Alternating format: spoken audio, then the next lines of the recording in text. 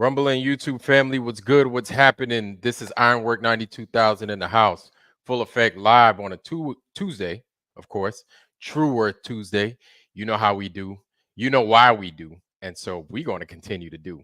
Anyway, welcome, welcome, welcome, welcome. And before I continue popping my gums off, let me say hi to the family. Let me greet everybody in the chat. What's good? Jehovah's daughter, Barbara. What's happening, sis? How you doing? Ida Hill, willkommen, welcome. Half Warrior, what's good, man? Mr. Warrior, I am Wilson. It's always a pleasure. I am Wilson, man. That dude be in here, boy. He be acting crazy. Mr. Getz, Chris Getz, no relation of Bernard, I hope. That's a joke for everybody from New York. Bernard Getz, he was Bernard Getz. Anyway, let's continue. Mr. Murphy, Austin Murphy, greetings, greetings. I don't think I've ever seen you here, but welcome to the channel. Welcome to the show. And please sit back, relax, enjoy yourself tonight because we are in for quite a show. Yes, yes, we are. Yes, yes, we are. Brother, hey, Warrior, I be trying my best, bro. I do my best, man. Real talk. You know what I'm saying? So I be trying to hold it down. Every time I come on live, I do something for the community. You know what I'm saying? I don't try to take up people's time. I just try to provide a service. You know what I'm saying? As far as communications goes, man, I could definitely work on it. That's for sure. And my presentation could probably be cleaned up a little bit, but just as long as I get my point across to y'all, I think this is what counts. You know what I'm saying? So, anyways, hey, Sea Lightning, welcome. Good to see you. Good to have you in the house. And tonight we have got quite a show in store for y'all. So, of course, we're going to be continuing on with the Urbano Monte map and much of what it has to offer. Now, I had some questions with the map myself the last time. Actually, every time we get on here, one of the major differences between the Urbano Monte map and the Alex Gleason map of 1892 or 1893. I forget which. I think it's 1893. Either way, the Alex Gleason's map of 1893 is that the Alex Gleason's map is divided into 24 individual meridians. Now, if we go to the Urbano Monte map of 1587, we will notice that those meridians are divided instead of 24, we got 36 meridians, right? So if we were to divide that into 36 individual meridians, we can no longer go by the 15 degrees per hour. Well, all right, we can go by 15 degrees per hour and we would remain on a 24-hour clock, but it no longer, you know what I'm saying? Those 360 degrees don't count as 15 degrees per hour. You understand what I'm saying? So if you multiply that 15 times 24, you end up with that much time, you know.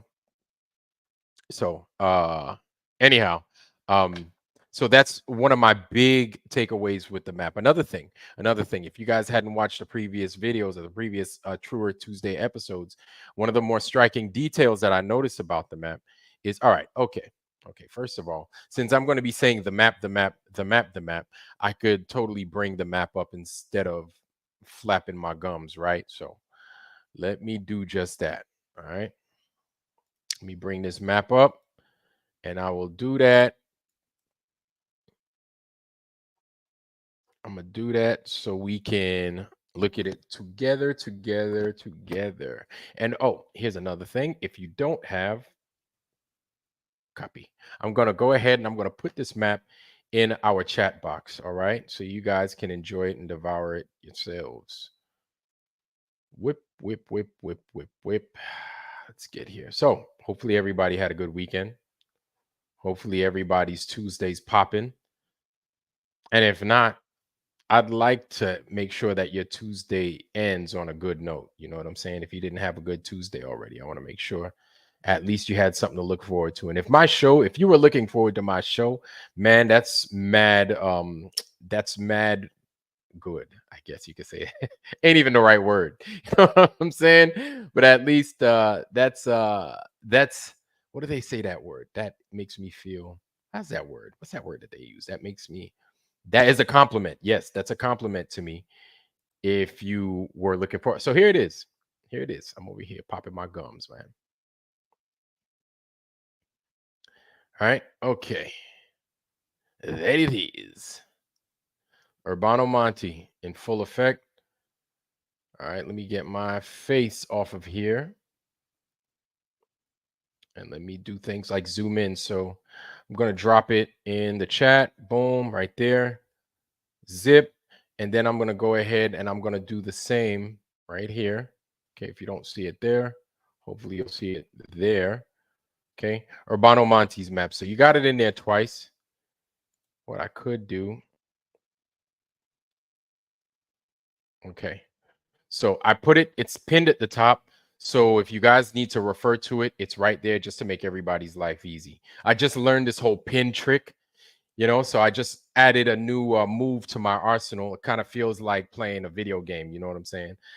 Who here's played Double Dragon for like Nintendo, regular Nintendo, where, you beat the guys up going in the street.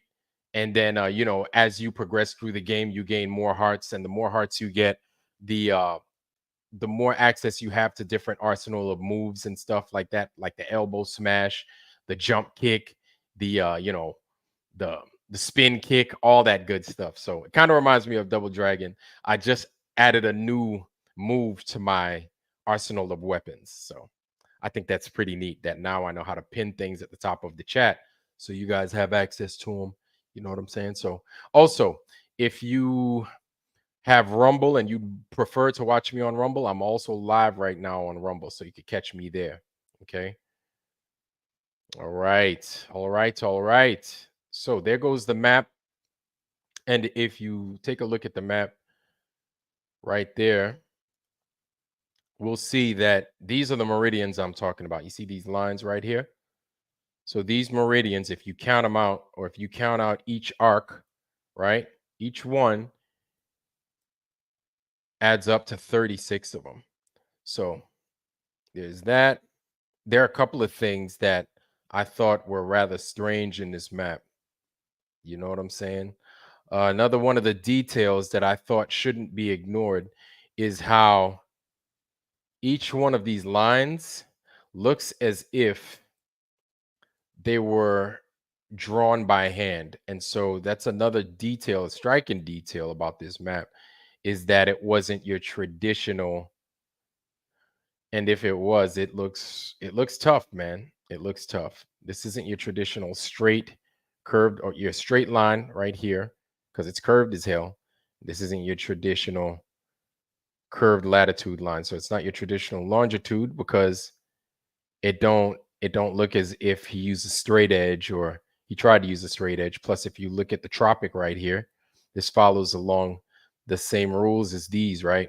Look at this. This thing look wobbly as hell. So this map is a treasure, right? It offers quite a bit to pour over, I think.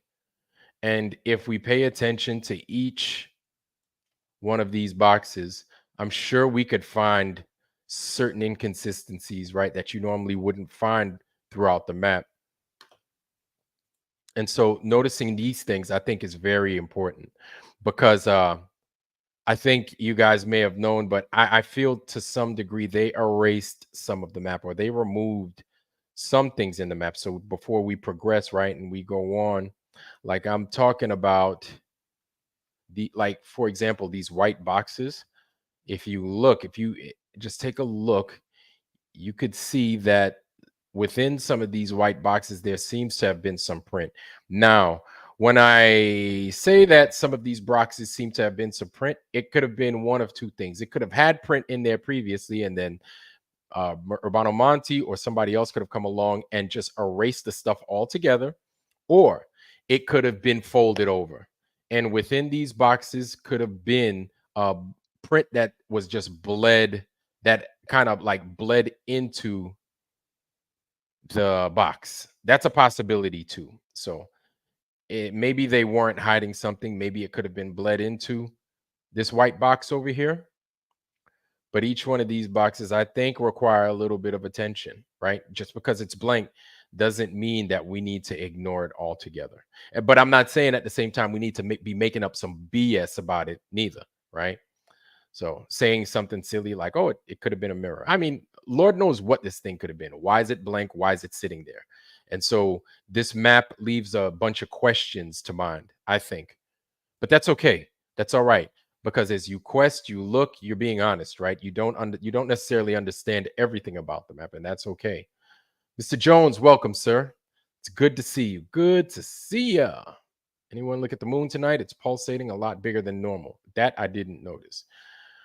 I'm gonna take a hopefully somebody could take a look and take a gander at the moon tonight. Pay attention to that. I recorded a 3-minute video of the moon. It changes from blue to green to yellow to red over and over. So, Mr. Jones, that's pretty interesting. Now, what I think is if you were doing that, maybe if somebody else videos the moon as well, and if we get the same effect from the moon from different sources, video sources, then now that's something to consider. Not saying that what you captured isn't something to consider. Not saying that at all. I think that's pretty damn interesting. Maybe it's an artificial moon simulator testing for the sun sim to fake for the 20. Hey, not a bad idea. Not a bad idea at all. A smudge. It's impressive that the map was hand drawn. As an artist myself, I can appreciate that. Yeah. Yeah. Totally. Totally. I think he did a remarkable job putting this map together, Warrior. I really think he did, despite some of the imperfections, right? Like we kind of make jokes about some of the things that he drew, the creatures and everything. These boats are drawn fairly well, I think, or painted, whatever you want to call it. These boats are along the water. Another thing I noticed is how the water, just to maintain some kind of standardization, the water has dots in them. So I don't know if the dots came with the paper, but it's like he dotted the entire paper. This whole page, this whole paper, this whole map is dotted. So if he took the time to put individual dots in here, that in itself is hard and it takes time. And it looks like it's damn near equally spaced. So he very well could have had a rule of some sort, right? Or some standard to lay in place in order to put these dots down. Because if you look, some of these dots look like they have some form of order to them to some degree, right? So, like, just looking at the small things about this map and not necessarily the imperfections like these smudges, and you might find pubes all over the place, right? Like, just the dots itself. This map is a work of art. It's a tremendous work of art. So, um, like I said, I know I'm bumping my gums right now, but before we get into it, I kind of want to massage us and take a look at this map. See it for its beauty, right? And then we can get in there and then we can devour the rest. We can totally devour the rest of this map. So, quite a beautiful thing to look at, I think. Quite a beautiful thing. Okay. All right.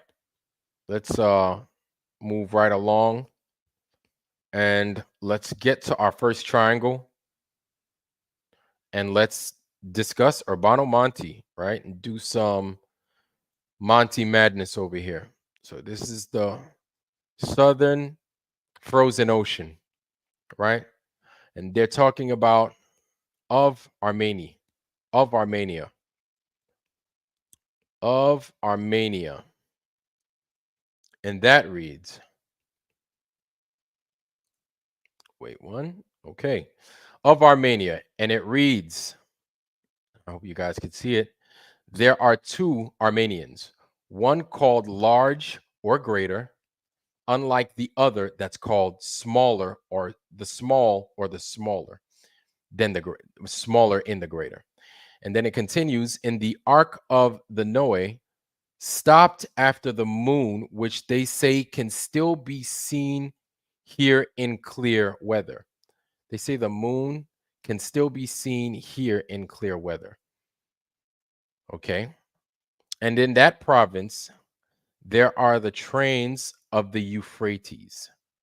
There are the trains of the Euphrates and the Tigers, which probably mean the Tigris.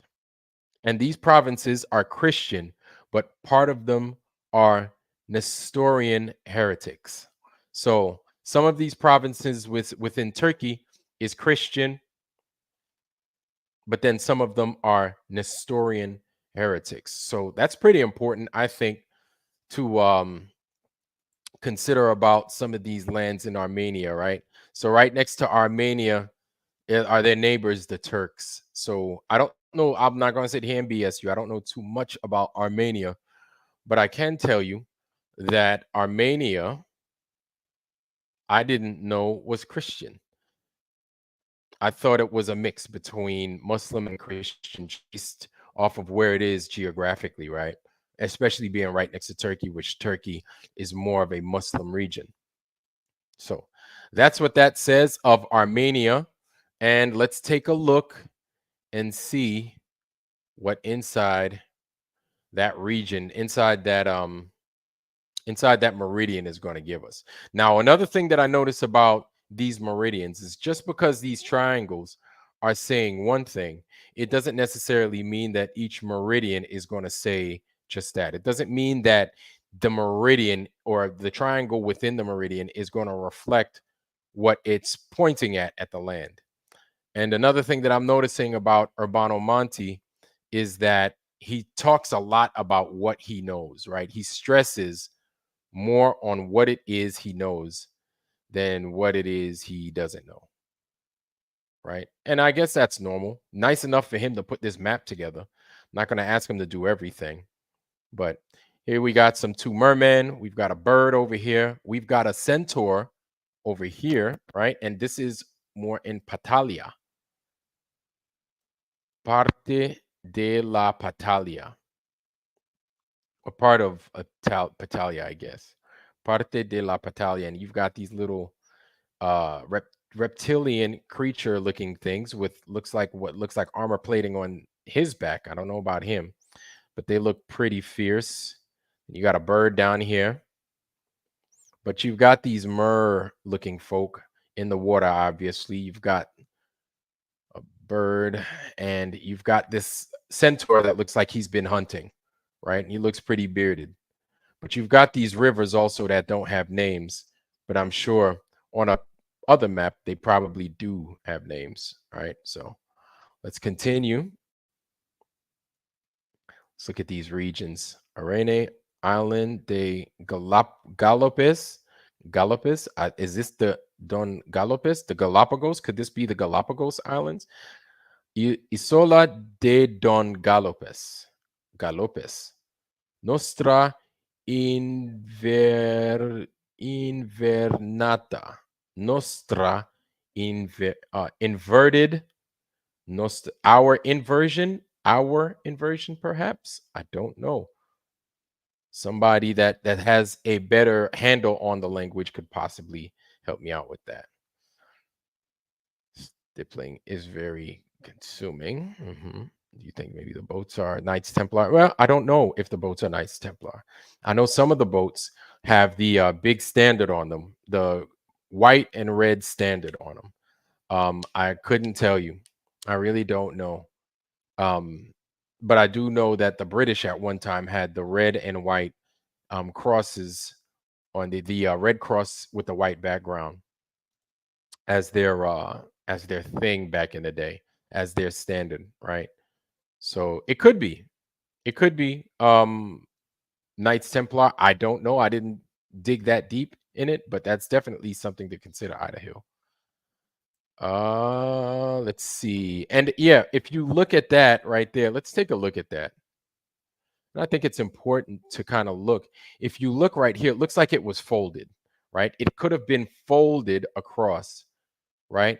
And this is why, seeing things like, those little white boxes could have been something that bled over instead of people writing in them and erasing it. It could have been stuff that was bled into those white boxes, because right here it shows almost a mirror image to this red sun if the page itself was closed in on itself, right? Or folded, like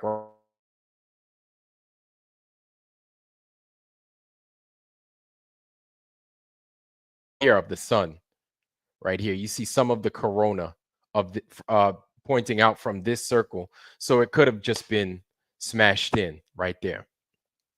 All right. So let's continue. Base of Bomazare. All right.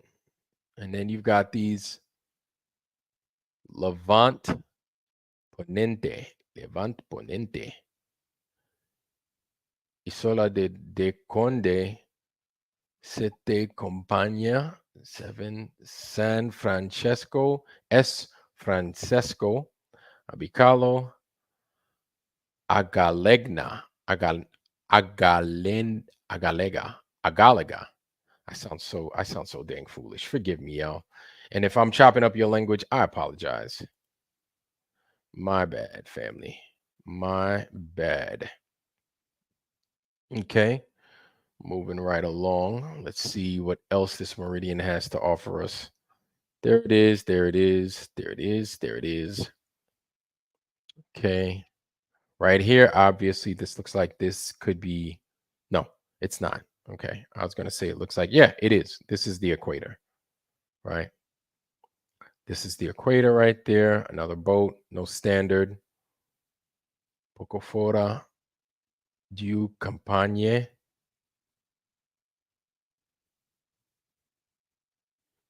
Uria Maria. Uria Maria. All right.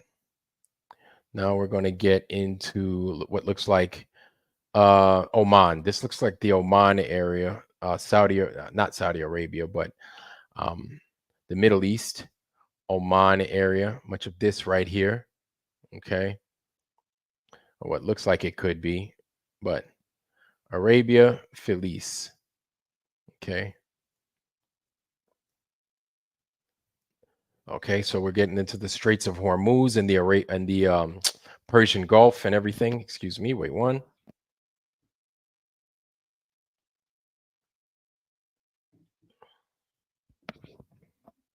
And Majarab region de Mafa.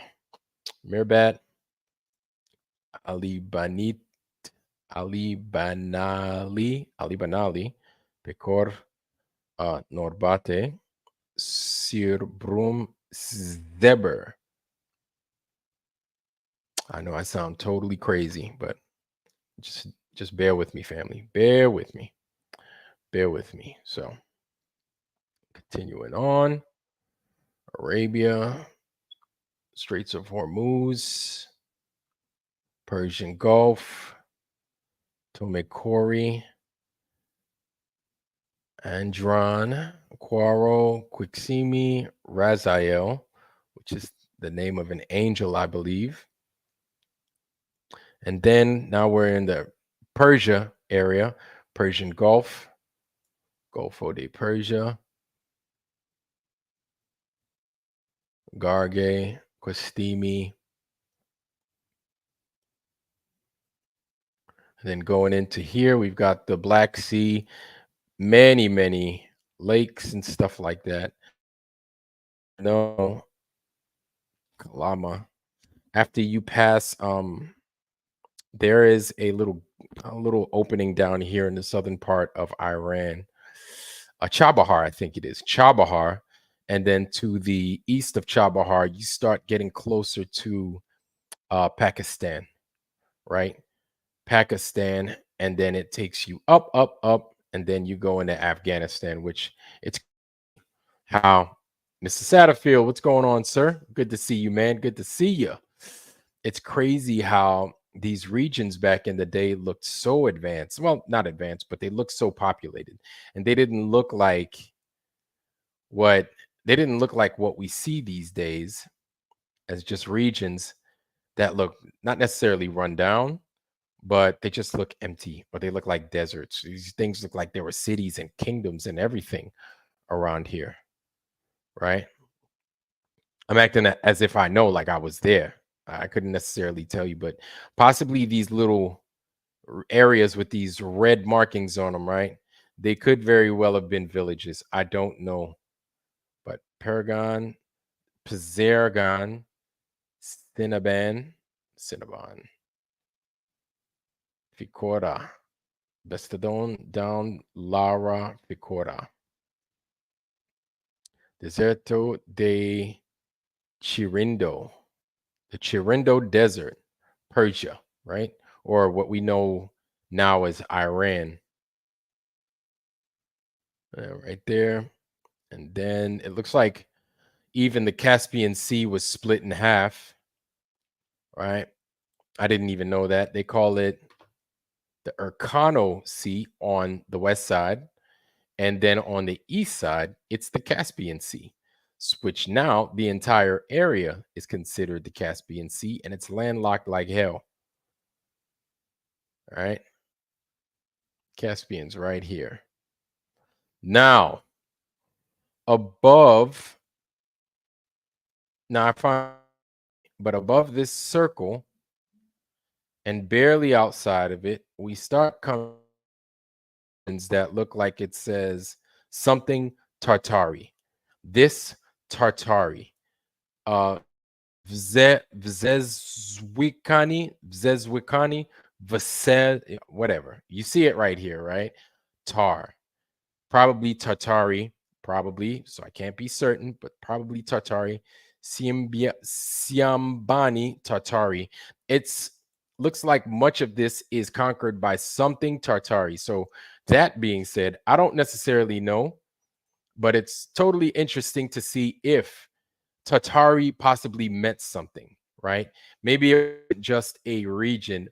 It maybe it meant something of a type of people, right? Maybe it didn't just mean this country is Tartar or Tartari, Tartaria, whatever you want to call it. This country is Tartar, and then we leave it at that. Maybe it was a country or regions ruled by these people. Maybe it was this is the type of culture that you'll come across. Can a phone app that converts foreign language work? I would say so. Absolutely. Yes. Yes. Totally. I would say that. Yes. C Lightning 300. Yes. I would say yes. Faux. So looking at these things right north of the Caspian Sea, tar. You see a lot of this tar. You see a lot of this tar. And it's everywhere in and around Eurasia. All right. We have Tars, right? But we have Tart. Tars are Turkestan, so Turkmenistan up and around here. Okay, I know Turkmenistan still to this day is north of Iran.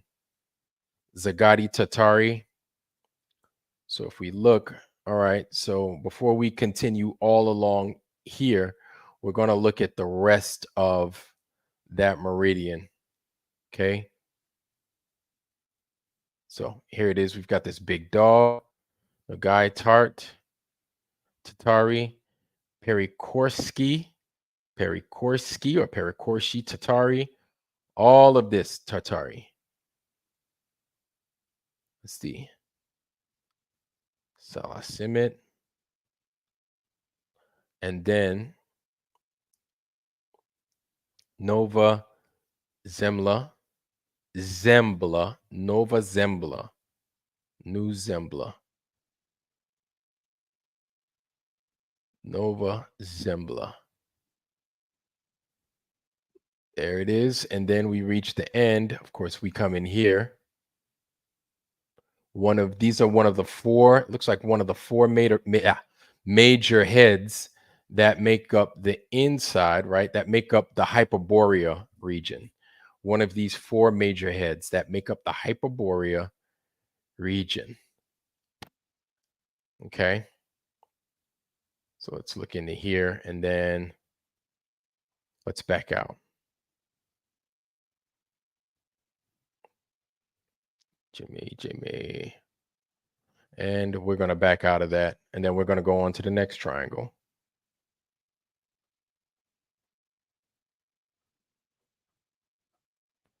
Okay. Terra Santa, the land of Santa, like Santa Claus. Just kidding. Terra Santa.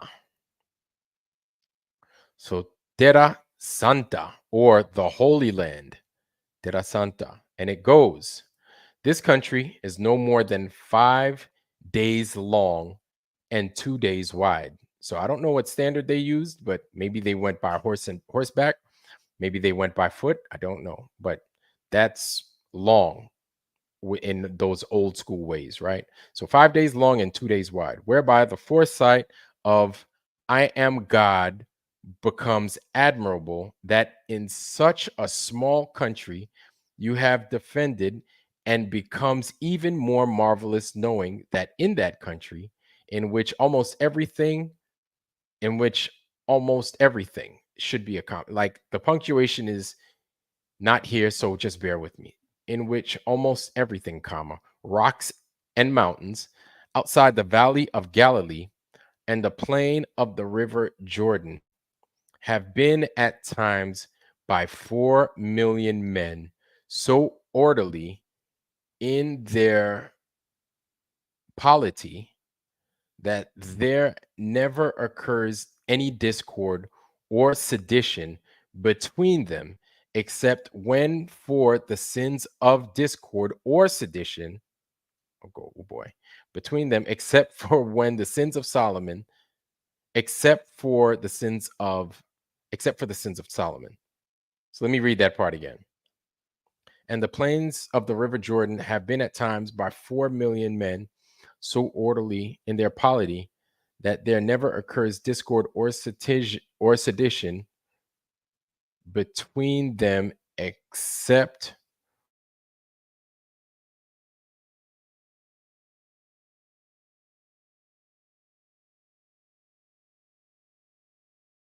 okay, okay. In this province is the glorious city of Jerusalem, which today is possessed by the robbers for our sins, and there are many collections of destroyed cities, Bethlehem and Nazareth, already so famous for the nativity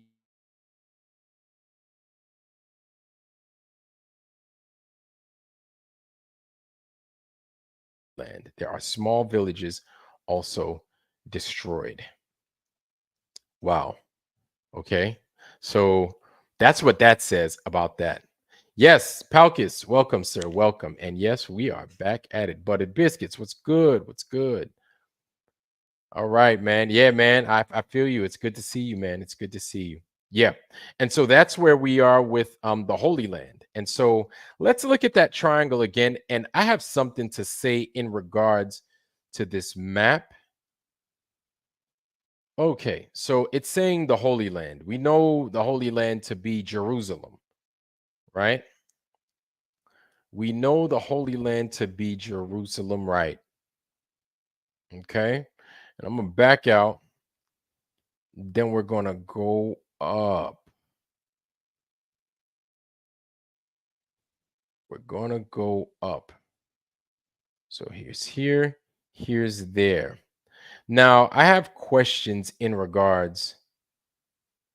I have questions in regards to these triangles, these bordered land masses right here, and if they belong, if this thing isn't shifted to some degree. So I'm thinking that as I'm reading these small triangles, you know what I'm saying? I'm wondering if these triangles, or if these if the landmass hadn't been shifted to the right, shifted to the left, shifted just a little bit to where it doesn't necessarily match up with what's inside this. I don't know. I don't know. I don't know. But let's look inside let's look inside here. Let's look inside here. Let's take a look. So, all right, we got a dog, another dog, birds, Patalia. I wonder if that is like, I don't know. I don't know what that could be. Patalia. Patalia. Isola de Pomeri. Maybe Pomeranians came here. I don't know. Don't know. Isola de Pomeri. So I wonder here again, it looks like maybe they closed the book, got a little bit of water on it, and then you see this right here, right? We're starting to see a lot of these things happening, much of this mirror imaging, right? So it looks like they closed the book in on itself, spilt some kind of liquid on it, and then now this is what you got. You got like the small images of what this was. And so I think a couple of weeks ago or last week, I even said I made the mistake to say that, but I just speculated and it said maybe they made a mistake and tried to erase it. Maybe the mistake is they closed it, spilt food or soup or water on it, right? Got it wet. And then as they opened it, it bled into the other side. So this is why you have a lot of this craziness going on here on the map. So still very well maintained for a 400, almost 500-year-old map, right? I think 400 plus year old map. Anyway, back in here, we continue. And then we've got the fleet, Armata del Sofi. Armata del Sofi. Let's see.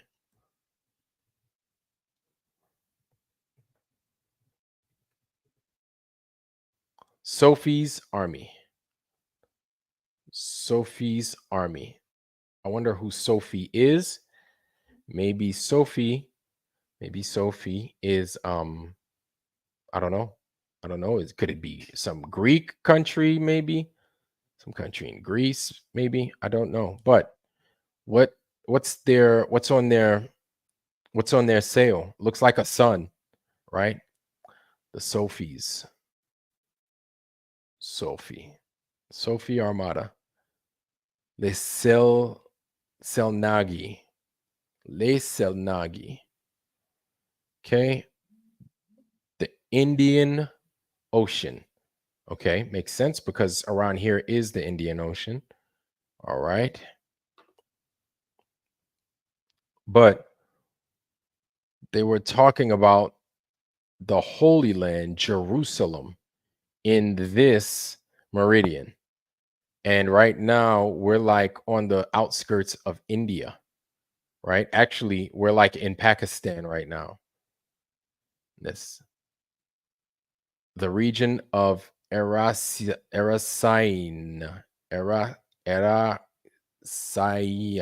Erasayan, uh, Ardunov, right? So I know this area around here to be Pakistan. Okay. And then, so Sijistan,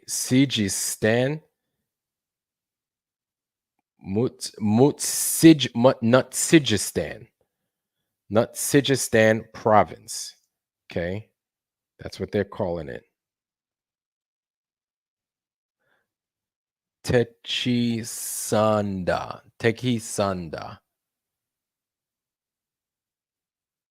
Karmani.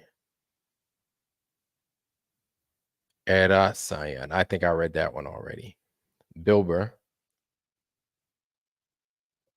Arakia province. Isilbas province. Ariandor province. Van Cond. Okay. Nutsijistan. I never heard of that region. Nutsijistan. Gilek, Khorasan province. All right, more of this. I think, yeah, we kind of saw how everything is Tartar, right? Or tar this, tar that, Tartari. If they can fit it inside the map, they'll include it spelling wise. All right. Half, you have a good night, brother. It's good to have you. It's good to have you on, Warrior. Good to see you, bro. So in here again, We have Zagatai Tartary, much of these regions which have in the name Tartary. But does that mean it's Tartaria, all of this? Perhaps, I don't know. Or maybe Tartar means something, right? Skiambani, Tart, Sideria province de Tartary, they are de Tar,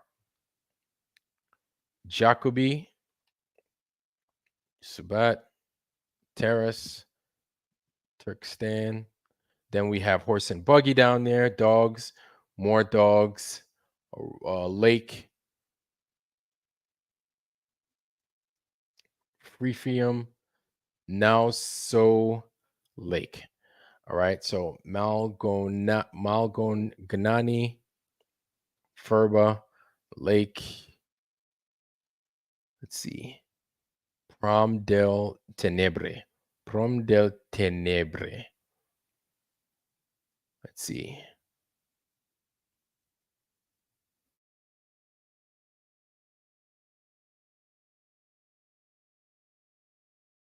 Northern Ice Sea. And again, we come across the other part of that first head within the Hyperborea region.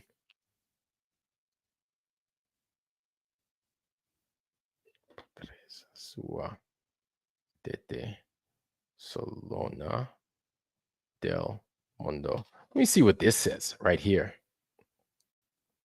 Let's see what that says. On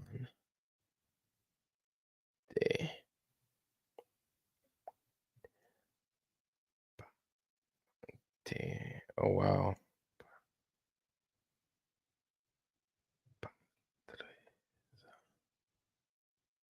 Let's see. Patreza Sua de Solona.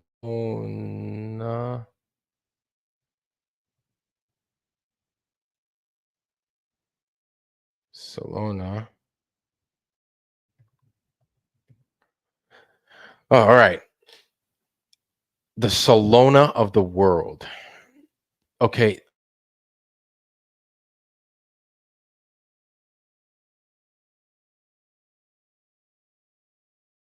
About some of these letters, right? So this is mountain, the mountain Patreza, or let's see.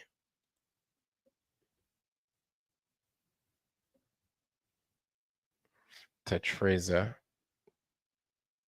Let's see. What if I did this? It's Mountain Freza and called us the world's solemn. Wow. Solona, Solona, Edeto. Edeto. Let's see. Edeto. Known as the Solona of the world. I don't know what a Solona is, right? So Mount Fraser Suwa, right? Or Mount Fraser is his and is known as the Solona of the world. I don't know. I wish I could tell you, but this much, as far as these maps is concerned, is that these ridges mean mountains, right? These ridges mean mountains. So within these areas, these four heads of Hyperborea, the outer, most regions are covered in mountains, and they're said to be frozen. Okay, they're covered in mountains, and they're said to be frozen. All right. Before we get to G, so let's zoom out real quick, and then let's get down to the next one. After this next one, I'm gonna take a look at the others. So this one is about Arabi. Dele Arabi. Dele Arabi. So of the Arabias. Dele Arabi of the Arabias. And it goes, the Arabias are three Patria. They're three Patria. deserted, and the Felice. The Patria is so called from one of its main cities called Petra. So, around the Arabias, there is Petra. Wow, that's weird. Which is close to Gindea and faces Mount Sinai. Huh. Okay, let me read that again. The Arabias are three Patria, deserted, and the Felice, or rather, and Felice, the Patria, is so called from one of its main cities called Petra, which is close to Gindea and faces Mount Sinai, and Santa Catarina, St. Catarina. The Arabia Desert, or Arabia Deserta, has its name for being truly deserted. It is truly deserted, where it's really empty. Wow. It's truly deserted, sandy, mountainous, and inhabited except by the Saracens, who continually travel to the countryside on chariots and are called Arabs. The third is the happy Arabia, so surnamed because it's truly happy with a sky and very fertile country of every kind of fruit and precious aromatics, spices. And hence it is said that the phoenix, the most happy bird, which comes only after years of one's self, is renewed and reborn among precious odors, as Ariosto well said when describing Astolfo's journey comes through Arabia, which is called a happy one, which is called happy. Rich in myrrh, cinnamon, and incense, which for its hotel, the only phoenix, which for its hotel, the only phoenix. Hmm. And the whole world has read that it is immense and abundant in gold and precious gems, which none of that's changed. That still remains to this day.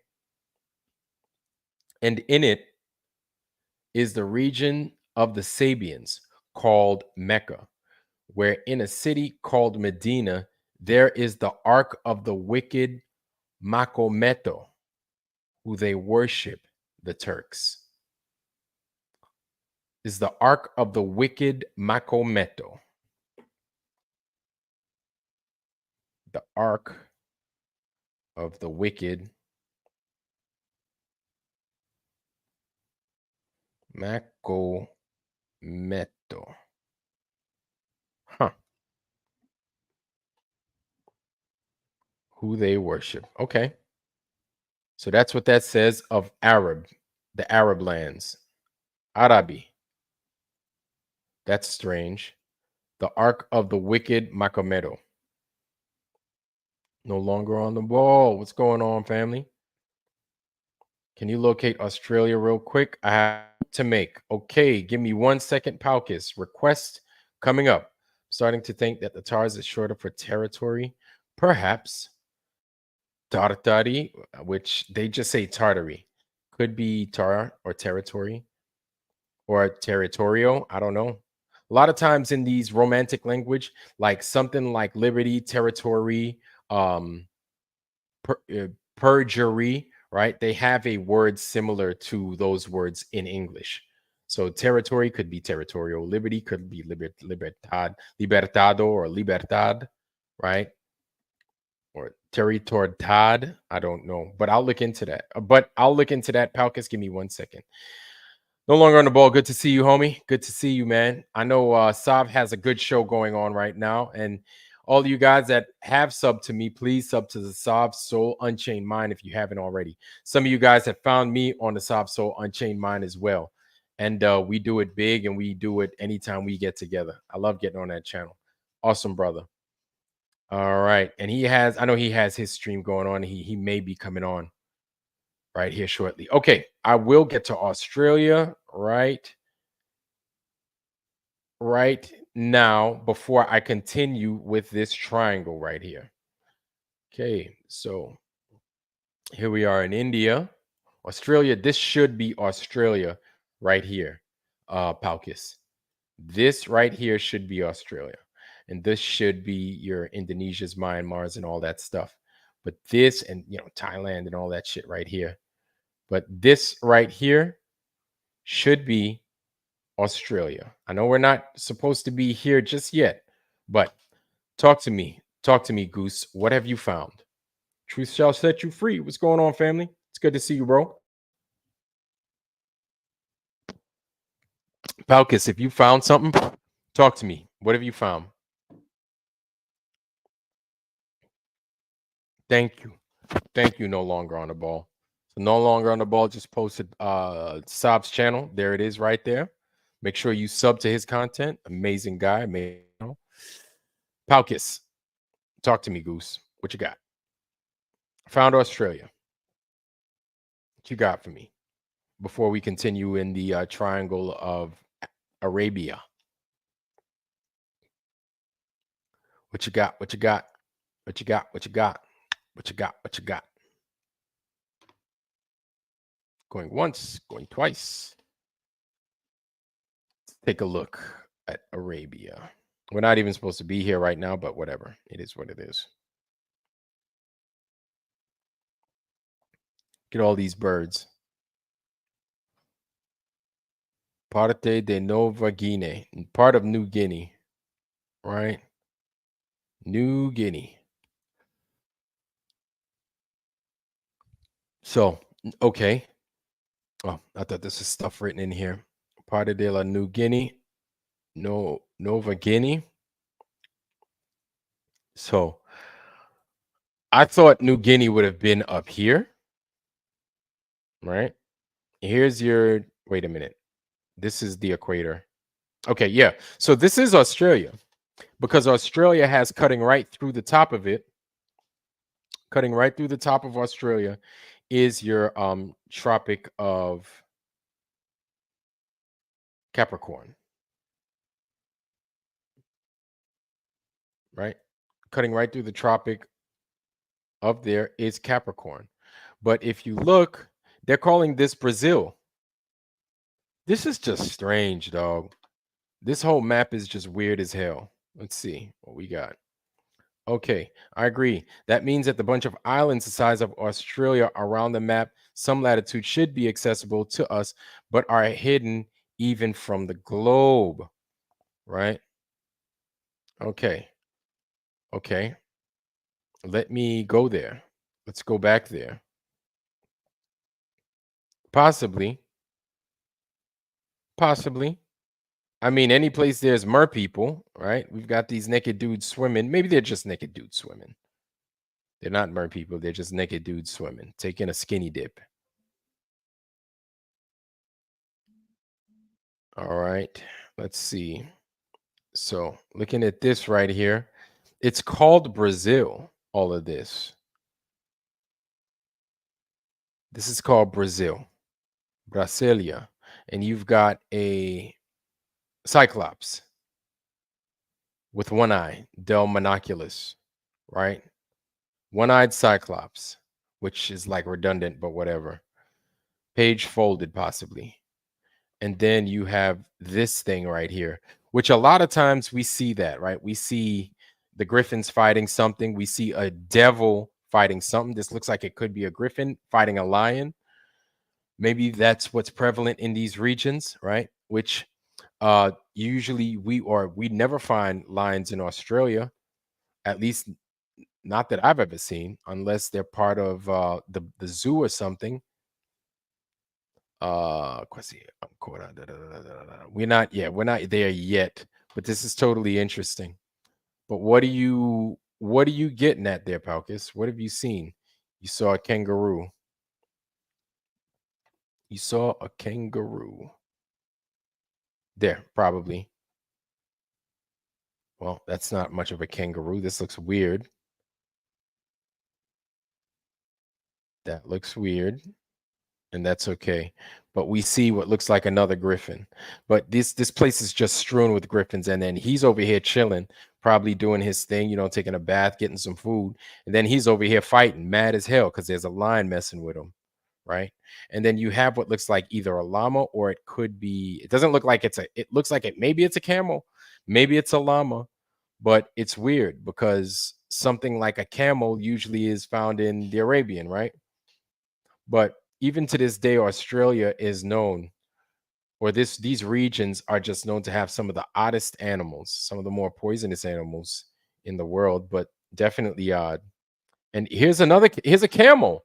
This looks like, now this is a camel right here, right? And they're not typically native to these Oceania countries, these countries down here in the in and around Australia. I don't know if this is supposed to be a cyclops, like this one black eye is supposed to mean one eye, or maybe it's two eyes over here. But these guys, let's see. E passe adanta, e nisuno, infinite giove, givie. Okay. And these are two what could be giants, right? Because they're not as big as these guys. But these could be more giants. So questi paesi non vogliono confermio granissime risotto, the king or the region, something big, pene e sono idolatri. Terra de Nova, the land of New Guinea, Brazil. Maybe this part right here is the Brasilia region, the region of Brazil. Done quando vi sole blah allore. All right, that's going to be interesting. That's definitely going to be interesting to take a look at that right there. Asoyos. Hey, good to see you, homie. All right, I'll take a look for that kangaroo, but we know, right, that this should be Australia. This should be Australia. But back then, it doesn't look like they called it Australia, and that's weird to have. Maybe it was a antelope or like a deer or something running away from a cheetah. Cheetah was chasing him. He is like, F that. And he swam his ass across the way. Right? Terra de la Kai. Okay. We're not there, but it's definitely interesting to see that. And I wonder if this is Australia. This is some piece of land right here. And then this right here is New Zealand. Part of Brazil. All right, part of this region right here, which is Australia, at least we think it is. This could be New Zealand, and then this could be the rest of who knows. Who knows? All right. Now let's get back to where we were. Here we were in Arabia, and let's continue up in here. All right. So in the Arabian region, well, this isn't the Arabian region. What am I talking about? La Patalia. So we're still on this little continent-ish thing right here. La Patalia. The Patalia region. Let's see what this says. The Patalia region.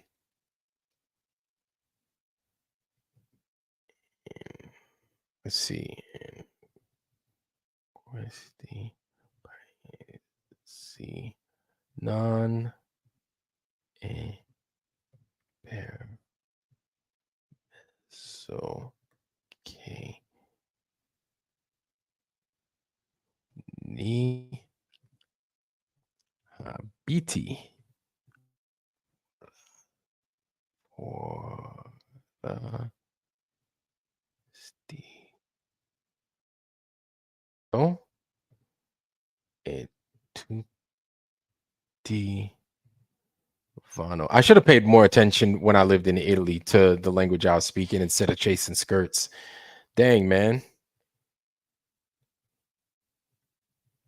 Dang.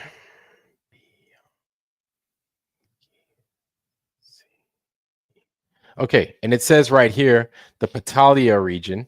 That translates to, in these countries, it is not permitted for anyone to live outside the country, and everyone is naked and mad white. Everyone is naked and very white. Everyone here is naked and very white, which is, wow, that's weird. Naked and very white. Naked and unashamed and very white. So that's what that says. Terra Spanish means dirt, also land. Yep, yep. And earth. Yeah. See all the islands pretty much the same size of Australia all around the map. We only know the big islands called Australia today. Its latitude is accessible to us. Where are the other islands now? So do you mean to the north of Australia, Palkus? You mean those islands to the north of Australia, or those like little islets and stuff to the north of Australia? Same size all around the map. Well, no, I hear you. I hear you. Yeah. So that's weird. That's weird. A lot of people are saying that's the Icelands and everything else like that. But I hear what you're saying in that regard. But let's take a look, right? Let's take a look at something like South America, because I was thinking where are those islands now. But if we were to go to South America right here, right, and we look over here, we don't have anything taking us to the Drake's Passage, but we have the Magellan Strait.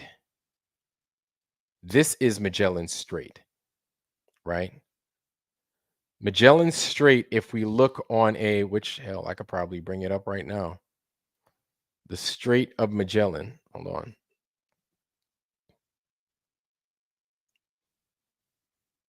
Nice. Of course, of course.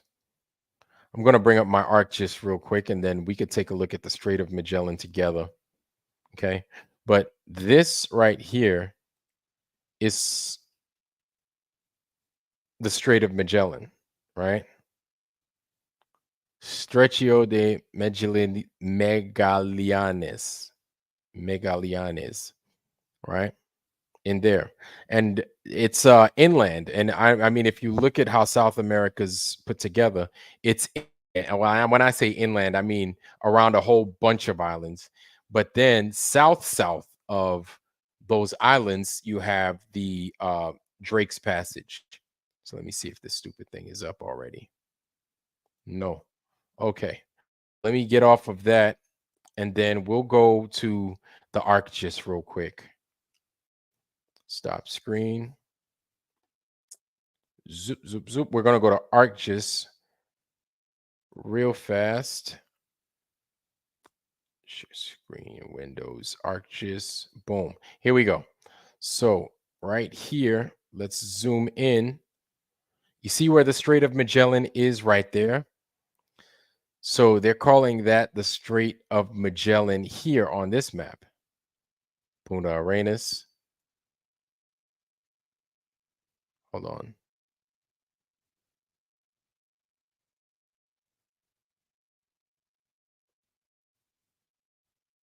Let's see if this thing catches up. I'd like for it to catch up.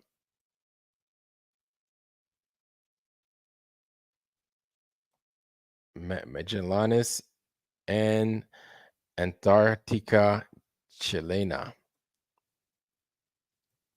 right? So within here, oh, I thought the Strait of Magellan was down here, actually. Let me see. I thought it was down here.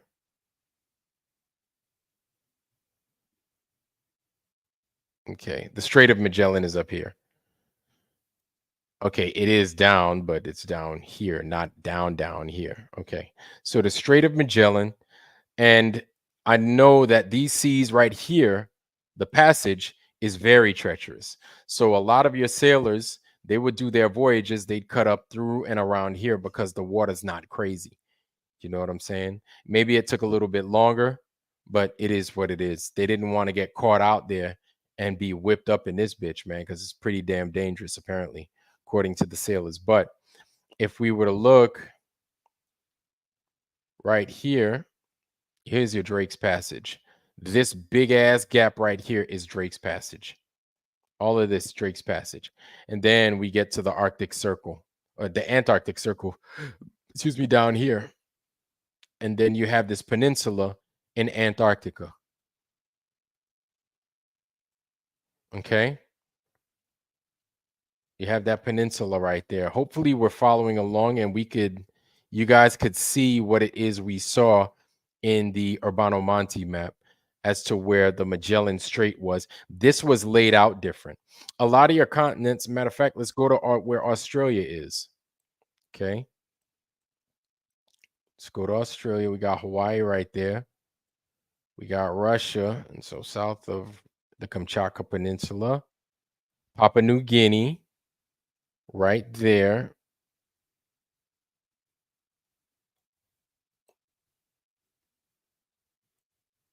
So here are all those islands, right? Here are all these islands, and then here is Australia. And see, all right, so it's cutting the continent in half. So here is the Tropic of Capricorn, excuse me. Right there is your Tropic of Capricorn. It's as far as your sun is going to go. And then you could see, all right, New Zealand was right there, but you see how New Zealand is shaped? Auckland, got Christchurch right there, the Bay of Plenty. But then let's see, we got Hobart. What's this? Derwent. All right. Okay, so we have this island. We have Tasmania right there. Okay. And then we have these right here, New Zealand, and this right here. So let's go back. What we got? Same latitude, meaning it's not Antarctica. Antarctica isn't even present. Same latitude, meaning it's not Antarctica. Same latitude, yes. Okay. Let's go back to it. Let me go back to it. Let me go back to the ArcGIS.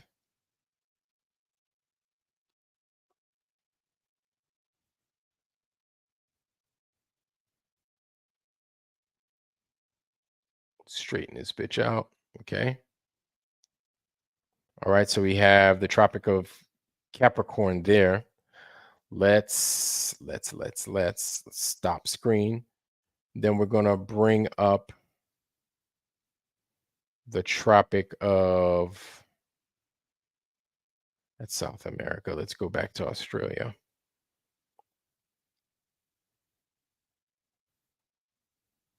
Okay, here we go. We're gonna bring up the Tropic of Capricorn on the Urbano Monte map.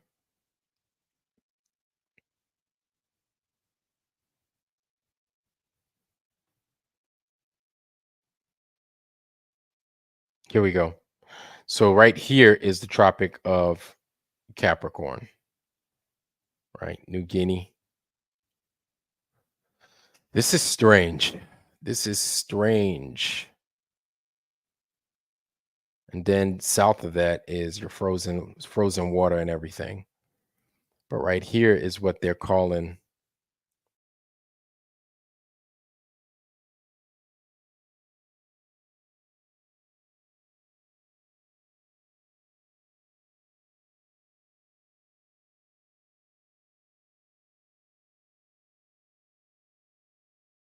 far south of that it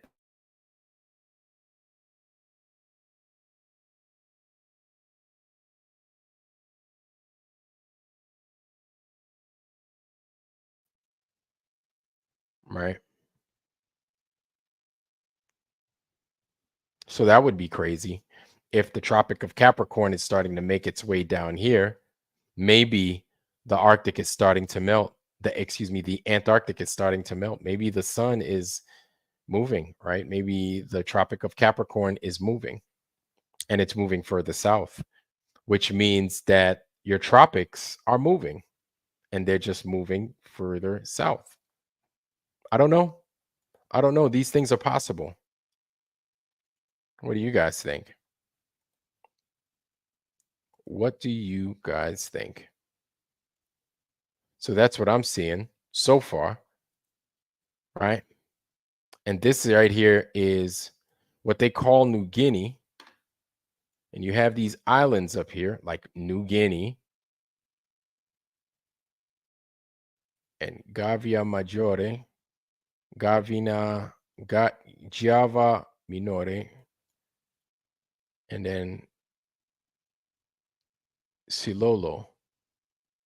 So I wonder if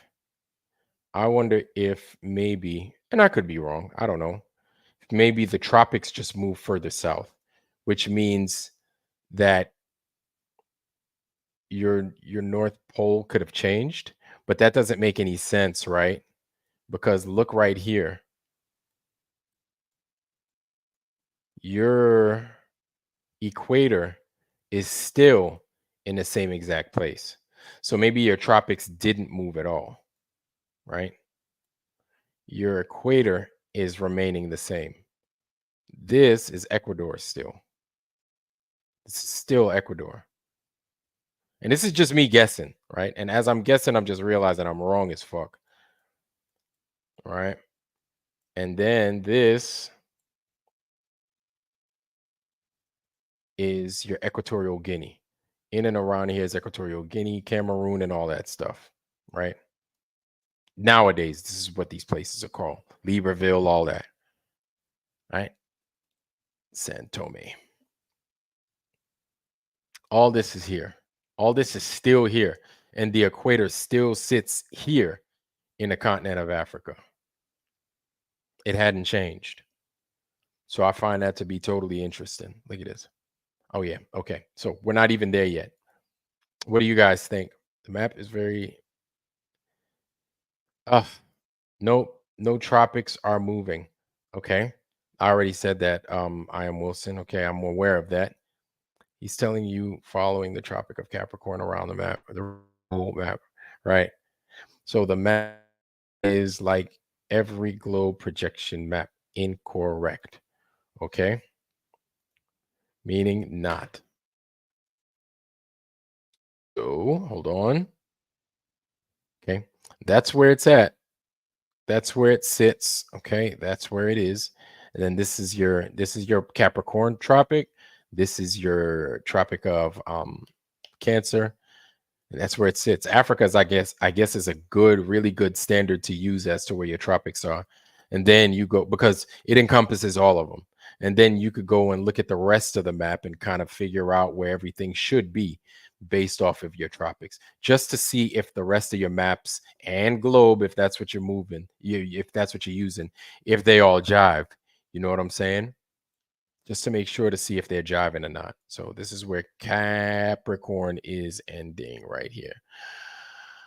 Whew. Let's see. You got this swordfish. I didn't notice that. It looks like a razorback right here. Looks like a razorback. Okay. So that's what's there. Let's see. Okay. Okay. So let's get back to the triangles. That was pretty interesting, though. That was pretty interesting. I tell you what, these maps, man, you know what? These maps are a little bit difficult because it looks like the regions outside of what we're normally used to seeing on like a Google Earth and stuff like that, they look like they're stretched out. They look like they're stretched out in order to map that Urbano Monte's putting together. And then people are saying that's because it's a globe. Oh my God. If this place was a globe, it would contour. It would be globing. Like seriously, like we're done with this place as a globe.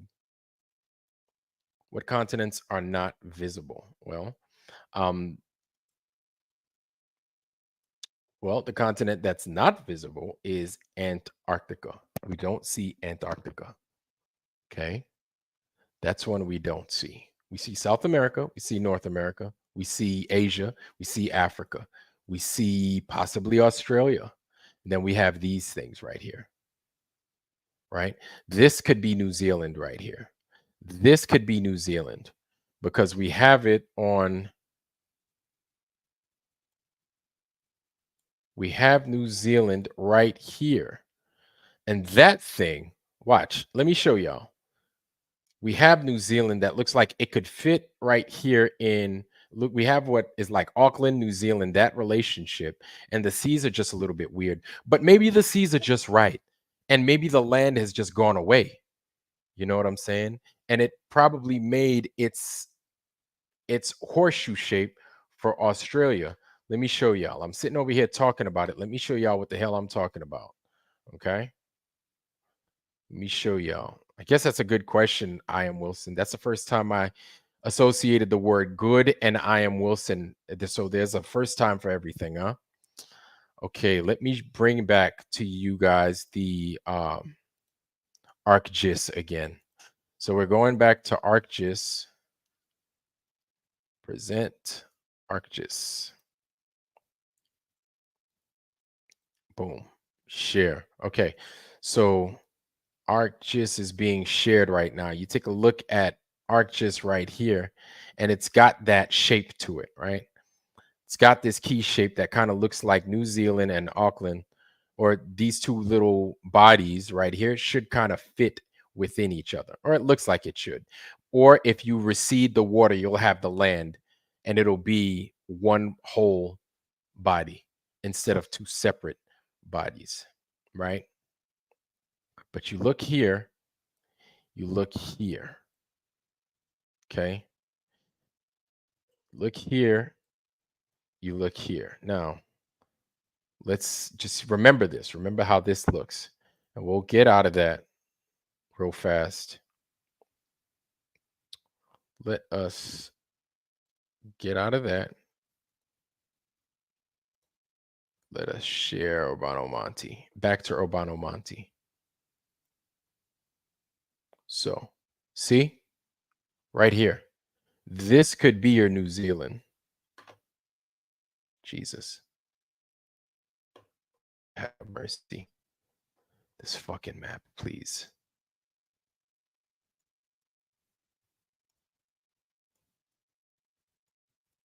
This right here could be your New Zealand, right? Right here. Part of Brazil. So Brazil at one time could have been Australia or something, right? Now, this should be the land in question. What the hell is this? What's that? Lakach. Terra de Lakach. Lakak. I don't want to say Lakak. No. Lakach. Lakach. Lakach. That I'd much rather say that. All right. The land of Lakach. And it looks like your little antelope or whatever it is, your deer, right, is getting away. So deer typically aren't known for swimming like that. So it crossed this thing and it probably knew this joker was here and he got away from this out of the fire and into the pan because there's this dude right here with a freaking animal skin on his back and a club and one eye. And he's looking for dinner probably, right? So he leaves this land just to go to this land. I think that's New Zealand is two islands. Okay, right. It's two islands. But then we bring it back to reality, I am Wilson. And then we show New Zealand right here. This joker doesn't even have a name. So on one of them, they're calling it Auckland. The other one, they're calling it New Zealand, which, like you said, New Zealand is two lands. But this is the New Zealand that appears in the ArcGIS, right? And then we should have Tasmania somewhere here. And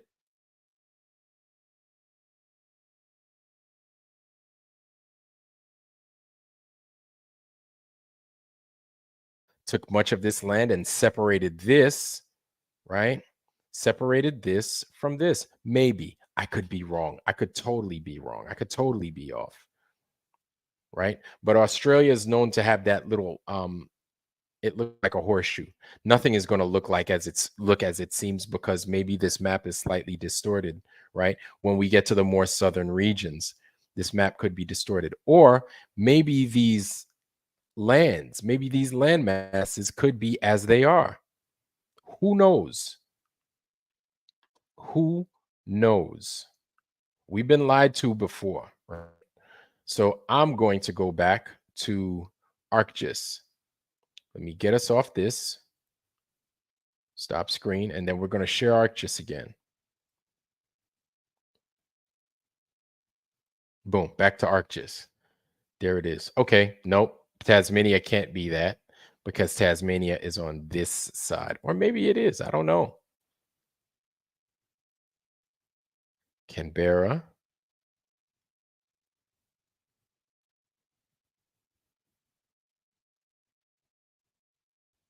York Peninsula. Right? So Australia is known to have this bend in it. Looks almost like a horseshoe. Almost like a horseshoe. So it looks like a big old croissant. Australia looks like a big giant croissant. So Adelaide, all this look like little Italy right here, look like a boot, right? Or backwards Louisiana. Okay. But we still have this. We still have that.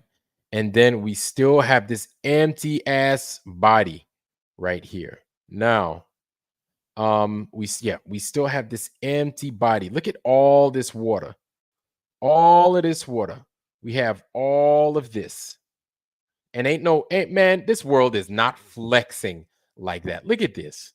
Look at this. You're crazy as hell to think that the world is flexed and bent out of shape and a ball like this. You must be out of your damn mind.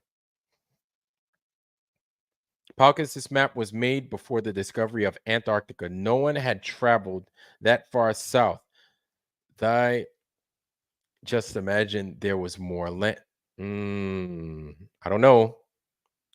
The Akinator. Salute, brother. Good to see you, homie. Remember, a flood could have reshaped. No, totally could have. It could have reshaped the continent. Yes, some cataclysm. And here's the thing, I am Wilson, right? We have to remember when this map was drawn and when many of these maps were drawn. They were made in the 1500s, the end of the 1500s. Maybe this happened before some world cataclysm. Something happened. Something happened because we're starting to dig up things. As I said, no one had been that far. How do you know? Did they tell you? No one had been that far south. They just imagine. Nobody imagines, man. All right, I am Wilson. They just imagined it, so they made it up and they put it on the map, right? That's what they did, I am Wilson. They just make shit up and they just throw it on the map. That's not how it works. That's not how these things work. And it's not me with wishful thinking. I'm just telling you from a point of experience of sailing myself, right? You don't put shit there that don't belong there. You don't just make shit up and just throw it on something because this map is like an official record. This map is an official record. No, and yet we can travel by. Yes, we can travel by GPS. This is the form of technology that we have now. You can't sit there and start to downgrade what these guys did and accomplished. I'm sure you would like to, but you can't because of what they drew and what they knew and how they can achieve these things. You can't just cast that aside, right? And even though some of this stuff was done by horse and buggy, maybe they had something different. Now, you have to remember, these guys still traveled by sea often, so they knew their seas, right? They knew their bodies of water like the back of their hand. So they knew things like when to travel and where to travel and how to travel, right? Maybe they didn't have motors and all that, but they knew these seas quite well. So they're not just going to sit there and make shit up as they go along. You understand what I'm saying? Akinator, what's happening? See, as I said, no one had been that far. And you could travel by GPS in the continents. Yes, we could travel by GPS and the continents. Yes, we can. We absolutely can. Yes, exactly. The map was supposed to be a piece of art because that's what we're calling it. I am Wilson. All right. Now, I apologize, team. I'm not trying to lose my patience over.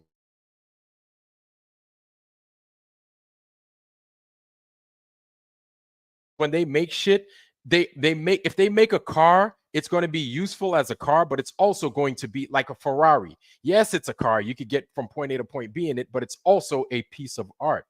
You know what I'm saying? He's not just making a piece of art like it's the most Mona Lisa. No, this is a useful item. No one even knew Australia. Who do you mean? Who do you mean no one knew Australia existed?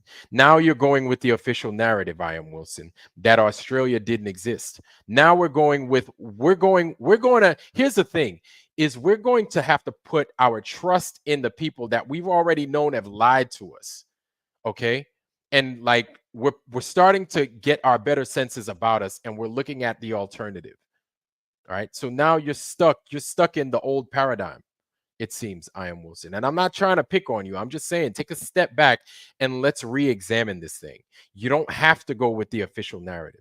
I'm not saying the official narrative is totally wrong, but I'm just saying, let's take another look. That's all. We can measure distances on a globe. It's funny we can measure distances on a globe, I am Wilson, but I don't find any globes on my ship. I don't find any globes on Marines, and I don't find any globes on any airplane that I served on. All these platforms I've served on with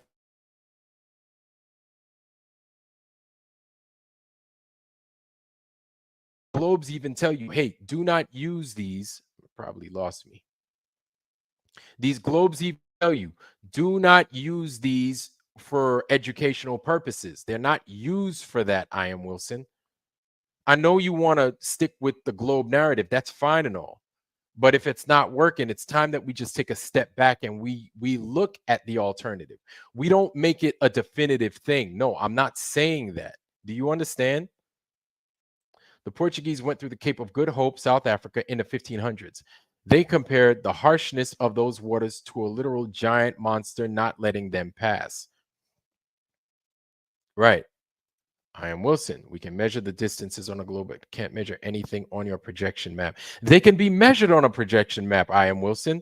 They can be measured on a projection map. Wilson has stopped. You know what? I am Wilson. So people lived in the 15, but those in the 1600s do.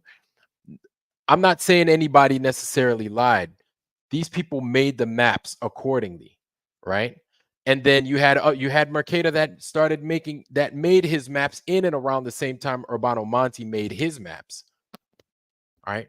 You had a lot of people that made maps. And you had a lot of people that traded the maps that they made, and they based some of their maps off of the other maps.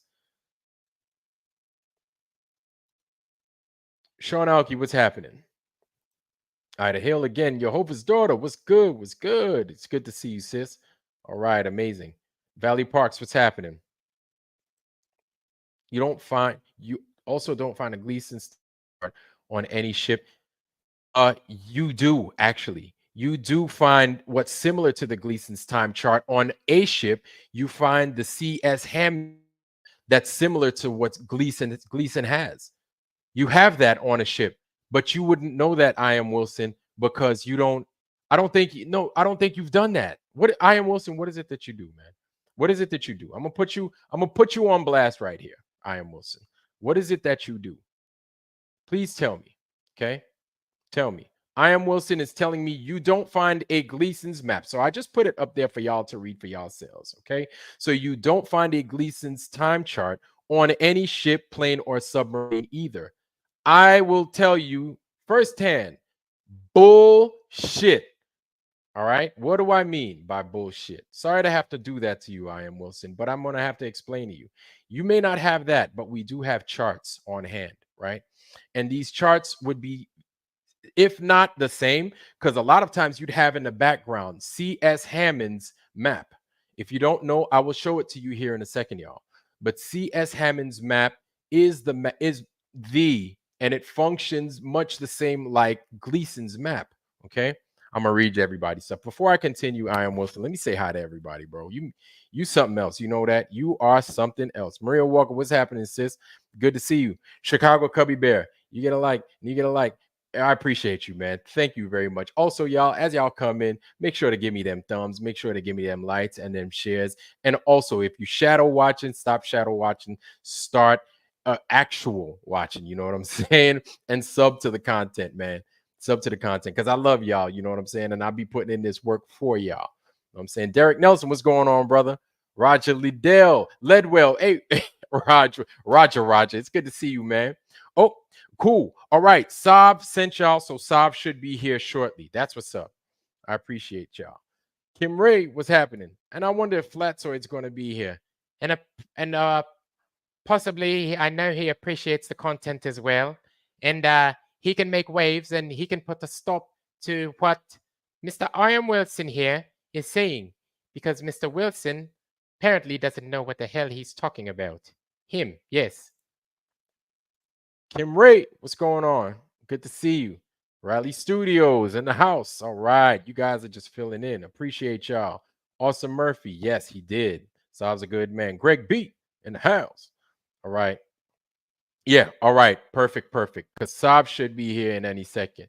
Pelkis, the thing about believing Fate's map is assuming the maker would risk his reputation.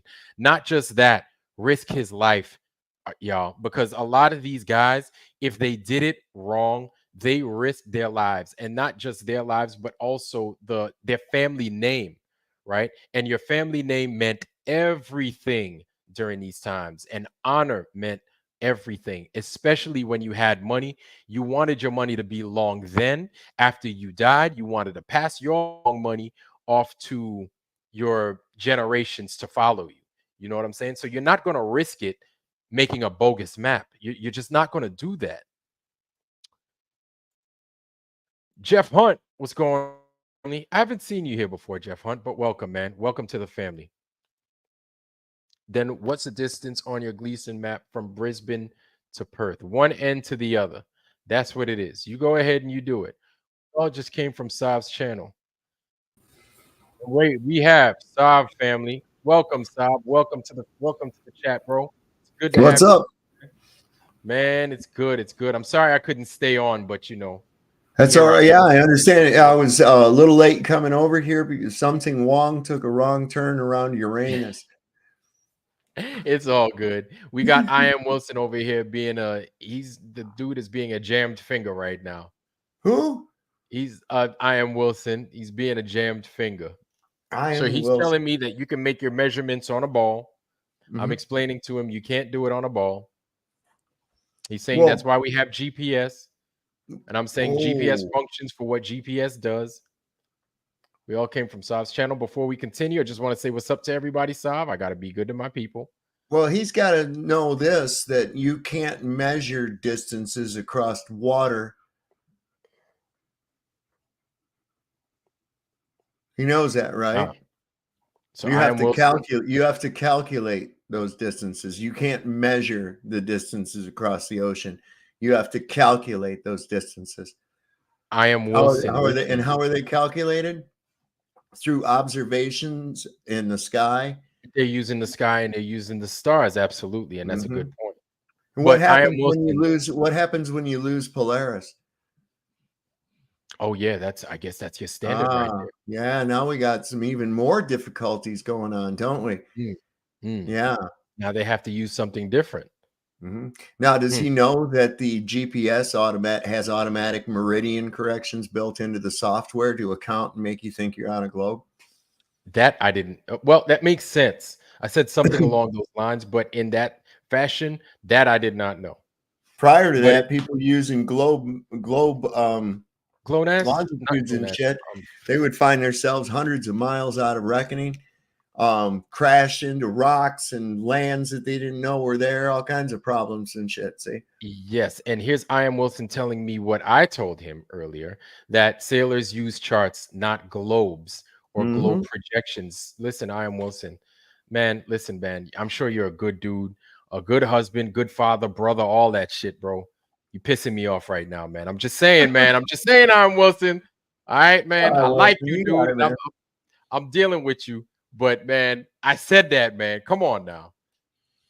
You'll be all right, I Am Wilson. You'll be good, man. It's man. It's not hard. It's not hard to get, man. You don't have to freak out. Listen, everybody observed the Earth as it is. You had to be told it was something that you don't observe. You had to be told that the Earth was a globe. You never came onto that yourself. And the reason you jump on sunsets as proof for the globe is because when you were little, you asked an adult, where does the sun go at night? And they told you it went on the other side of a globe. And so you clung on to that and think that that is proof of a globe because it worked on you at 5 years old. Yep. Before you had any critical thinking. So, yep. Everybody needs to understand that. Nobody ever came to the idea of a globe on their own. It was taught to them. And this is why it makes me so amused that people will cling to it and draw blood over it, over something that was programmed into your head. You had absolutely no idea of this shit, and you still don't. You just believe it because you were told that. And then because you believed it, you were told you were smart for believing it. Well, you weren't smart. You were dumb. And this is proof of it. And it's all right because we were all dummies. Yep. We all fell for the hook, y'all. And you know what? It's as a kid, you don't know. As a kid, you're being fed the TV. And as a kid on the TV, you see everything associated with the moon, the stars, space aliens and all that. So your mind is, you know, that the space aliens can't be fake, or could they be? But all right, if those aren't fake, but the rockets are real, but everything else outside of that is fake. The moon is real, but everything outside of that is fake. So what they do is they kind of toy with y'all's minds. They toy with not where you draw the line. Yeah, our minds as well, where they'll say, hey, the moon is real. Now we know the moon is real. We have a portion of the moon out tonight, right? But just because we see a moon, that doesn't mean we can go out and walk on it. Make a production, a la the 1969 to 1972 Apollo missions, right? And then they'll do that, which we all know is totally fake. They'll come back, act like they lost the technology, can't do it again. They continue with the cartoons and the TV shows and everything.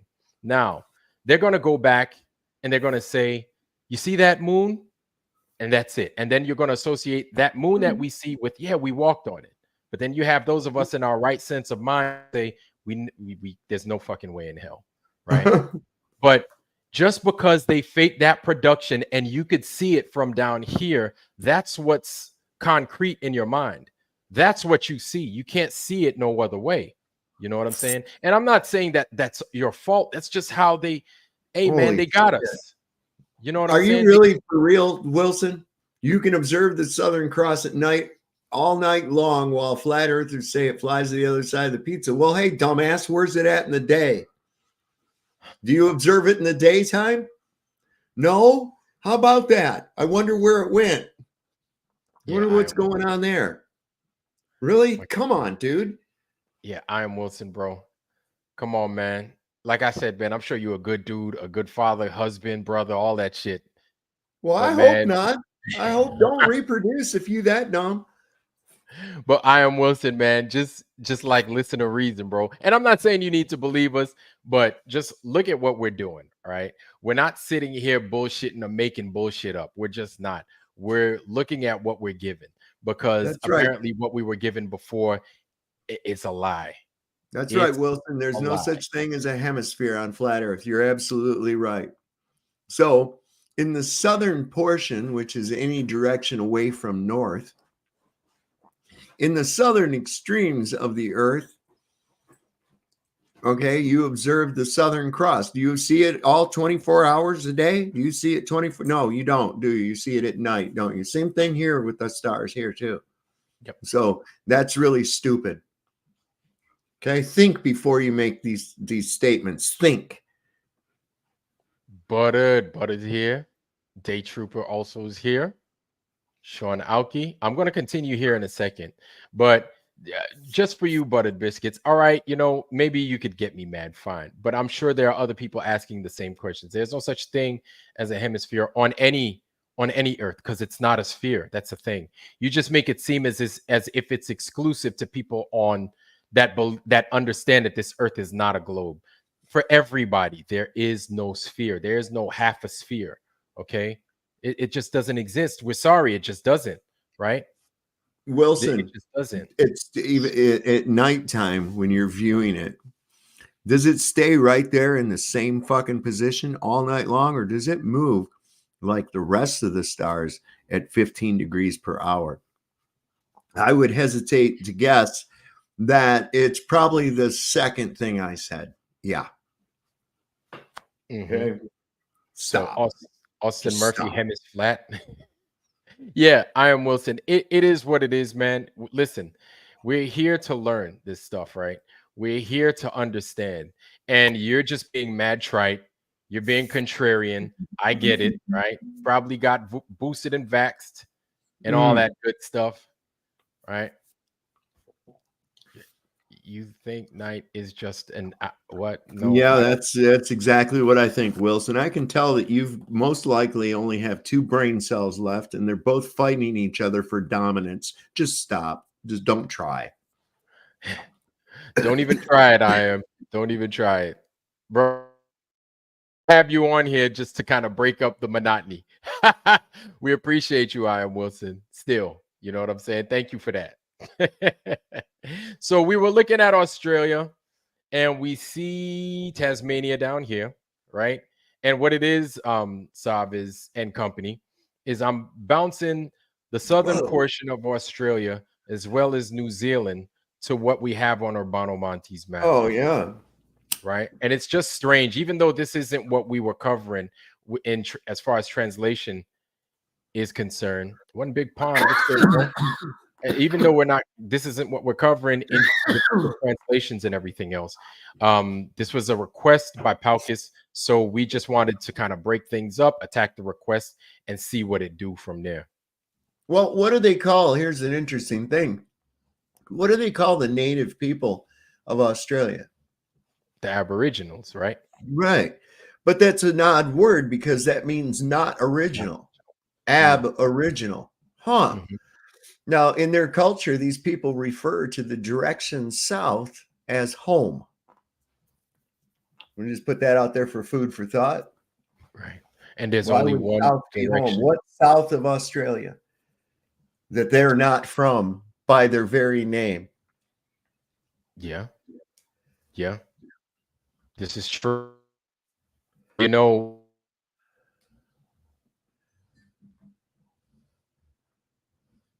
just listen to what you say if you want to learn. No, you know what? Hey, there's a real cool channel called what is it? Beyond the Curve. Beyond the Curve. You need to go over there and join up with Del and become a Deltardian. Beyond the Curve. Where's Beyond the Curve? One big That's pond. Del. That's Del and the Upward Rising Earth crew. Oh boy. Yeah. One big pond. Yeah, man. Lord have mercy. All right. So if we look at this map right here in Australia, and I'm going to go back, I'm going to get off of that. I just showed y'all Tasmania, and I just also showed y'all New Zealand and Auckland, right? So we're going to get off that part of the map. That's where that little Tasmanian devil's from. That's right. But if you look, it's not connected. No. So let me stop sharing that. And then let me bring y'all up to speed with Urbano Monte. Urbano Monte Madness. Present, share, Monte. Boom, here we go. So if you look right here, ain't nothing broken off. Ain't nothing broken off on this bitch right here, right? So also let's remember, they call this the land of New Guinea, right? And they also called it Brazil. Brasilia. Right here. And it's got not cows. No cow I ever seen. So freaking it's got a griffin fighting a lion, right? And it's got this griffin just minding his own business, chilling. It's got a camel, or what looks like a camel right here. It's got this weird thing. I don't know up there. But if you look at where the Tropic of Capricorn is, it's right here. Mm-hmm.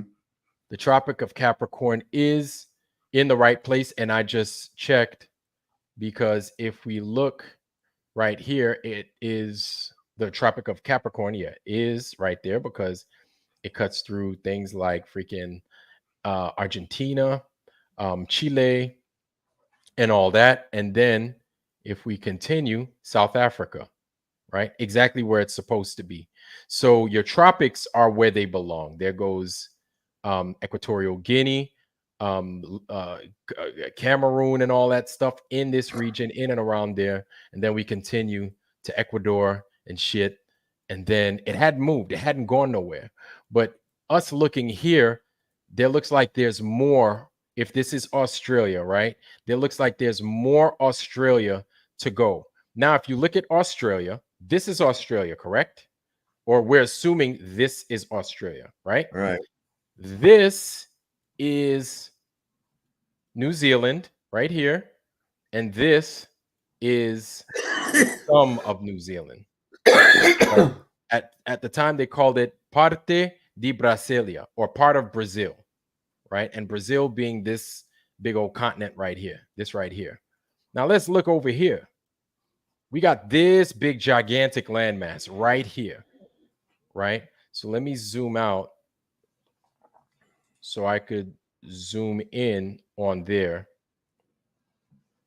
Lord have mercy. Okay, so I could zoom in right there. So like I said, we have these regions, we have this region right there. I'm going to go ahead and I'm going to share with everybody else that. Is that boom? And we're going to go back to ArcGIS. Boom. There it is right here. See how it links up? You don't have nothing on the screen, dude. Oh, shit. Oh, my bad. Damn. I was getting a little overzealous. My bad, y'all. Thank you for that. Boom. Share ArcGIS. There we are. Back. Okay. So, see? New Zealand. It looks a little bit closer to mainland Australia or Brasilia. And at some point, it was called Parte Brasilia. But here it is. This is where it links up, or this is where it looks like it's separated, which maybe it's just an increase or a decrease in the water, right? But during that time, it looked the same pretty much. And this was New Zealand. This is Auckland. That big, gigantic body don't exist on this map, on this globe. That big, gigantic body that sat nearby Australia or Brasilia, right, doesn't exist here. None of it's here. Unless this could have been part of it. Yeah, that looks like something underwater. Yeah. Underwater could have been part of it. See that? You know, and they find in the Pacific there, like around Japan and in those areas, if there's these, I've seen these underwater photographs of temples and pyramids and all kinds of shit under there. Yeah. Actually, right around here, exactly around here is where they find them. Where is it? Where we at? Right here. Right here. Right here. Yonaguni. This is exactly where they find exactly what you're talking about, Sav. Right here is where they find all of that.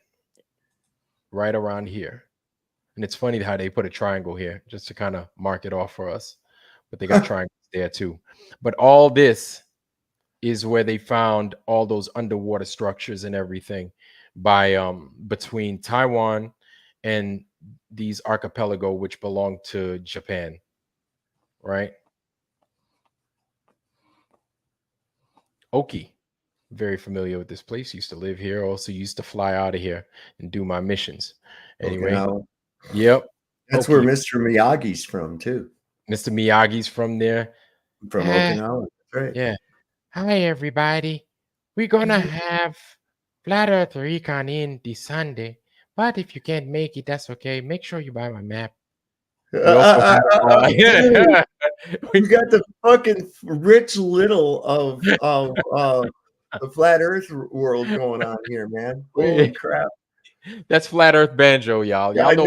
I recognized it, man. It was pretty crazy. I'm like, oh my God. Hello, everybody. He's like, I thought only flats. I can't wait to see your imitation of me. That'll be great. It's coming, bro. It's coming. I'm pretty sure. I'm pretty sure, man. But we look at that right there. We look at that right there. And then look at this. You see this right here? Looks like a little mountain range or something that was once there, but it looks like a range. Right here. It's pretty pronounced. Like a big old ridge or something. Right here. The Lao Ridge. Okay. The Lao Ridge. So look at that. All of that, Fiji. And I think, if I'm not mistaken, I think at one point they called around here, right? That's missing, that we don't see. I'm just going to say that we don't see. They called it Mu, M-U, Yes, Mu. I've heard that. They called either this region or some of the regions that are no longer, or that we can't see no more, Mu, right? The regions of Mu. But according to this Urbano Monte 1587 map, this is still locked. Nowhere near this map can you find that land. You can't find it nowhere near here. And then south of New Zealand, we're supposed to be coming across the ice. And then you have that big giant gap in the ice, right? And then you have this possibly the Summers Gate. Possibly. Yes. Don't know. But there's a possibility. And so this map is just just gets stranger and stranger. I'm going to get off that, and then we're going to go back to Urbano Monte. This map just gets stranger and stranger, man, the more we look at it. And so another thing, Saab, that while I'm looking at Urbano Monte's map, right, the translations at the bottom on the outside of the map, they don't match up. They don't match up with what's inside the meridians. Oh, wow. Yeah, they don't match up. Like me, I was thinking that they would they would and they should match up. No, they don't. They don't. I wonder why. No. So I'm gonna go back to the Urbano Monte map. Boom, there we go. And then here we are, South America. And now we're gonna go back, and this is what we were looking at right here. Right. There it is right here. Here we go. We're going back to the map. And what we can see right here. So here is so you got this. This don't even exist, man. Like this don't they call it Terra de Lacach. I'm not gonna say Lacach, hell no. But Terra Lacach. It looks like a giant desert, right? And then, of course, the sea of the Southern Ocean, the Southern Frozen Ocean, New Zealand, or New Zealand and the other one, freaking Auckland, right? Or all of it they consider New Zealand, right? But this thing is missing. All of this is not there. You can't find none of that. Terra La Gaiaca. So I think it points to the prospect of either a cataclysmic event or a series of cataclysmic events between the time that map was created and today. Yes. It probably could have been one big one or a whole bunch of them. And then they just lost land. And for places where they lost land, maybe we gained land, right? Because that's a possibility too. Yeah. So, okay, let's go back to these here translations and where we were at. All right, so we didn't cover India. We covered, no, of course we got Spain. That was last time. We got Armenia. We got the Holy Land, which you see, if we go up there, we're not gonna come across Jerusalem. Jerusalem is further to the west, right? We got Arabia, right? Of Arabia. And now we're gonna go and we're gonna talk about the Roman emperor, the Romano Imperatore. Romano Imperatore. It's not a meal, y'all. It is a person. So the Roman emperor. Let's talk about that. Okay. Romano Imperatore, or the Roman emperor of the sacrosanct, he scepter, the crown and the mantle he honors the Christian people. And to him the oriental serpent flees far from our hemisphere. You hear that? And to him the oriental serpent flees far from our hemisphere, so much so that by virtue of him We are safe from urgent and future dangers. I find that interesting. That is. Now, are they referring to the serpent as? I mean, is it a creature, or is it just like what they called some leader or something? So I find, when I saw that, I immediately went to Marco Polo, right? Because Marco Polo is said to have, sailed around the South Pacific, right? So in and around where China is, Japan, and all that. What is the one major creature that they like revere? And it's the serpent. It's the dragon from the east. So it's further east than the guys here. So if you take them further east, it'll take them here. Marco Polo, being from Italy, did his sailing, probably learned a whole bunch of stuff about that region and about those cultures. This is a guess, right? This is me just guessing. I could totally be wrong. Yeah, it's hard to say what the fuck, Yeah. So that's just a guess. It's just a guess based off of what it is they're saying and what it is they've said. So that's like the first thing that came to mind of the Roman emperor. Now, we're going to get into these guys. Delle Scythiae, or of the Scythians, right? So let's talk about the Scythians right there. So I'm going to read to you what that says. Okay. So Delle Scythiae, of the Scythians, there are two raisins, one worthy and the other one beyond Mount Imai. Mount Imai, right? The people are more named for nothing than cruelty and rabble, who always live without having a habitable place. So maybe they just set up tents, or they just, I don't know. Maybe they were homeless. I don't get it. Or maybe they were nomads, and without a policy of, wait a minute. Let me read that again. Of the Scythians, there are two races, one worthy and the other beyond Mount Imai.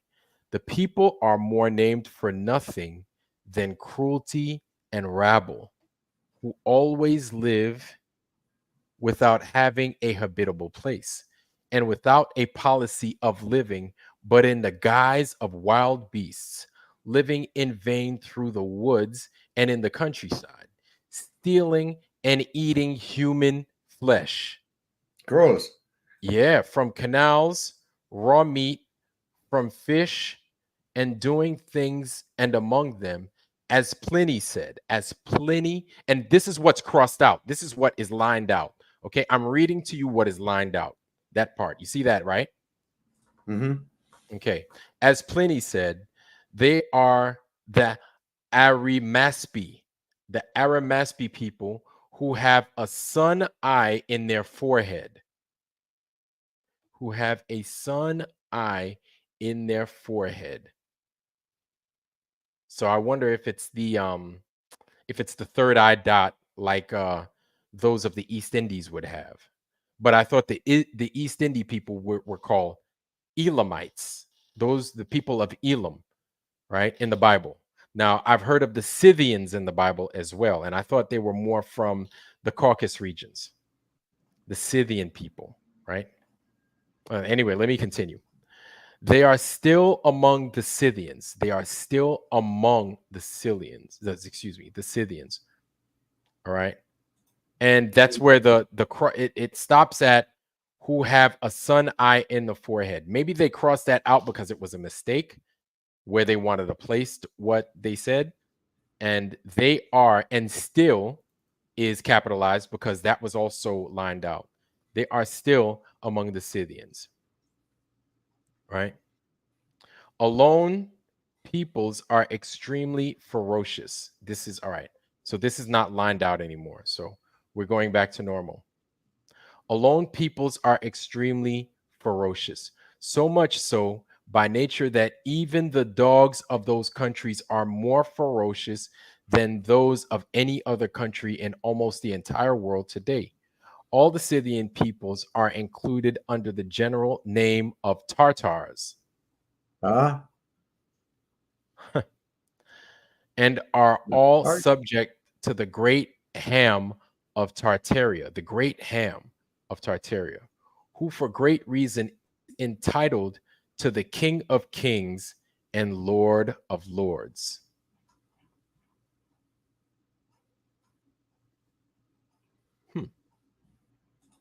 Of the Scythians. That's what that says.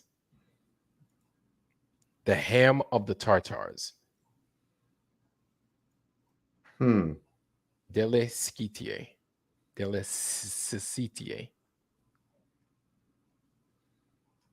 And this is what was crossed out. This right here. Crossed out, crossed out, crossed out, crossed out. Crossed out, crossed out, crossed out. Redacted. Yeah, exactly. Exactly. But it's too late. I mean, we can kind of see through it and then we could try and piece together what the hell they're talking about. But if we look, let's see. Let's see if that lines up. Does it? It could possibly line up. Okay. So if we look,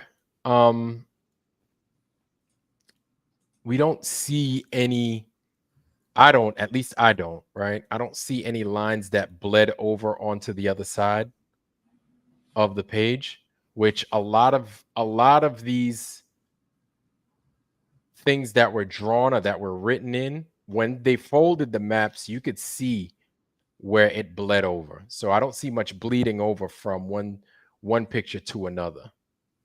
But I do see a mistake right here. This could have been a mistake. Doesn't look like this head belongs on his body, but whatever. Who am I to say?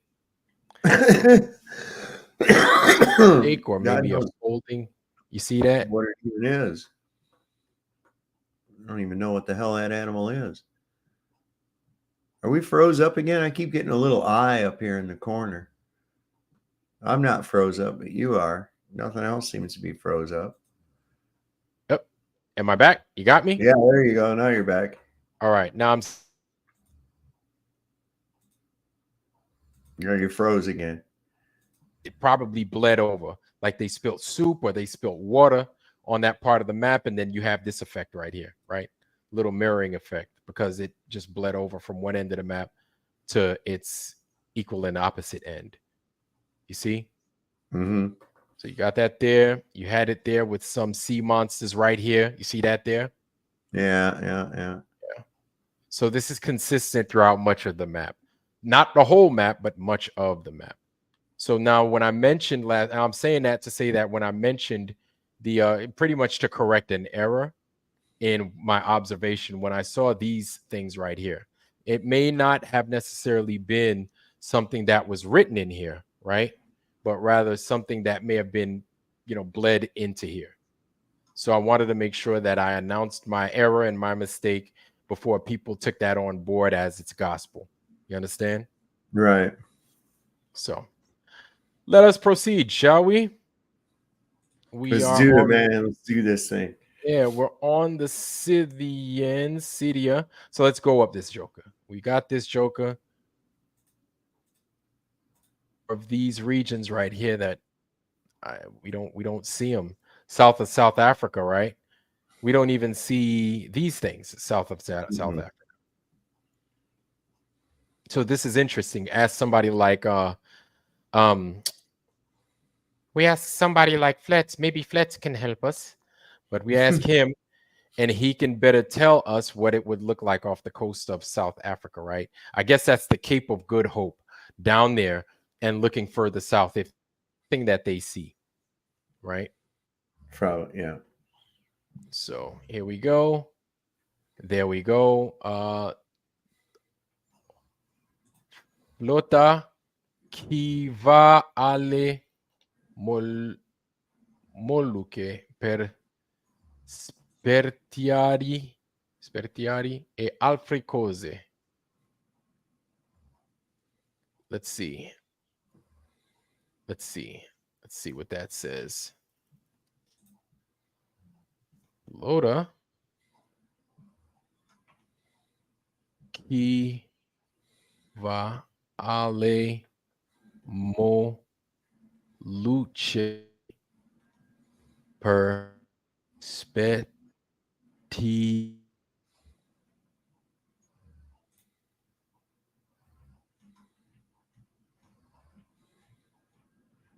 altre cose. Float those who want snails for fish and other things. Okay. Float those who want snails for fish. What? Who want snails. Now, I don't know what that means, but I know you can get underwater snails like conch and other things Yeah. with it. Who want Conch shells. yeah, but then they would have said conch shells, but that's weird. Maybe this was a fishing float, even though it's got the this could be the English standard, right? Britain at the time, maybe the Holy Roman Empire. I don't know, but Britain at the time had the white crosses. Okay, now further up, the island of gold.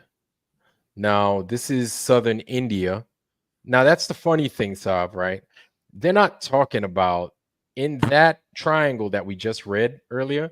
They're not Mm-hmm. talking about this right here. They're not talking about this. They're not talking about none of this. Right? This is southern India. Here's Sri Lanka, or what was formerly known as Ceylon, right there. I guess these guys are going to take that advice and sail on. Boom, get it? All right, I'm here all week. Isole. Don't forget to tip your waitress.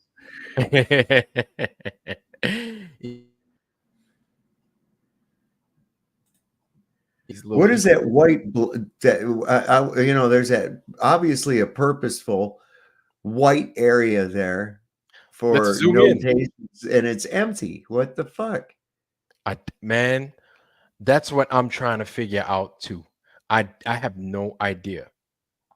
I have no idea, and I've been playing with the distance to see if maybe if we zoom in or zoom out, if we could see markings. And sometimes on some of them you can see markings, right? Some letters and stuff, but that may not necessarily mean that these guys were writing in here and erased it. It could have been bleed over. You know what I'm saying? Right. But yeah, that's just odd. You'd have that and then just not put anything in it. There's nothing to say. Not even this portion left blank, or nothing. Just don't make any sense. You froze up. Yeah, it's got to be an ironwork production. It got to freeze up from time to time. It can't be perfect. You know what I'm saying? Got to freeze up. Okay. So let's see what this joker says right here. The island of Raylan. See what they talking about over here. They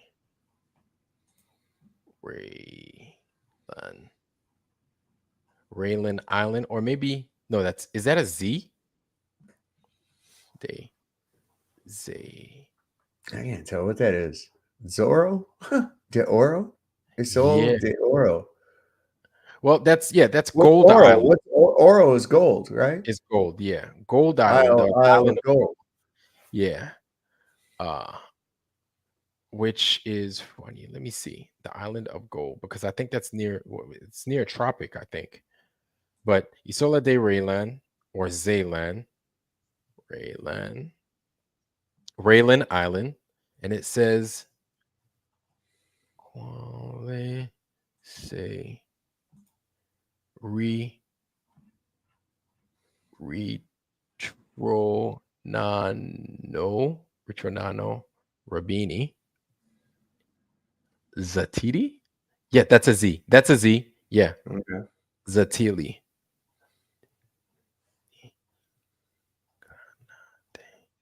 Deposit. What is that? Isola de Riolan. See. Jacinti. Glass? No. Ice? Well, I don't know. Hyacinths. Oh, okay. The island of Raylan, where Zatal robins, Zatal robins, grenades, topaz, and hyacinths are found.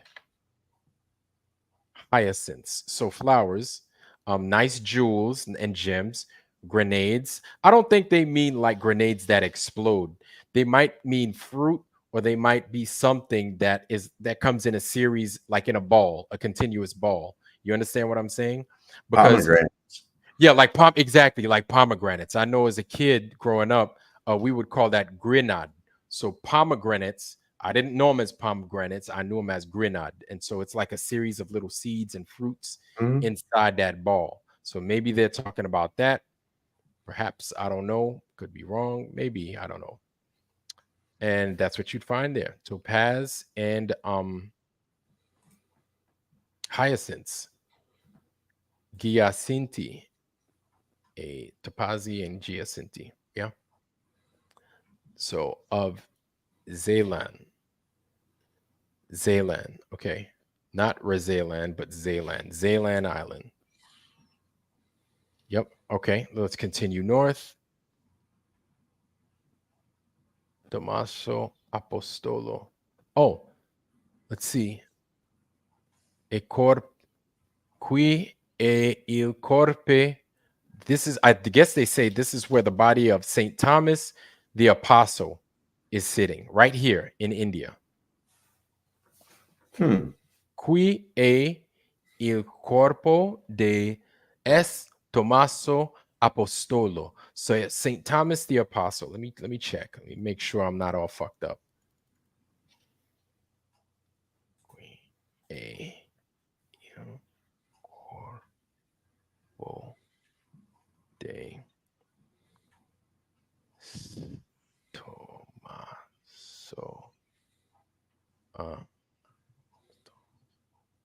Yeah, here is the body of Saint Thomas the Apostle. Yes. Okay. Okay.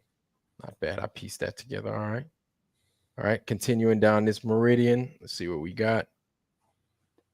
Beluda, Gulf of Bengal, Delhi, Delhi, region of Delhi. Okay. Guess still the capital of India. Old Delhi. Yeah. Okay. Old. Yeah, probably old Delhi back in the day. Indosan.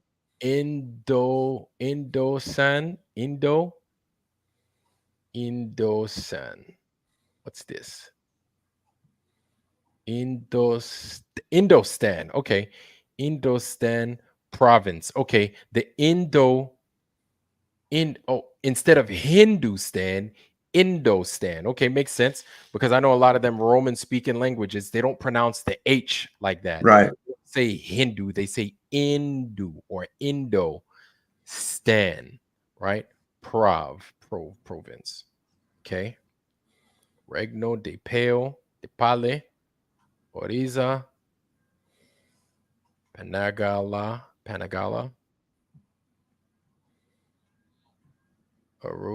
Ganges. Okay, I guess that's the Ganges, perhaps. The Ganges River. Yeah. So that thing is huge. Never been to India.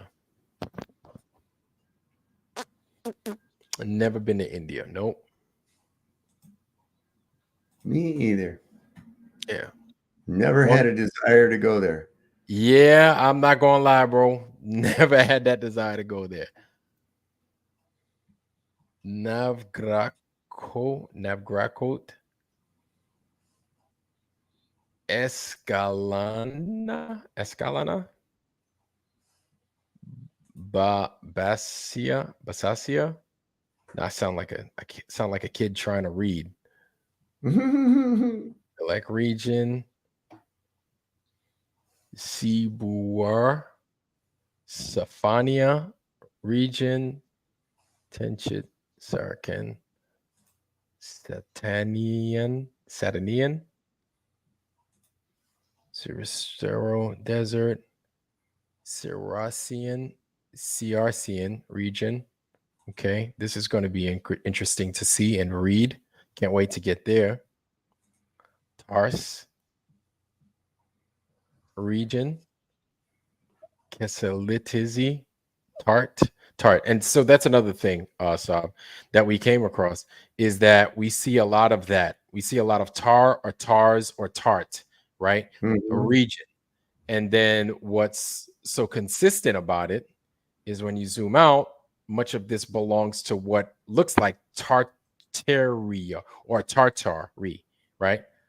Much of this belongs to those people of the belongs to the Tartars. Look at that. Vabslanzi, Zazalin, Vavslezani, Tart, Nogai Tart, Tartari, right? And it seems as if maybe if they could fit the word in there, they'll put it in there. But if they can't, they'll just call it Tart or Tars. Sure. Or Tar, right? So of Tartary, perhaps. So let me see. Tuborum Horda. Let me see what the hell that means. See. Tuborum Horda. Okay, so it says tutti questi, all something, Tartari, Seden, Brion. Oh no, Setentrionali. Okay, Setentrionali. Man, they don't make it easy. No, it's not. It's very difficult. Non Hano Habitatione.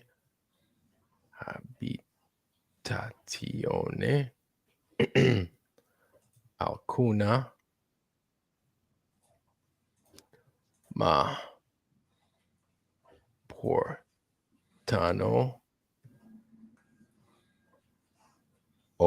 I guess loro, something of gold,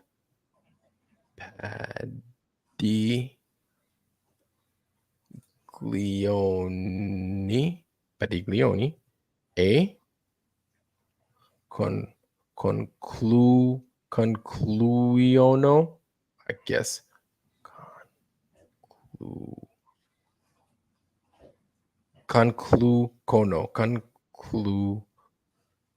conclucono, cheese, carry, coperti, di corame, yeah, corame, quali,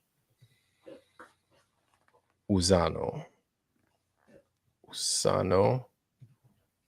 in loco di case.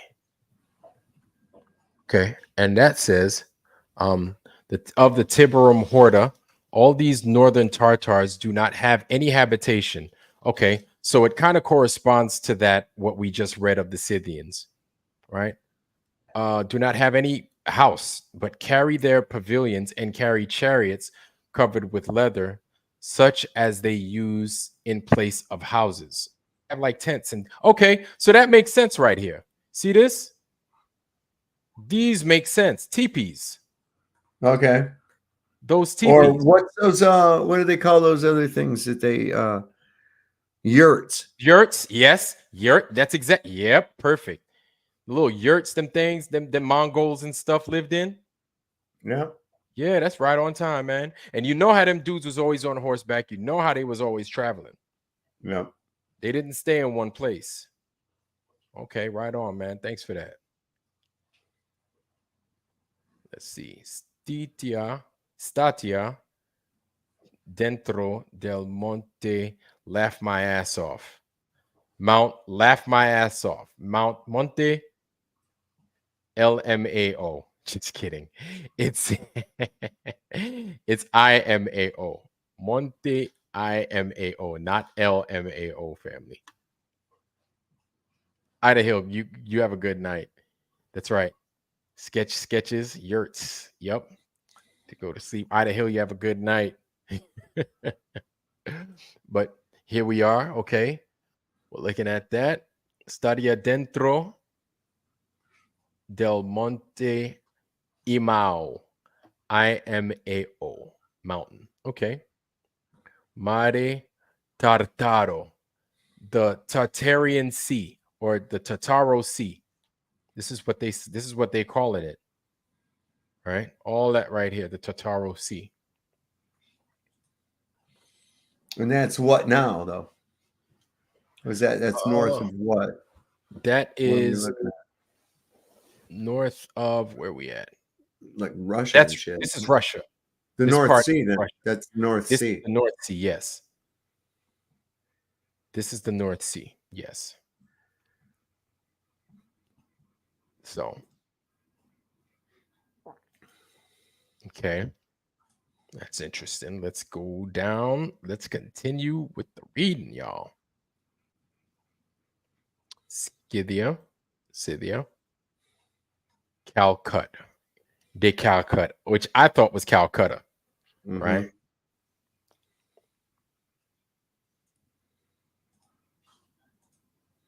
Okay. Say de Calcut. I'm going to go ahead and we're going to get of Calcutta.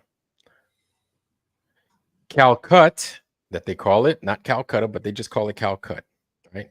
Is the name of the province, but it is also its main city, which is more called than its name, and is the pinnacle mercantile land and market of the whole East.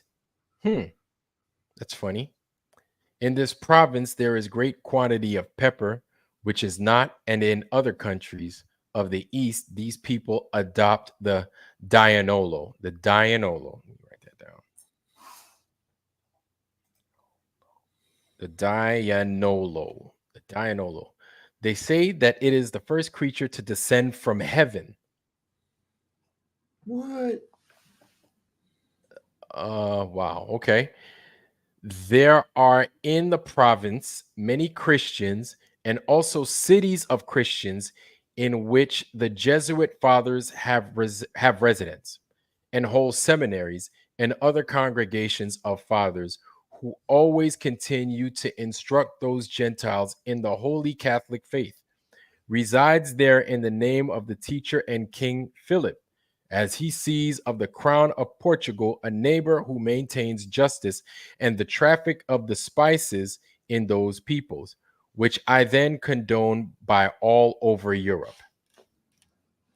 Okay, so it sounds like he's got like a foothold on the traffic of spices, and when they say mercantile, I guess they're talking about like clothes, like not clothes, but the material that they use to make clothes. You understand? The textiles. Textiles. Yes. So a lot, and what's crazy is a lot of these different colors that they couldn't make around and stuff. Like a lot of people, the purples and things like that, the indigos, right? A lot of these colors, like rich people wanted. They wanted these colors and spices, getting access to these spices and stuff like that. These people wanted these things, and it was important for them to have it. Yeah, it's and silks from the Orient. It was tightly guarded secret. Yep. And here's what's crazy is we've got these straits, but we have there's no name for these. The straits that we know of, they have names, but this ain't no name for it. I don't get it. Let's see what we got here. Maybe this is a mistake. Okay, yeah, it was this. They folded it over, and it's this. Okay, I see it.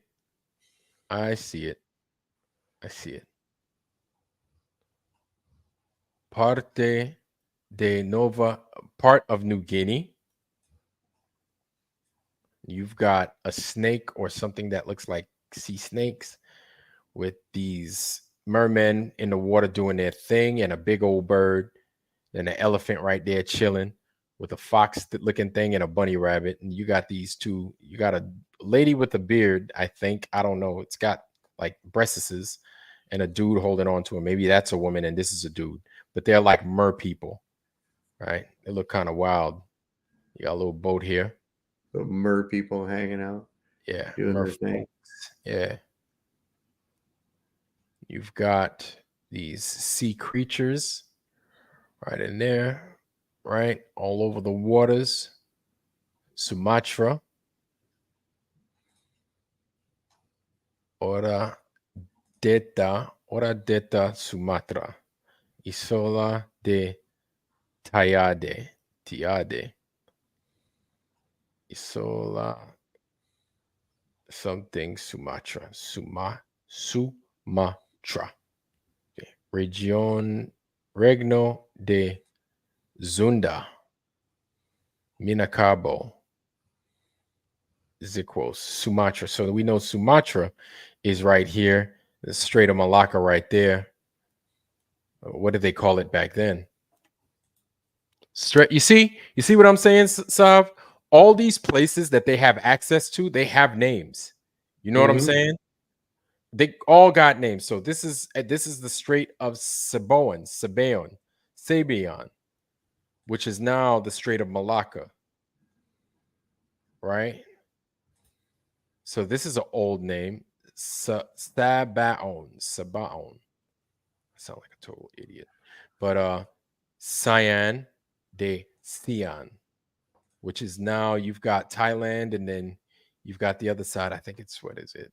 Vietnam stuff right here. Right. And then we know this to be Taiwan.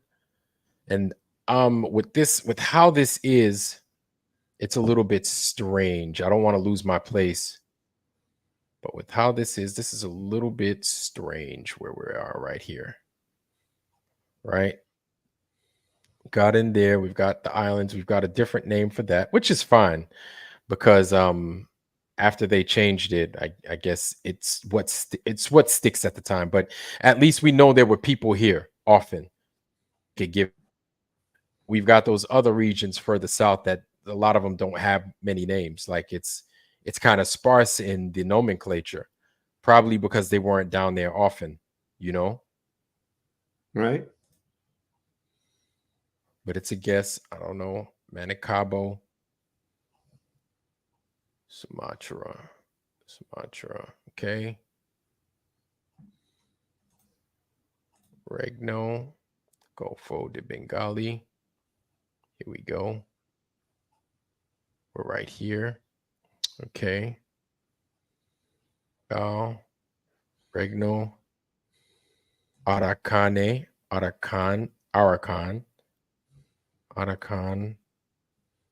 or Arakan, Degern, Kaipus. Man, I can't see that.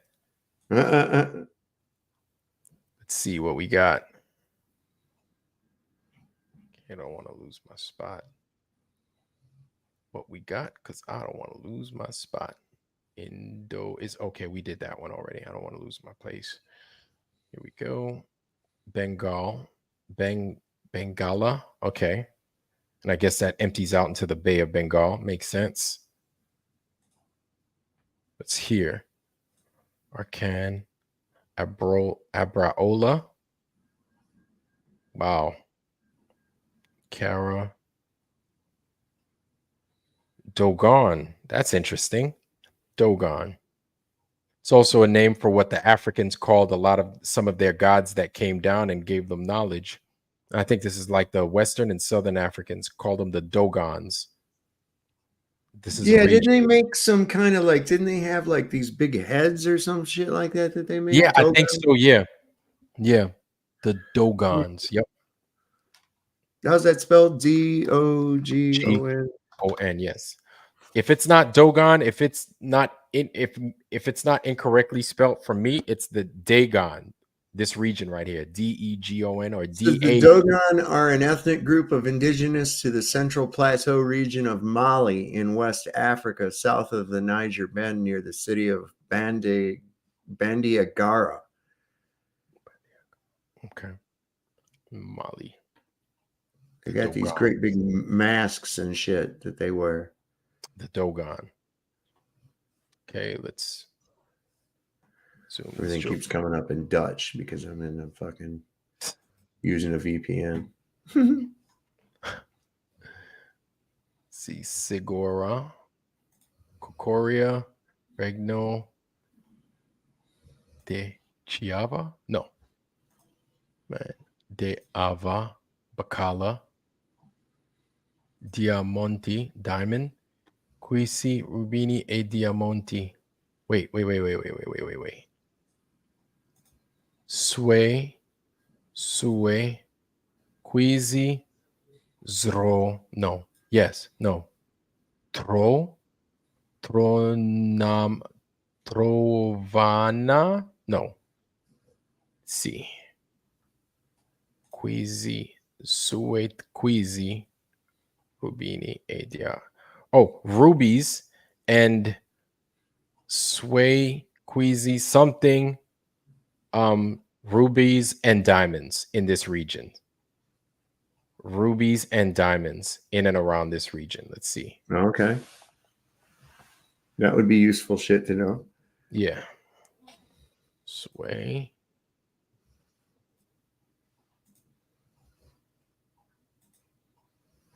Sway.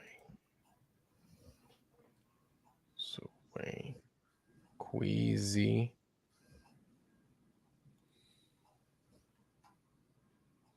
Okay, let me Queasy. Troyama.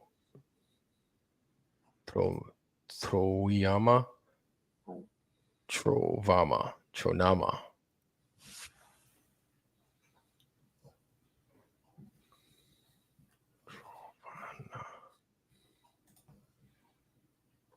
Rubini e Diamanti. Rubini et Diamanti. Rubies and diamonds are found here. That's exactly what it says. Mm-hmm.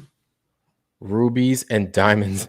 That's pretty, I like the thing I like about this map too is that they just make it plain. They're like, hey man, this is where you're going to find rubies and diamonds right here.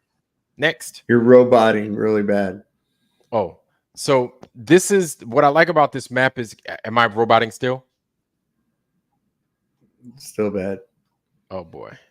How about now? Better? Any? No. Nope. Better? Let's see. How about now? Better? Now I got a little circle of death. Uh-oh. And there's a little eye up in the left-hand corner of the screen indicating that there's a problem in paradise. Uh-oh. How about now?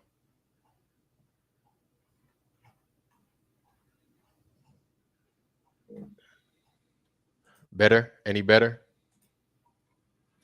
Ladies and gentlemen, he should be back in just a moment. I have absolutely no control over anything. So what do we got going on back here? We got Maria Walker's here with us. How about now? Better? Riley Studios. Boy, we got everybody. What happened to our friend Wilson? He seems to have vacated the premises. I don't know what happened to him. How am I looking now? Am I back? Yeah, you're back. You're a little shaky, but you're back. Oh boy. Locking up. There's a little white eye up in the top of the screen. You see that up on the left? Yeah. I think that's indicating that there's a bad connection. A connection problem. Yeah. That's what happens when you live in the woods and you try to have internet. Doesn't matter if it's Starlink, Skylink, don't matter. All right. Okay. So I don't know if you got me, but we're going back to the map. Going in. We're going live. Hola. All right. Here we go. Amigo. So that region, that's what I like. What I was saying is that's what I like about the map. They try to make it, in some instances, as plain as possible. Here be diamonds and rubies. Diamonds and rubies right here. That's all they say. Okay. And then We come up north. Bon Pruo, Main Regno de Mein. Pebang or Zebang. Qui le donne si fanno depinger fa persona marasia. Qui in questi molti sono rhinocero. What? Rhinocero. Rhinoceros? What? I could be wrong, but rhinoceroses? Maybe. I know I said it wrong. Rhinoceri, whatever. Let's see. Rhinoceri. Let's see. Qui in questi molti sono I rhinoceri.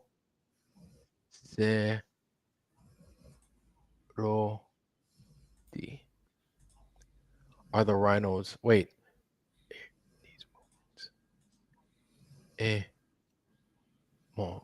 Wait. Okay, that's what they're saying. Here in these movements or mountains are rhinos. Are the rhinos? That's what they're saying. They're rhinos. That's weird. There are rhinos over there. We got rhinos over here. They keep fuck with your audio every time you say it. You're saying rhinoceros, like the horned beast with the thing on its nose, right? Yeah. Yes. Rhinos right here. Let's see. So rhinos right in there. So we go to India, right over here, this little red region north of Siam, right? Thailand and all that. Rhinos. They had rhinos in there. Kendari. So Monte Usonte, desert. Okay, this is an interesting one. In Questi, they were talking about those creatures that came from heaven too. Remember?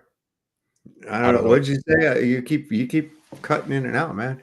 They were talking about those creatures that came from heaven too earlier. Okay. Creatures that came from heaven. Whoa. Yeah, I wonder if that's them, but we're going to see in Questi. Deserti. Si Trouano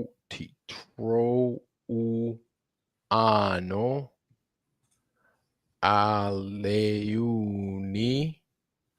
Spiriti che Inga Nano. That's the Morgan Mindy. Yep. Vian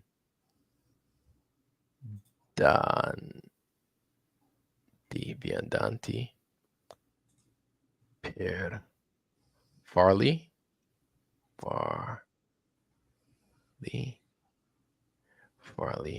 Pericola A C Perdano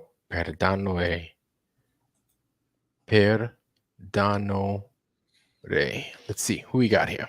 Who is our visitor? Hey, Buttered, what's happening, homie? It's Buttered, man. I had to call in the rhinoceros, by the way. It's in the Bible. There's two different types of rhinoceroses. There's the one that has two parts horns. Of the horn. Okay. Yeah, and then the unicorn is the one that had the single. So that itself is just reification that might be the area itself. Or possibly, yes. Yeah. Yes. If he has what's up, Sav? What's going on, brother? How are you tonight? Man, I shouldn't be up this late. That again. Just in here, man, breaking it down. You know. I think your internet's breaking it down, man. Oh God, yeah, it is. You keep roboting and everything. Oh, Sav's being patient. He's like, I'm just patiently waiting. I know. I'm like, okay, it'll pass by. They can only fuck with us. Yeah, he's like, so who else is here? And I'm like, well, let me help Sav and everybody, and I'll come on. Yeah, but yeah, interesting stuff. But so right there, where it has those two demons standing there talking shit to each other, it says right there next to them, it says, in these deserts, there are some spirits who deceive travelers to put them in danger and give themselves to kings. Wow. Oh my God. That's what happens. That's crazy. Don't go in that desert. You know they got them spirits in there. Oh, yeah, the fucking woods, boy. Yeah. I told you not to go to them deserts. They got them travelers, them things in there that gonna throw you off. But Mom. So this is the Turk. This is like the Turkmenistan region, I believe. Turch Regione, Satin, Turkoska, Kiarkian. Hey, there's Catan. There it is. What's up? Catan. My wife loves that game. Really? No, it's a board game. Oh, Catan. No, you never heard of it. That's all right. I'm old, man. It's been out since the 90s. It's one of those old. Oh, I was gonna say I ain't never heard of that. So I bet you if you see it and you look it up, you'll know what it is. If you see it. It's just a board game, man. Mekritaru. Settlers of the Catan. Okay, huh. Mekritaru Horda. Bargo province. Again, the Tartarian Sea. Falconu Insula. Mare Tataro. Let's see. And what brings us? It brings us to this part of Hyperborea. Let's see. Let's translate this since we're already like close by there. So here lives Qui Abitano Pig May Non Qui. Is this in Italian or? I mean, it sounds like Spanish. It's Italian, yeah. Yeah, okay. It's I don't know what that is. Italiano. On Mambo Italiano. Quattro Ami.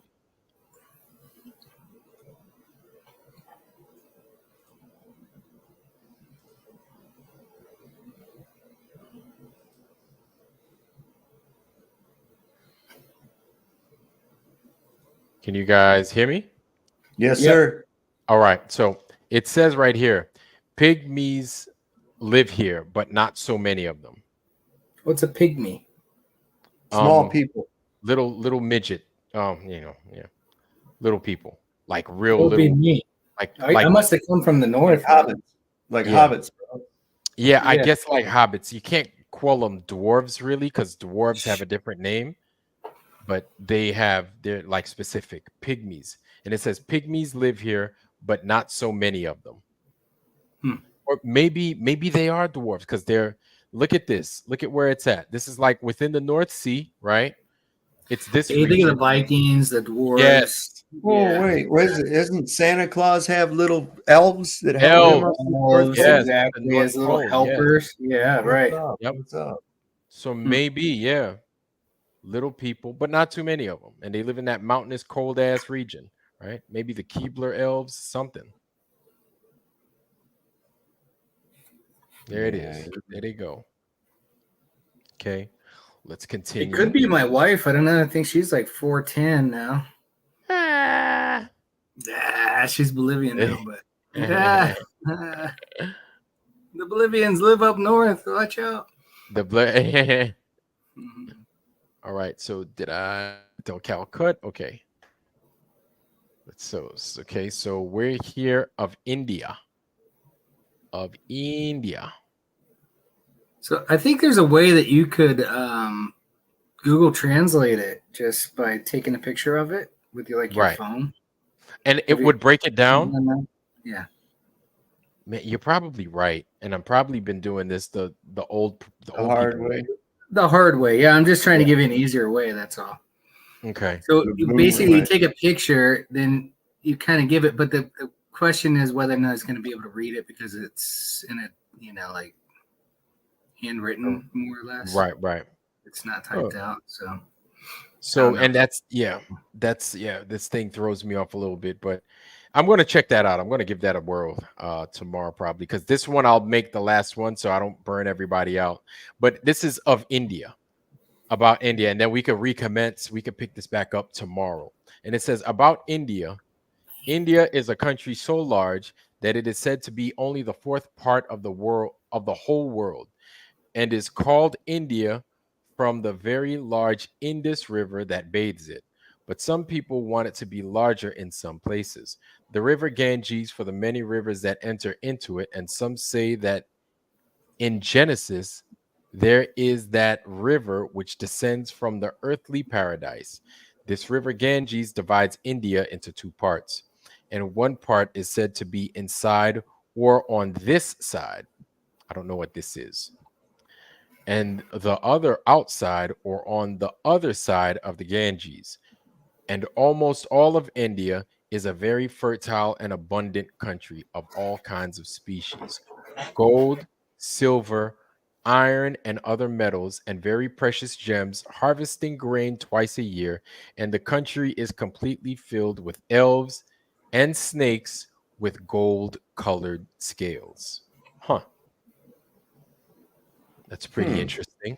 Elves and snakes with gold-colored scales. So maybe that's where they got the whole myth about Columbus sailing the sea, coming to the United States, or which thinking he really it was did. In the Indies. And thinking it was the Indies, and so on and so forth.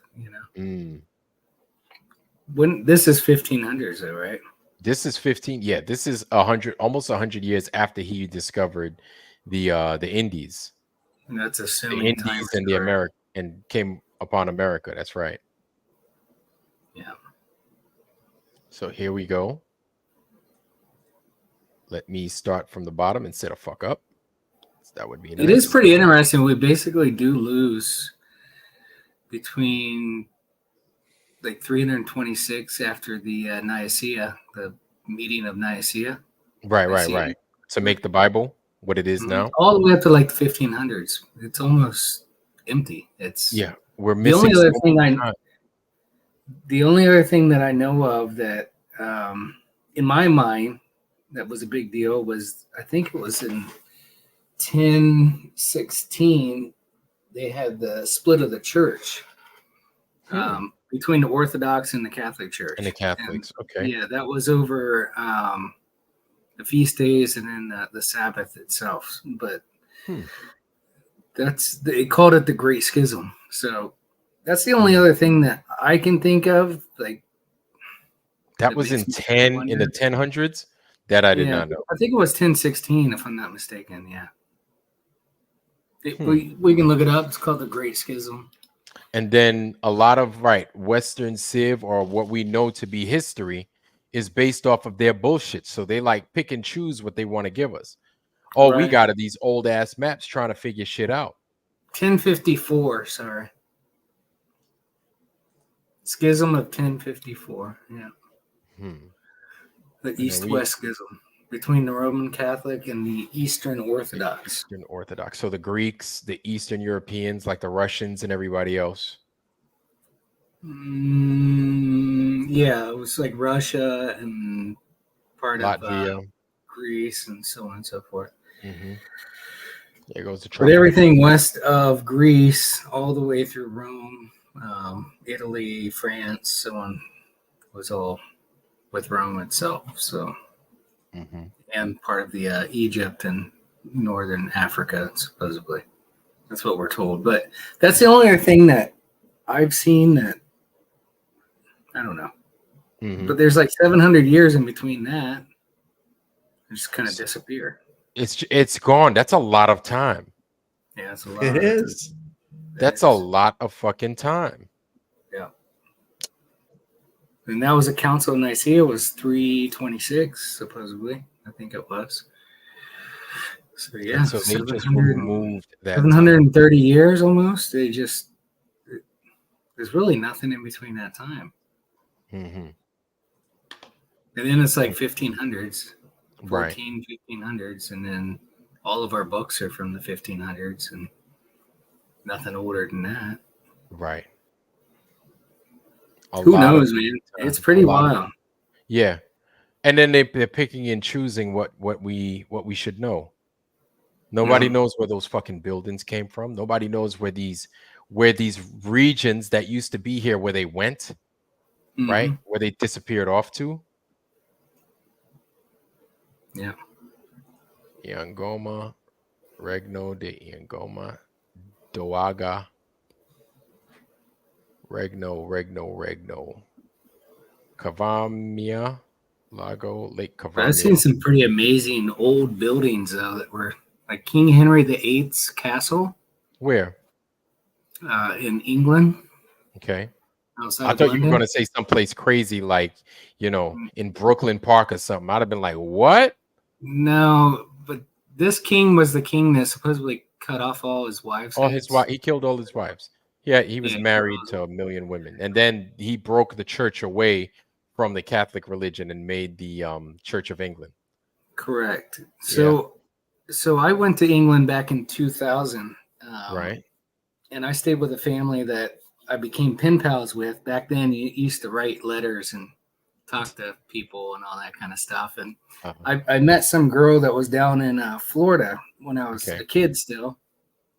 And about 10 years later, after pen paling back and forth for umpteen years, she said, "Why don't you come over?" And my dad said, "I'll pay for your graduation gift. I'll pay for your ticket if you pay for the rest. If you save up for the rest of it, I'll pay for your ticket to go out there if you go stay with them." So I asked her, and she said, "Okay." So, her uncle was the head of security at that King Henry VIII's castle.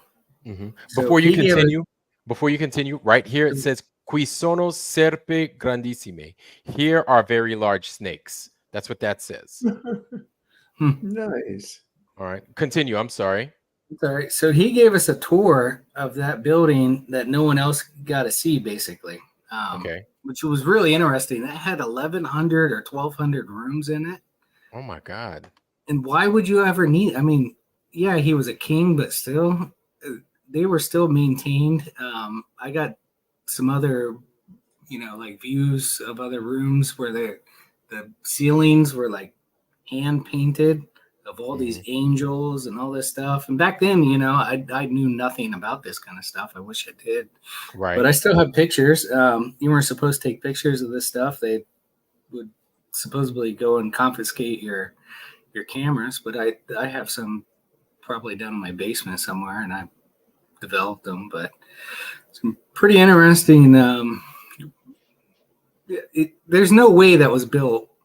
You know what I mean? Like the amazement of it was just like the gold and everything else, and every room had gold leafing, and it was. That's what amazing. It is. Like it was crazy. Like there's so much we lost to time. There's so much knowledge that we've lost. So when I see people saying they were stupid back then, I'm like, oh my God, are you crazy?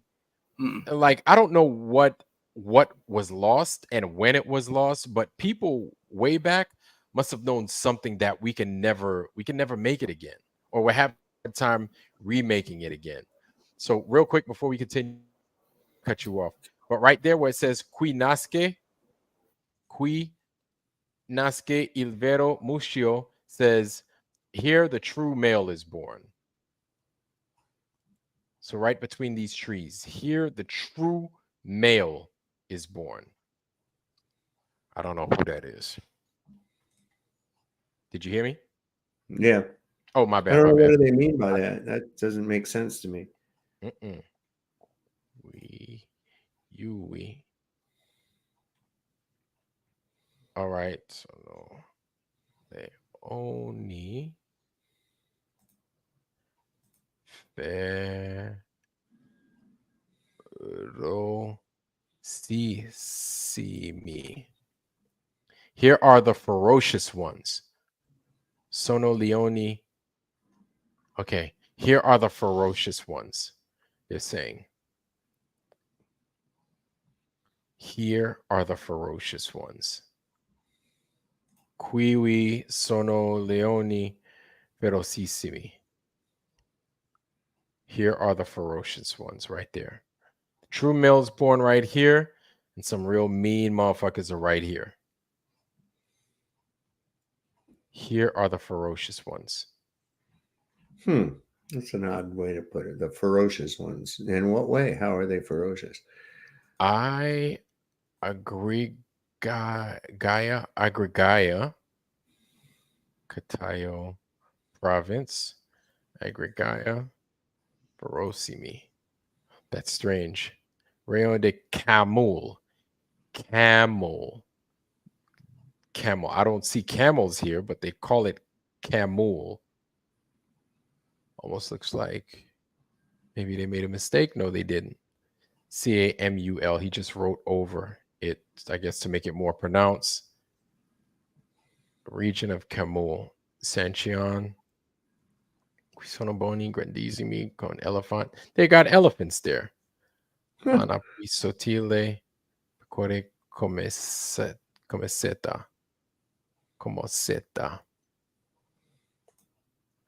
Desert of Lop. Stagno. Okay, so maybe this terminates to, and it's just a marsh maybe, or it's a bog, a big one. Stagno. Quinasque il Vevoru Baro. Renbaro. Baro. Devils. It looks like that's funny. It's funny, kind of like in the scriptures, they talk about how a lot of these things that look like devils, these spirits, they live in the same place. They're always in a desert. You notice that? Right. Desert. And then you've got these spirits, these things that look like what we would consider demons, right? Got these wings on their back, the horns on their heads, like Nephilim of some sort. There they are. There it is again.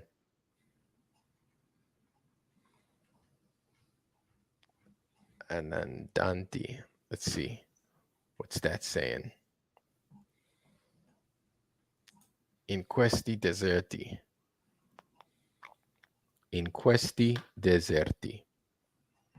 Okay. What does that say? Questi deserti vi sono spiriti ingannano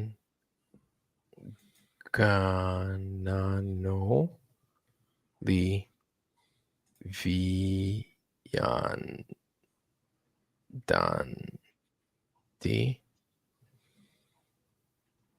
farli. Be right back. You got it, Perico. In these deserts, oh, okay, there it is. The same thing.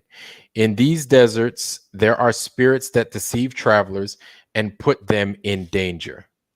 Okay.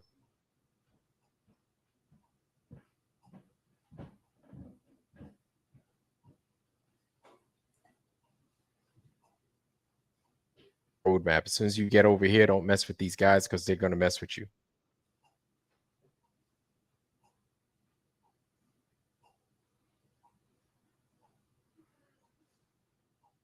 All right, I ran downstairs and I found a few photos. You ready? You still there? Iron, you're locked up.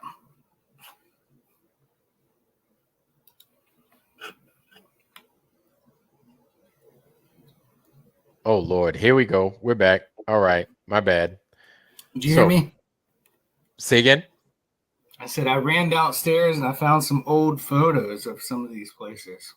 Ooh, I'd like to see, and I'm sure these guys would like if you would to share. But again, it says that these spirits, just paraphrasing, but these spirits, again, you get caught out here in these deserts, these spirits are going to mess with you and make your life a living hell. That's the head of security. Next, no, right. That's me when I was a youngin'. Oh, let me see. Oh, let's blow you up. Present. We're going to stop there. Oh, nice. How do I make yours bigger? Look at me, man. I was a kid back then.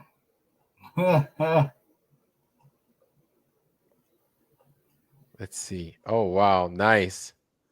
Holy moly. Which one are you? Right there. Ah, with the beard? Yeah. Okay. Nice. Damn. I had a little more hair back then, but that's me, man. Yeah, that joke is on paper. Yep. This is the old stuff right here. Which castle is that? Is that Westminster? Oh, that's Winslow. Winslow Castle. This one is inside of that where I was telling you. I had like 1,200 different rooms. Every room, these were empty. Right. And they were huge, yes? They were supposedly the servants' rooms, is what the guy, the uncle, he said those are servants' rooms back then. Mm-hmm. But I mean, servants' every single one had its own fire pit, but I think you've seen a little bit that they weren't really fireplaces. Right, probably for ether energy. Yes. Outside of the building itself, that's King Henry VIII's castle. Jesus. What you going to do? There's no way that this stuff. Hopefully I can focus. There we go.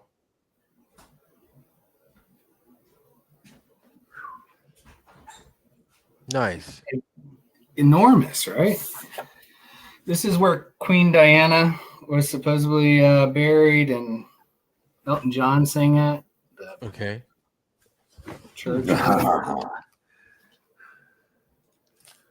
mean, some of these. There's no like. How could we ever reproduce one of these? You know what I'm saying? Yeah, right. And I don't even know what kind of are they even stone? It's like I'm sure I have some more, but just walking in around it itself, it's stunning. I mean, really, really stunning. Yeah, it's like they get the stone, they hew stone, like piece it together, where we just get a bunch of concrete. Yeah, it's pretty wild. Oh, have you ever thought about the prospect of the stones having been poured? Poured? You mean like melted and poured? Well, I think these stones were poured. I don't. Liquefied and poured. There's a part. Yeah, I think that there's a method. I think that there's a method of stone softening, and that's how you've got some of these remarkable marble sculptures that couldn't be reproduced today. Right. I think they were using this liquefied stone as a medium to build things with. That's the famous Harrods department store. Harrods. Like even the pyramids, they could have cast those right on fucking site. Those blocks. Yeah, that's strange. I've thought about that, but then it instantly left me. I'm like, no, maybe not. But maybe. Well, maybe. What do you? The natives in the Amazon are said to know of a plant extract that will soften stone. A plant extract that could soften stone. Yep. Just the magnificence. I mean, it's This stuff is just this old world stuff, man. It's like It's over the top. Even if you drive to New York City, right? You go to New York City, which I'm going to be going to New York here soon. And you'll see, right, Petra too, but a lot of Petra looks like it's melted, right? Yeah, like I don't get it. Like you go to New York, when you go into Manhattan, you have these structures in Manhattan, dude. Like as soon as you enter Manhattan, it's like New Amsterdam. It shows You you see the in like gold? New Amsterdam. It's crazy. That's real gold. And it's not gold plated, huh? No. Jeez. It's crazy. I don't know, man. Wow. This is just strange. This whole place here's one. So here's a servant's, supposedly a servant's quarters. And this was one that I got some indoor pictures of. And why would you ever do this indoors? You ready? Mm-hmm. Let me give you a couple. Hold on. I gotta pull them out. Do this. So Maria Walker saying she can't really see the pics. Let's see. This is supposedly a servant's quarter. Why would you paint all of this in a servant's quarter? Mm-hmm. Seriously. And I'll show you also the ceiling. Mm-hmm. Of this one.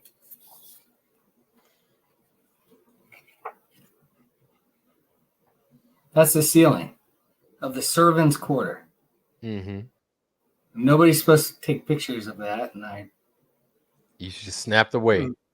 Snapped away, yeah. Yeah, there's a reason why they don't want to take pictures. You're gonna get in trouble. Yeah. There's a reason why they don't want us taking pictures of it, and it's kind of like the Vatican, the Sistine Chapel. And that was from upstairs in one of the servants' quarters again, right? That no one else really gets to see. But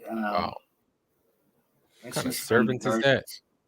Getting all that land, getting all that property, getting them big ass rooms. Too much, yeah. So there's a little bit too much of a glare. They're saying on the on there. Okay. Well, that's old pictures, man. I don't know what else to do other than take a picture of a picture. You know what I mean? Which I haven't really done, but I should.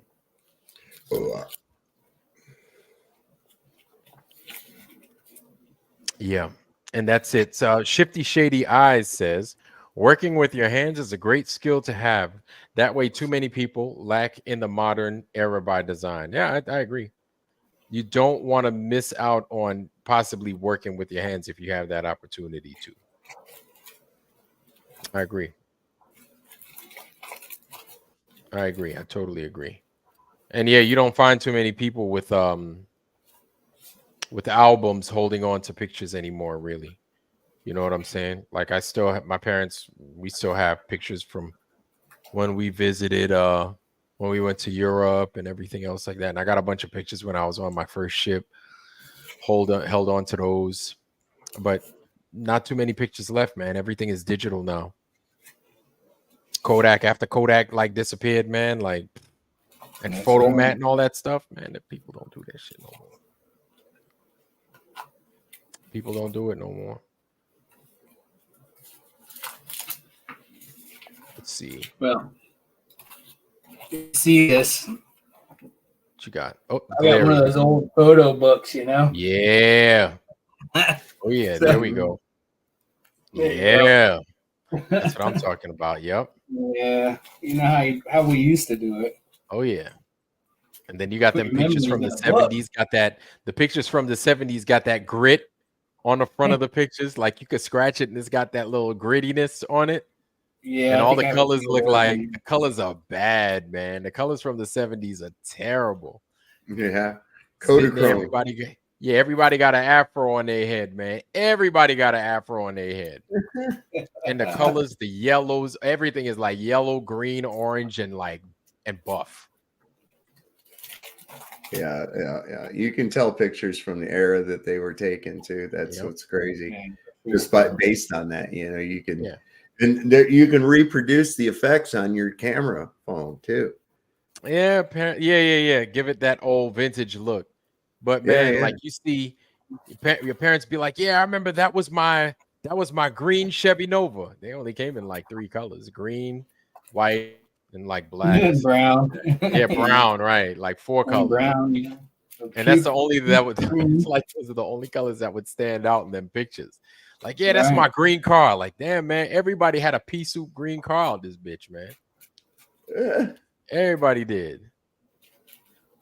Parachute pants. Oh my god. Oh my Jordache. Jordache jeans and stuff. Yeah, and I was not part of that crowd. Yeah, man. I was pointed out to me very, very young what a fucking retarded shit that was. You know, them Jordache jeans. What's so cool about having somebody else's name tattooed on your ass? Oh yeah. You know, I was 18 years old in this photo. Oh my god. What year was that? You gotta love it. I had a cigar, a beer, and just chilling in England. There you go. Oh snap. Okay. That's what's up. Look at that. Eating some of their badass English food that they can't cook for their lives, man. But they sure know how to make some meat, man. Everything's meat. It's sausage and good stuff. Good stuff. And them British can't cook for their life, bro. Oh my lord. Yeah, it's pretty bad. You can tell the 80s. That's me and my brother. You gotta love that flooring. Oh my god. Damn. Where'd you get that nightmare at, right? Yeah, right. Yeah. That's how I grew up, man. Shoot, them British can't cook. Them dudes you got more seasoning in Frankie Valli and Company than you find in British food. Yeah, I gotta concur. I have to concur. I do. Where's that at? You fishing? That's in Canada. That's my brother and I. He caught all these fish, but I got the biggest one, so I didn't care. Damn. Yeah. Shit. No. Sav isn't frozen. Sav's they're like yours. Is Sav that frozen? That layout sucks, man. Pick a different layout, man. That other 3-way layout. Oh shit, my bad. Which one? No, not that one. It's like this. There you go. There we go. That's way gooder. Yeah. This is a much better one. This is the one I prefer. Much better one, yeah. This one I prefer, of course. Lowry. Hello, Lowry. Of course, Lowry's in the building. This is he. You can see him in the chat. There he is. Lowry family, what's going on, man? Is Lowry in there? I didn't see it. You're gonna come up here and rant before it's over. Hold on. Let me drop that in there. Lowry, I'm about to drop this in here, homie. Come on. Now, here's your colors of my dad. 1970s. There you go. I mean, same thing. Chevy Nova, some shit in the back. Chilling. Right. Cigarette in his hand, ashtray at the hospital. Some shit. Yes, sir. Everywhere. You found an ashtray. You found an ashtray at church. They had ashtrays everywhere, man. Yeah. I think this is pot days right here, man. Oh my god! Look at the walls. Look at the paneling. Look at the walls. That wooden shit. Wow, man! If he knew I was sharing this right now, he'd probably shoot me. Oh my god! I figure nobody's watching you at 2 a.m, but you never know. All right. Okay. All right. So Maria, Barbara wants us back at the map. Okay. All right. My bad, y'all. We had to kind of break it up a little bit. We were in the map. I apologize for that. Barbara, kiss my ass, Barbara. That's fucked up. That's fucked up, y'all. Let's bring it back. Let's bring it back to the map. Back to the map. Back to the map. Larry's in the house, y'all. What's going on, Larry? Hey, what's up, buddy? What's up, buddies? Fucking welcome. There he is. The Reckoner. I just popped off Strange World What's wrong with his fucking shit there? He's always having equipment problems, man. Hold on. Let me. He's having equipment. I'm having internet. So this should be better. Is that better? Yeah, you sound good. Okay, yeah. I just had a bunch of. I had a bunch of fucking. I don't hear. I had a bunch of everything going. So I don't even see nothing on the screen. What's up?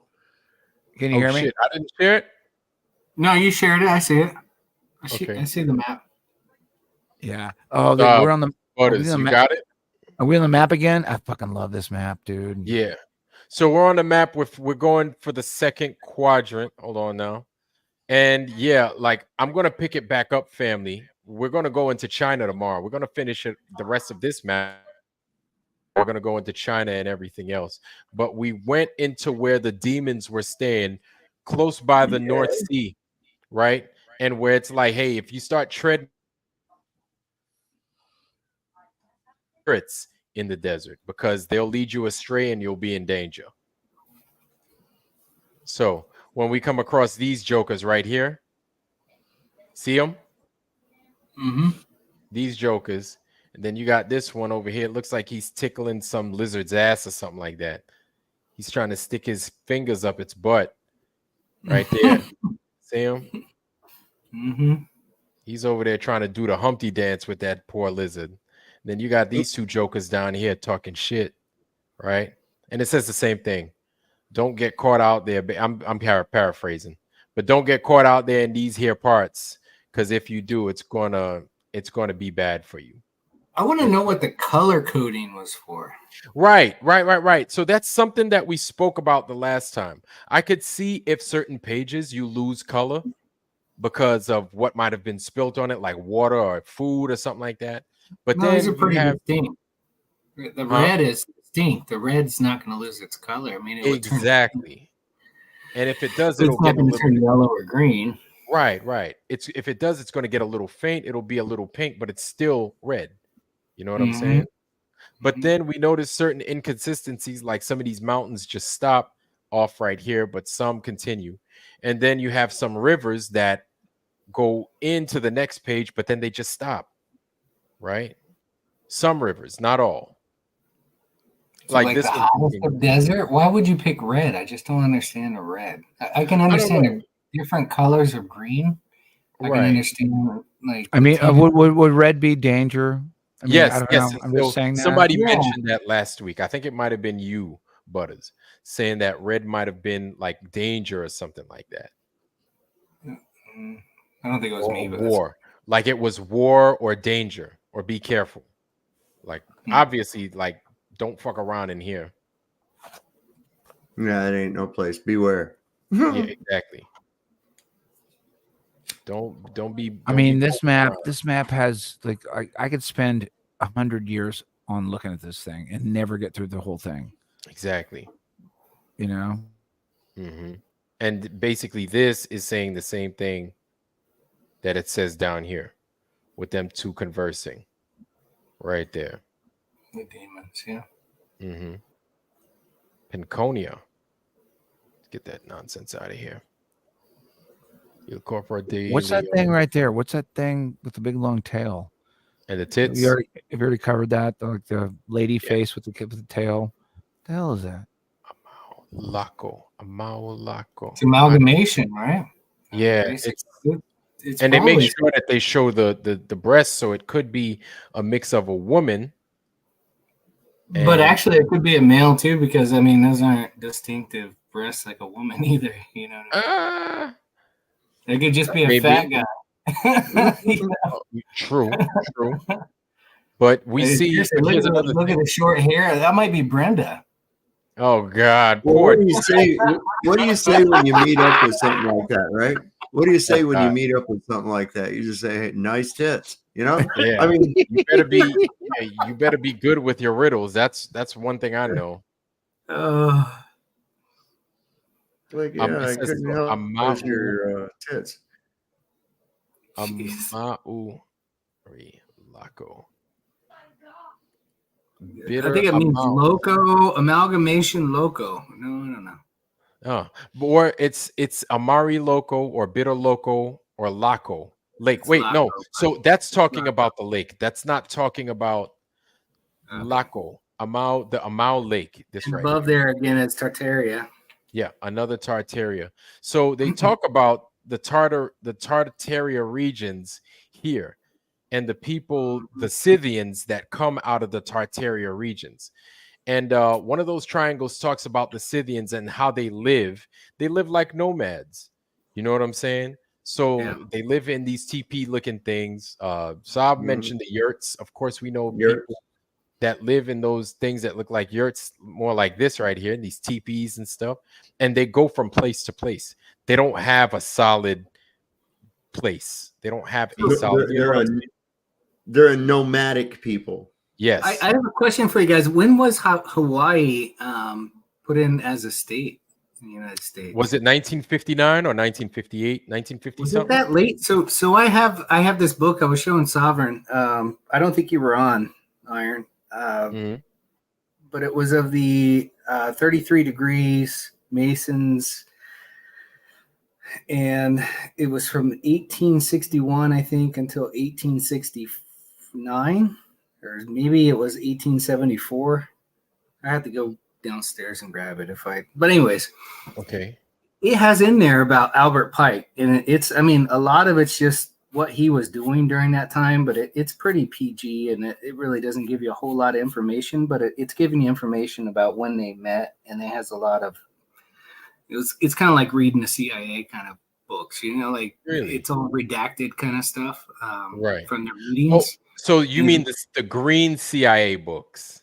Right, yeah. So anyways, it's in there that Albert Pike in I think it was like 1863 or 1864, went and visited Hawaii, and actually have a picture of the king of Hawaii in his regalion. So I can even go grab that and show that to you. But that's really interesting that he was out in Hawaii in 1863, 100 years before it was ever a U.S. state. property. But during that time, I know Great Britain was there. Right? Great Britain was in and around Hawaii, I guess trying to figure out what to do with it, because I guess they were trying to modernize the place, and then they ended up ousting the queen, Liliuokalani. So actually, I'll be honest with you, I can't remember if it was us that ousted her or if it was them that ousted her. I'm not sure either. Have you guys ever thought about the fact that, like, I know, like, there's a lot of people in the old world, the old world movement where everybody's looking into Tartaria and everything else. We're giving it Tartaria the name because it's on old maps, right? There's a lot of people that are glorifying that thing, and maybe that was the reign of Jesus, or who knows? We don't know. But have you thought about the fact that maybe it wasn't that great, but it was true? So you have an entire, thing out there of very, very large architecture called Tartaria and everything else, and maybe they sucked. Has anyone thought about that? This is just me spitballing here. That's what I'm thinking too, because if you read Deuteronomy, you understand that that if you were to go against God's commandments, you were going to be overtaken. Well, that was the whole logic for me. It's like, why would you wipe out an entire thing? And he says that he will give your cities to other people, which is exactly what happened. So that in my mind is these were barbarous people that. This is just me spitballing. I don't know. I mean, they made glorious architecture. It's clear it's all over the realm, right? Yeah. But when I think about it, it's like you have a lot of the guys that are researching old world, and they're I don't want to say that they're idolizing these people that was really great architecture, right? But there's some sort of reason why it got wiped out, or why it got mud flooded, or whatever the fuck you want to talk about. I don't care. And I'm like, I've been thinking about this for a long time. I'm like, stop idolizing it and just take it for what it is. What happened? That something they did either pissed off the big guy or whatever happened, and you have remnants of it in scattered garbage over the course of the realm. Right. And you can kind of see that stuff, and you can kind of, who knows what's under the ground? I don't know. But I've been thinking about this a lot. I'm like, okay. Can you see the year of that? Yeah, I see that. Yeah. Anyway, wow, this is really roboting bad for me. Is everything doing this? How about now? Okay. Yeah, you sound good. Do I sound crazy too? Everybody sounds fine to me. Yeah. Anyway, that was just a point I wanted to make. It's like, I'll drop back out and come back. Yeah. Yeah, that's a good point. That's actually a good point. I never really considered that. I thought it might have been cyclical that we get these things wiping us out, and it was like, doesn't matter what you got going on. He's going to wipe you out. He's going to wipe you out. But that's a pretty interesting book. What's the title called? It is. God damn, that motherfucker just crunching like a motherfucker. 1861 to 1891. So the Supreme Council of 33 degree. Oh, wait, this is a Freemason book. There's 33 again. And not only that, the author himself is a 33 degree Freemason. Oh, wow. Yeah. So like, what do you do when you have like, you have evidence of something that was wiped out? Was there a reason why it was wiped out? Is that attached to the Bible? Is that attached to the flood? I spent last summer spent 3 weeks going through the American Southwest. That place looks like it got destroyed by something at scale. It looked like water to me. Right. But I went through all that whole thing. I was like, okay, so there's a lot of people glorifying the Tartarian Empire. I'm not saying that they were good or bad. It might have been the reign of Jesus. I don't know. But I went through this whole thing and I'm like, you just can't splatter Tartaria over all the stuff that happened. We call it that because we found it on a map and we found it somewhere and their architecture was fucking awesome. But it looks like also that it just on first spitball, it looks like it got fucking wrecked. Yeah. So who was behind that shit? Like what was that? Was that the Nephilim? Was that who the fuck knows? So I like that idea. People are idolizing them and they're wanting to bring them back, and that's part of the whole new world. That's why they're allowing this stuff to come back on top of that, because they got destroyed and they want to come back. And they're also known as the Phoenicians, which is also known as the Phoenix. And if you've ever seen anything about the Phoenix rises out of the ashes. We spoke about they're wanting to bring this back. We spoke about the Phoenix previously. This Phoenix was mentioned in one of those triangles right down there. Yeah, so that was translated as well. And don't one of them have a phoenix as their not state bird or as their national animal or something like that, national bird or something? That's what they had. It was like a phoenix, well, kind of. Yeah, I mean, like you have a lot of metaphorical references to the phoenix rising from the ashes and that sort of thing or whatever. I'm not saying one way or another what that collection of that 1,000 years. I know a lot of people are working on the 1,000 years missing and that whole thing and all of this, but like the interesting thing to me is like a lot of people that finally have breakthroughs and they crack through old history and they find some stuff that really makes sense, especially like when a lot of us broke the flat earth. We had a moment where we our minds were blown, and we had to be real careful when we get into like old maps and everything else. I don't know what that civilization was even like. Right. I don't know. They might be great people. They might be giants. They might be whatever, but they're, for whatever reason, according to like what we're looking at right now, a lot of these buildings that existed all over this realm look the same in a lot of different continents.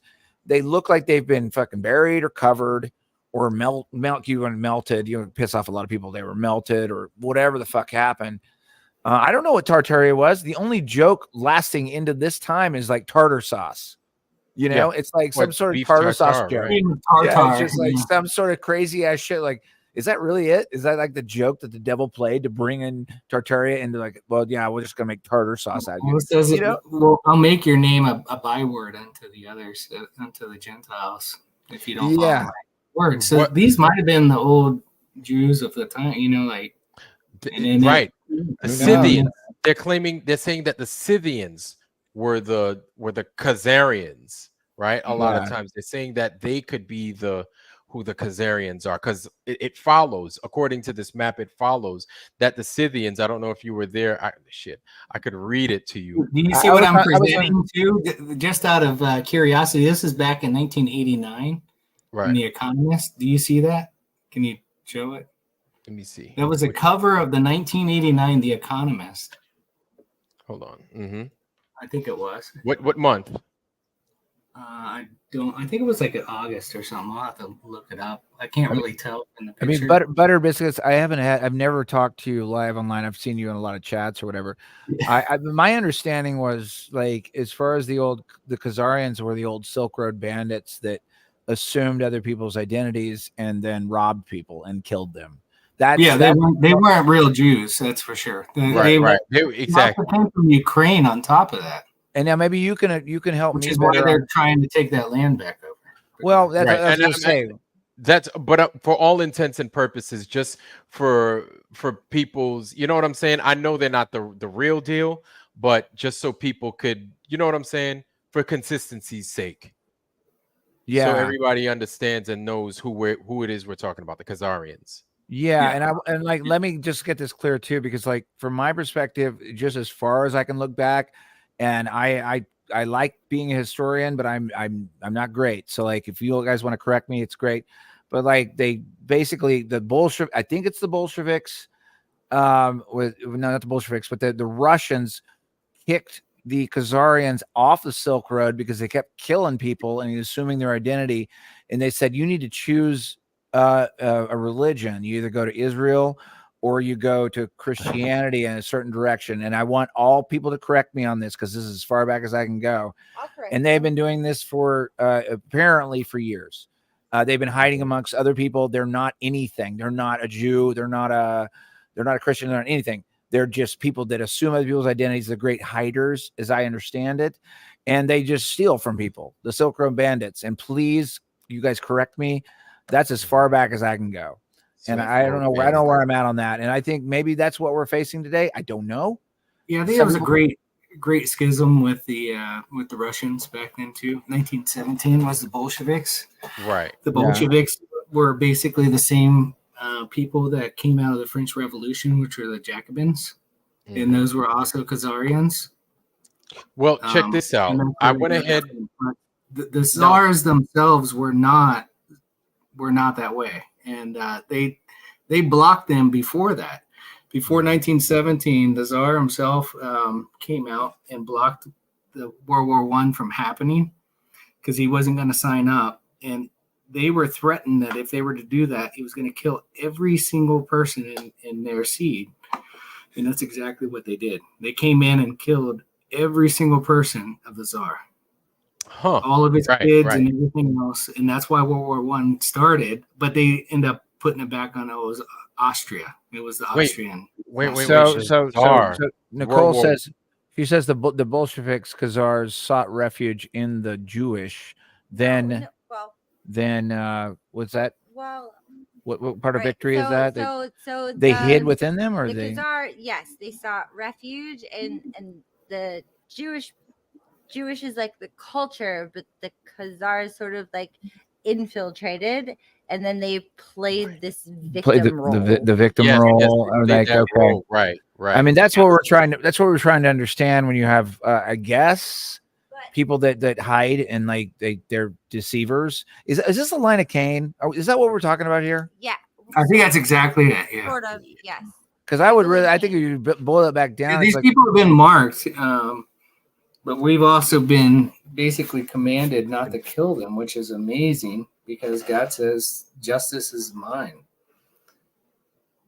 And so Cain ran, and he was like, "Oh, these people are all going to know who I am. They're going to kill me." And he says, "Yeah, I'm going to put a mark upon you." And he did. He put a mark upon them, but he said, "You are not allowed to kill them, and if you do, then that punishment will come upon you tenfold." Here comes boom. Here we go. Welcome back, brother. Like my thought on it is like it's the dichotomy track. It's like you have the whole left and right, everything else yin and yang. Cain. That's why I like Saul, because he doesn't play in it. It's modern day Antifa is what it is. That's why I keep joining him on his so shows. Check this out. So here's what they said of the Scythians. There are two races. One worthy. Oh, geez. How about now? Can you hear me? You're back. All right, you're back. Yeah. All right. Thank God. Jeez. All right. So it says of the Scythians, there are two races. There we one go. I worthy changed my VPN. That helped everything, man. Okay. One worthy and the Some other reason beyond coming through the fucking Netherlands wasn't working real well. Oh. Of the Scythians, there are two races, one worthy and the other beyond Mount Imai. The people are more named for nothing than cruelty and rabble, who always This is on that. Yeah, this is on the map. This is on the map. Wait. Can you go to the? Can you show me where the on the screen? map? Yeah. Sorry, I kind of took over as usual. Just messing. Don't play no links he ever sends up. You'll get copyright. Yeah, I'm sorry, man. I did. I got copyrighted on that shit. Here on the one with what's his name? With are you kidding me? That's serious. This is it. This is the one that's got all these line outs. So let me read it. All right. Okay. Of the Scythians, again, there are two races, one worthy and the other beyond Mount Imai. The people are more named for nothing than cruelty and rabble, who always live without a habitable place and without a policy of living, but in the guise of wild beasts, living in vain through the woods and in the countryside, stealing and eating human meat from canals, raw meat from fish, and doing things and among them. That's funny. And doing things and among them. Sounds a little bit like the Canaanites, doesn't it? Right? So check this out. So this is the part that's crossed out. So this is what you're looking at on the map that's lined out, but I'm reading it anyway. So it says as lined out part. Pliny said, they are the Arimaspi. The Arimaspi. I don't know what that is. The Arimaspi people who have a sun eye in their forehead. A sun eye in their forehead. And then this isn't lined out. And then I go, they are, and this is lined out. They are still. That's the part that's lined out. Still not lined out. This, and it continues not lined out. They are still among the Scythians. Still among the Scythians. Or if we get rid of that lined out part, they are among the Scythians. Right? And then it continues. Alone, peoples are extremely ferocious. Alone as peoples, they are extremely ferocious. So much so by nature that even the dogs of those countries are more ferocious than those of any other country in almost the entire world today. All the Scythian peoples are included under the general name of Tartars and are all subject to the great Ham of Tartaria. I don't know who the Ham is, but I'm going to assume he's not the, he's the king. The great Ham was also the son of Noah. Of Noah, right. The great Ham of Tartaria. Which is also people he's a consider Hamite. No, they consider that Nimrod came from Ham. Came from Ham. Yeah, so Nimrod would also be Zeus and all the main gods there. But Gilgamesh. Zeus was the one that was in Greece. It was known as Zeus, but Zeus. Yeah, Nimrod. The great Ham of Tartaria, who for great reason is entitled King of Kings and Lord of Lords. That's Nimrod again. Yeah. So we're getting some answers here then, right? Like just out of just boiling it down, you've got one side that's empathetic, one side that has love in his soul, her soul, other side that did not know love and only known deception and father of lies. You've got the dichotomy, right? You've got that in the working forward and all this whole thing. And this is what's been always like in the last 4 years, at least ever since that stunt in 2020, like it's never been more clear to me now that like you can kind of see it now. And you're like, you've got two forces here working against each other. You've got some things that like someone who has the ability to lie to you, to deceive you, father of lies, deceiver, the ultimate murderer, right? And you've got the one that's basically a savior says, hey, we can do this better. We can do something better this way. And I've never seen it in more of a dichotomy than I have in the last 4 years. And I'm not even a religious person. I've been in a rock band for 25 years. You know, I'm like I'm no saint. You know, I'm just like, what the fuck is going on here? And you know, now you look at this stuff and it's like, wow, it's kind of clear. It's kind of clear if you go back down the lines. I mean, I'm not saying I know what's going on, but go ahead. Sorry. That's okay. But a lot of times you have to be a person from the outside that sees these. Yeah, the craziness. That's all I'll say, because I was like him. I didn't know any of this stuff before. Yeah, it needs a set of new eyes to see it as it is. You know what I'm saying? To help clarify it for other people like me, and for those out there that perhaps we may have thought that we knew, but we may have been looking in the wrong direction the whole time. Dude, you know I didn't know shit about the Bible until like 4 years ago. And I started reading it. I'm like, I treat it as a historical partner. I know it's written by men, and I know that it might have been twisted a little bit, but some of the stuff's kind of coming true. And I'm like, fuck, the fuck is that? Yeah. You know? And I'm like now I'm like, I get like, you know, I've been able to combine both my scientific background and a biblical perspective and sort of marry it together and have kind of find some answers in all this shit. You know, and I'm like, this is why it's getting weird. And also like, maybe that's why we're passing over into a new, whatever we're going into. Right. But like understanding Cain and Abel was one of my biggest ones, because I just understood like the balance, the ping pong ball, the dichotomy trap, right? Mm-hmm. You know, you've got one person that kills and one person that doesn't. Right. And that's the dichotomy, the split of God playing hide and seek for himself. I don't know, like whatever it is, one of those kids was doing his own thing and it wasn't that good, and the other kid was trying to do the good thing, and the kid was trying to do the good thing and ended up underground, you know. And so it's like that's the metaphor as far as I understand it. If someone has a better one, come at me, because I'm learning this shit as we go along. Does that make any sense? Yeah. I mean, you have the dichotomies. Yeah, the dichotomies everywhere you look. You look in the gods of the not the Iranians, but rather the Jennies. What are they called again? If you get a chance, read this. This is an old book that didn't make it into the Bible, but these are the testaments of 12 patriarchs. Or listen to it on YouTube. You can find the audio. Right. Yeah, audio of it. But you have the dichotomies everywhere. A lot of times you see them. They talk about Ahura Mazda and Ahriman, right? One of the bigger ones, the gods of the. There's a lot of prophecy in that book. Right. The Testament. What is that? The Testaments of the 12 patriarchs. So basically, these are the testaments basically of all of the 12 patriarchs of Jacob. Right. When they were dying, basically, and what they told their sons. So there's a similar thing in the Bible itself. And this one itself has a lot of different scriptures that are linked to it. Right. That we'll bring up, where it's all linked on top of that. But if you listen to it, I think it's about a 3-hour listen if you want to put it on YouTube.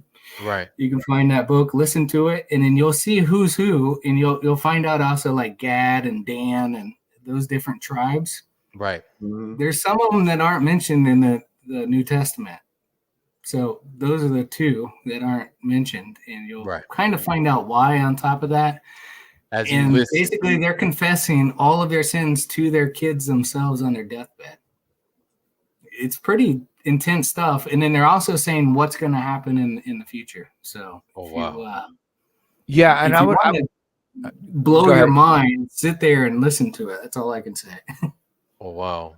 I'm gonna listen to that. I'm gonna listen to that tonight. I had a moment with like like basically the you guys, somebody out there can quote whoever the 1940, it was in the 1940s, the Jesuit priests that basically created the Big Bang. And then was they it the 1920s? It was 1920s. Whoever the Jesuit priest was that said it was a Big Bang. What was his name? Or something like that. And we did the white paper reading on it. All of us have done it, and like it was just a philosophical difference. He was like, we just can't accept the fact that we're in a geocentric place that's special for us, and that was the one that really got me on to just the fact that look, we're living in a very special place. And like a lot of people don't understand the significance of that because like Nicole's of the Catholic Church and that's of Jesus at some level until it gets twisted up into different languages and then it's whatever, you know. But we have a Jesuit priest that said, well, I just decided today that we all came from nothing and a Ferrari flew through a swamp and made all of us, right? It's just bullshit. It's just dumb. So like once you get past that thing, and then you really have to like philosophically now start working on rebuilding your brain that's been fucked with since the time we were born. You know, and like all of us are in the same spot. It's like, dude, I'm not a fucking religious zealot that goes to fucking church every day or whatever. I'm not that guy. But I cannot not look at a creator now because I went out and I actually used the scientific method to go out. Just look at fucking long distance tests. We all did this. Sorry, I'm ranting. I'm ranting a little bit. I'll stop. But like, I'm basically, we all did this. We all did this. We all went out and looked, and we're like, "Holy fuck! This is." Sorry, I still cuss. But it's like, holy shit. Okay, how about holy hell? Or I'll choose better words. Holy moly. Anyway, I saw stuff that I shouldn't be able to see a long distance away, and I also learned about fucking everything else that happened with that. And now I'm in a world where I know that there's something that are intelligently created this place. So now I have to go back through the whole Bible and figure out what this is and work back out of it and be a good person after that, I guess. And that's not me virtue signaling. I'm just saying like how it comes out of my face. So well, it makes sense. It makes sense because like you have to remember that there's so much of the Bible that they removed. So you have to work with what you have in front of you. So it's not just the Bibles. It's also some of these maps we may not have full access to, or some of these maps may be in other publications and books that we haven't given much credence or given much attention to. There's that. And then you also have stories from your family and from old folks that are no longer here with us, right? That maybe our parents didn't pay much attention to. And they're like, oh, well, and then they're starting to come out now, you know, with the limited time that they have. And they're like, I remember your grandfather saying this used to be here and we used to do these things this way. My parents lived in Disneyland. I don't know, man. They were at La La Land. Their parents, I worked, my mom worked at a retirement home. Right. When I was a kid. And she was an activity director. It was about a mile away. And I used to go up there and I would sit down with the people who were like 90 years old that still had sanity with them. Yeah. And sit down and talk to them. And that was one of my most favorite things I had ever done. I had one lady, she was like 94 years old. Her name was Annabelle. I used to go up there about daily just to go listen to stories on when she grew up in the late 1880s. Yeah. Up into like the 1920s and told me all those stories and everything. And I just loved it. Like it was amazing. It was amazing to me. See, dude, the wisdom of old people is so amazing. And if you get a chance to do that, like you've got to go do it because there's so much wisdom in old people, and they won't lie. They will tell you exactly the way they saw it, and you're just gonna be like, "What?" Exactly, and it won't make sense. It won't make sense to our foreign because our minds. It won't compute. It doesn't work, and especially people that saw things in the 20s. You don't know how it's so important because they're gone. They're all dead. Yeah. They're all gone. Right. Yeah. So that should have been an opportunity that we took advantage of before. So like these things, like we need to understand is that the old people's testimony won't be here for long. And once it's gone, it won't be captured in a book No. Yeah. It's lost in a myth. It's lost in a myth. I mean, it's exactly, that's the problem. And when it's gone, it's never coming back. And we already have a problem with our memory. Recognize that people don't understand how easily fooled, because we got fooled 4 years ago. We just got fooled like a couple of weeks ago, and people don't even know they've been fooled. Yeah. So that's how easy people's memories just lapse. You know what I'm saying? They're getting ready to do it again too, man, with this fucking bird flu. Watch.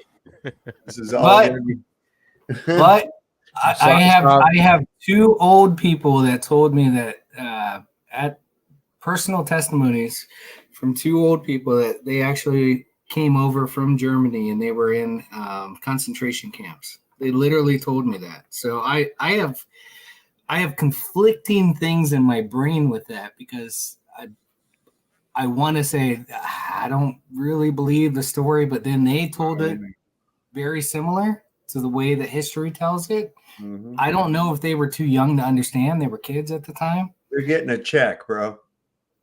They can't say anything different because they're getting a check. They were so damn old, though. They were like 90. It doesn't matter if you were in occupied Europe, if you were Jew and in occupied Europe during World War II, you are considered a Holocaust survivor.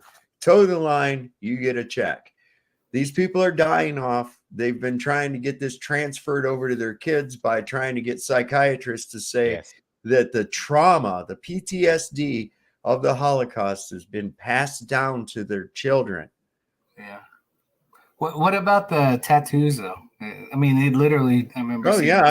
Listen, I'm not denying that there were concentration camps. I'm denying that they were death camps. Yeah. True. Okay. See, we had concentration camps. I'm back and forth on it. Listen, we had concentration camps too. We had turned all the Japanese Americans in the United States and places like Manzanar. Right. They lost their homes, their businesses. They never got any of it back. The best they got was Ronald Reagan issued an apology. And they got a check. They got a check. They got a little something. No, they didn't get reparation. Yeah, they did. They did. Did they? They absolutely did. The Japanese survivors of that kind. You know who's one of them? Was George Takei. George Takei of Star Trek fame. Sulu, him. He's a survivor of one of those camps. Actually, he got a check because he got put on Star Trek, man. But you want to know what's real, regardless of checks and regardless of apologies. Has there been any legislation put in place to prevent something like that from happening again? No. FEMA? Yeah, FEMA.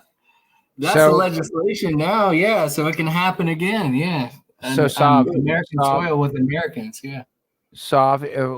you're not allowed to make fun of right now, and I don't think we have to. We don't have to answer that, but who we're not allowed to criticize. And then there's one name that comes up, but I don't think that's the right language. There's a name within that name that have been hiding within that name that nobody knows about, that we have uncovered over the last couple of years. What name? It's there's either the Z, the word that starts with a Z, or there's a word that starts with a K. And there's I would just say the Silk Road Bandits, which that nobody knows about that shit. But that was the old story that I understood and that I historically researched, which was basically a bunch of motherfuckers that hung out between the Orient and back to Turkey and back to Europe. And they would kill people along Silk Road. As far as I understand history, again, I didn't live there. This is just me reading history books, and who knows. But they would steal, take over their identities, and move along. And this is the best history that I understand. Again, history is fucked because they've lied about so much shit. We don't know what history really is. But there's a couple of little like dingers that keep popping up over and over and over again. It seems to be the same little group of people. Yeah. And I don't know for sure. And I ain't fucking standing on a hill to defend my position or whatever.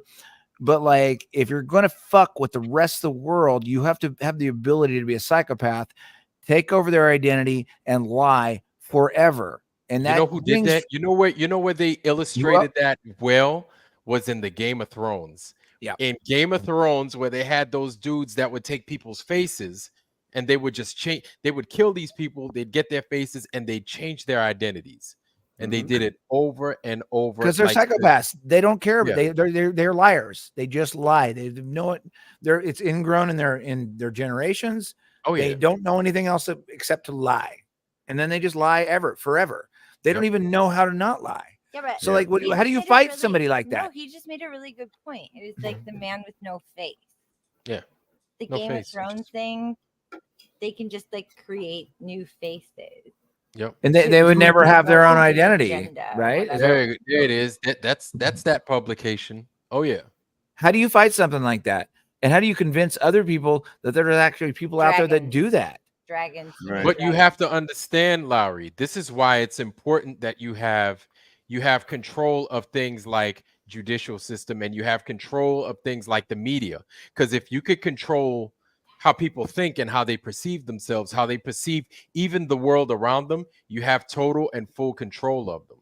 You know what I'm saying? Awakened Nemesis. Now, Awakened Nemesis, now he came into the best part of the show. Awakened Nemesis down here, that's like his shit right here. Yeah. He's like, hey, y'all. He just woke up stretching and shit, morning yawning. He's like, hey, what's going on? So Awakened Nemesis, like, he be getting deep in that shit. But yeah, like once they have control of the media, whether it's printed or whether it's on video. You know what I'm saying? So when you have full control of what people have access to watch, to entertain themselves while they're at peace, while people are just easy, right? Having Sunday dinner, they watch the Wonderful World of Disney. Yeah. These people are in your head. Twisting how you think and how you see the world. That's all they need to do. They don't. So, Iron, would you call this powers and principalities? Yes. Is that what you would call this? In high places, absolutely. Yeah, absolutely. What does that mean? The devil doesn't exist in flesh. No, you said it's powers and principalities. In other words, anyone who wants to expand on that, that's the only thing like I've ever understand the devil as battle. Yes. I forget spiritual warfare. Ephesians 6:12. Ephesians 6:12. Go ahead. There we go. Let me write that down. So in Ephesians 6:12. Go ahead and pull it up, Joel. I mean, all right. Yeah. Let me do that. Look it up in the blue letter Bible, and I've got it here. Get to the 6:12. You want me to read it? Yeah, please. That's really important to me. 6:12. For we wrestle not against flesh and blood, but against principalities, against powers, against the rulers of the darkness of this world, against spiritual wickedness in high places. Yeah, that's how I always understood it. I mean, good and evil. And like, there's a lot of people that say like the devil actually is around. I do whatever. I'm just looking at the text that I read, and I'm just like powers and principalities make sense because, the balance of both sides of the pinball operate not in a single person, but like in how it affects other people and how they behave. Yes.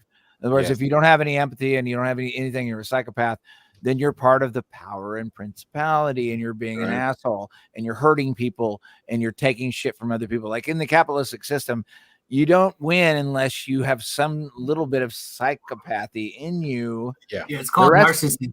Yeah, they call it being shrewd. They try to call it being shrewd and they call it being a good leader. And I'm like, that's not it. But it follows along with the principle of might being right, the big eating the little, the strong hurting, harming, and beating the weak, what they consider the weak. Indeed. Right? Yep. And so it's like, hey, if you don't follow the whole might is right, like you're not going to win. Not in how they don't follow rules. Like to them, we follow a system of what we call honor, right? Where we play fair. They're like, there is no playing fair with them. There isn't. It's either you do it or get out the way. And I think you systematically give up an exact amount of scale of your soul with whatever amount that you agree with that side and working inside that system. That's how I always felt. It hasn't made me very wealthy, but like my soul's still safe. And like you have like again, like you can go into insurance. If there's people listening to this that you're selling insurance, it's not that you're a bad person, but like you're sort of like every little inch that you're giving into that system, you give up a little bit of your other thing. My So, dad's an insurance a little bit of your soul, salesman. yeah. My dad's an insurance salesman. I know, and your dad's a lovely he's dude. a great man, but I literally say, "Hey, Dad, you're selling just a little bit of mortgages, a little bit of soul. Mortgages. I mean, how do you think that does for you? I mean, your soul. I had to get out of that, and I said, "Well, I'll work for a bank, and I'll become a business analyst." You know. Yeah, it's a mortgage business analyst, and then that way I didn't have to actually touch the loans or get people involved in the loan itself because I couldn't do it anymore. I couldn't do the loan part. Yeah, because I was in mortgages too. Yeah, I didn't know at the time. I know what a mortgage means. What's it mean, Sav? Sav, what's mortgage mean? Death pledge. I worked for a place that did refinance. I worked for a place doing refinance mortgage. Yeah, and what a scam. The people that are the most wealthy are those that create the most debt. Mm-hmm. You understand that, right? So, I mean, that's why it doesn't even matter. Like Elon Musk, he creates the most debt. Everybody that is wealthy creates the most debt. That's how you get wealthy. And all you're doing is screwing your neighbor. Yeah. And they try to tell you there's good debt, there's bad debt. And I'm like, no, it's fucking debt, bro. Don't tell me that shit. Yeah, man. Before I got married, I didn't have the worst I had was like a beeper bill, and I had like a Game Pro bill. And then I went to get a house. I was like 25 years old, was getting my first house. Then they were like, you don't have a credit. They're like, you don't have a credit history. I was like, okay. I was like, well, I do. I was like, I had a beeper bill for my pager. And I was like, I was late on my Game Pro magazine. Game Pro. Yeah, a subscription. They were like, yeah, you're not showing up. They're like, you don't have any debt. I was like, okay. They're like, well, that's not good. I was like, how's that not good? Right. To have a credit history. Yeah. I'm like, what? I have a passage. I want to read real fast. It's kind of along the same lines as this, but wait, before you read the passage, I'm not sure if this was the right book of the Bible, but 6:12, and it starts with an E, and so this is. It's just kind of like I think now that I'm starting to understand the Bible better as a historical companion for me. Even though it's written by men, I get it. And like, I work with all of this stuff. I want to try this because I don't do this a lot. I'm not a preacher, man. I'm a musician, but like, for who knoweth what is good for man in this life, all the days of his vain life, just splendid as a shadow. For who can tell? A man what shall be after him? Under the sun. That's really good. I mean, like for me, like Ecclesiastes, what? 6:12. 6:12. 6:12. There you go. Oh yeah, and so like in like I was right. That was the right passage you were talking about, right? You're right. Yeah. And Ephesians. That's all right though.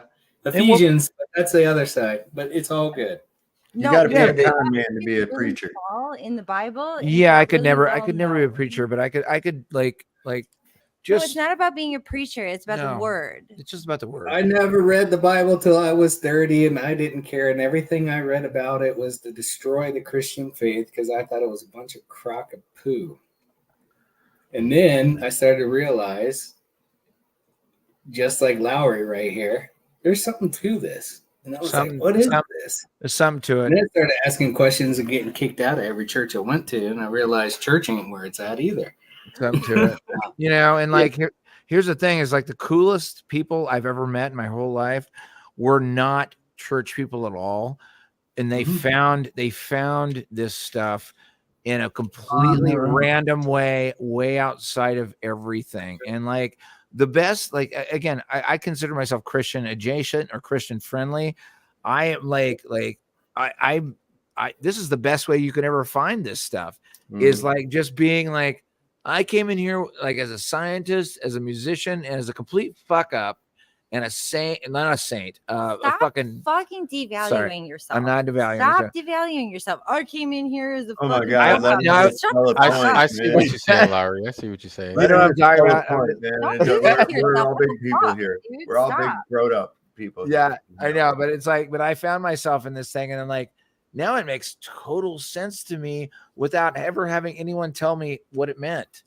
I read it and it read me, and I was like, holy shit, this is fucking amazing. You know, but it takes a hot minute to get it figured out. It's just, it takes a hot minute, man. Yeah. You'll never figure it out. Stop. I won't figure everything out. This is the Old Testament. Old Testament. We're in the Old Testament. Old Testament. New Testament. She's in on that. I think we got quite a few thousand years to even get in on it. Exactly. We'll never hear it all. And I think a lot of it is having a break. You have to break away from what the rest of the public is telling you, because everywhere you go, they're like, "Oh, the Bible. You read that? You got that from the Bible. So you got that from the Bible." And so it's like you have to take a step back and you have to give the scriptures a chance and just let them listen to the words, read the words, and then you figure it out for yourself. Don't let these motherfuckers on the street try to tell you nothing, because these are the same idiots putting monkey pus in their damn system too. Remember that. These are the same dick suckers out there that's talking all this shit about how this motherfucker got his ear blown off. Meanwhile, his ears miraculously is fucking there. It doesn't make any goddamn sense, right? So it's like you see these lies on a consistent basis. Everywhere you turn, somebody's fucking lying, right? And here's another thing that they do. They don't address the shit that's actually fucking important. Ain't nobody talking about this fucking... Ain't nobody talking about how poison the water and the food source is, right? Nobody's talking about how all these food silos are going up in flames. Nobody's fucking talking about that. Everybody wants to talk about, oh, what about this money that we need to get? What about this money? Well, let me tell you motherfuckers something, all right? Not you chat, people in the chat. You guys are great. And you guys in the panel, you're great.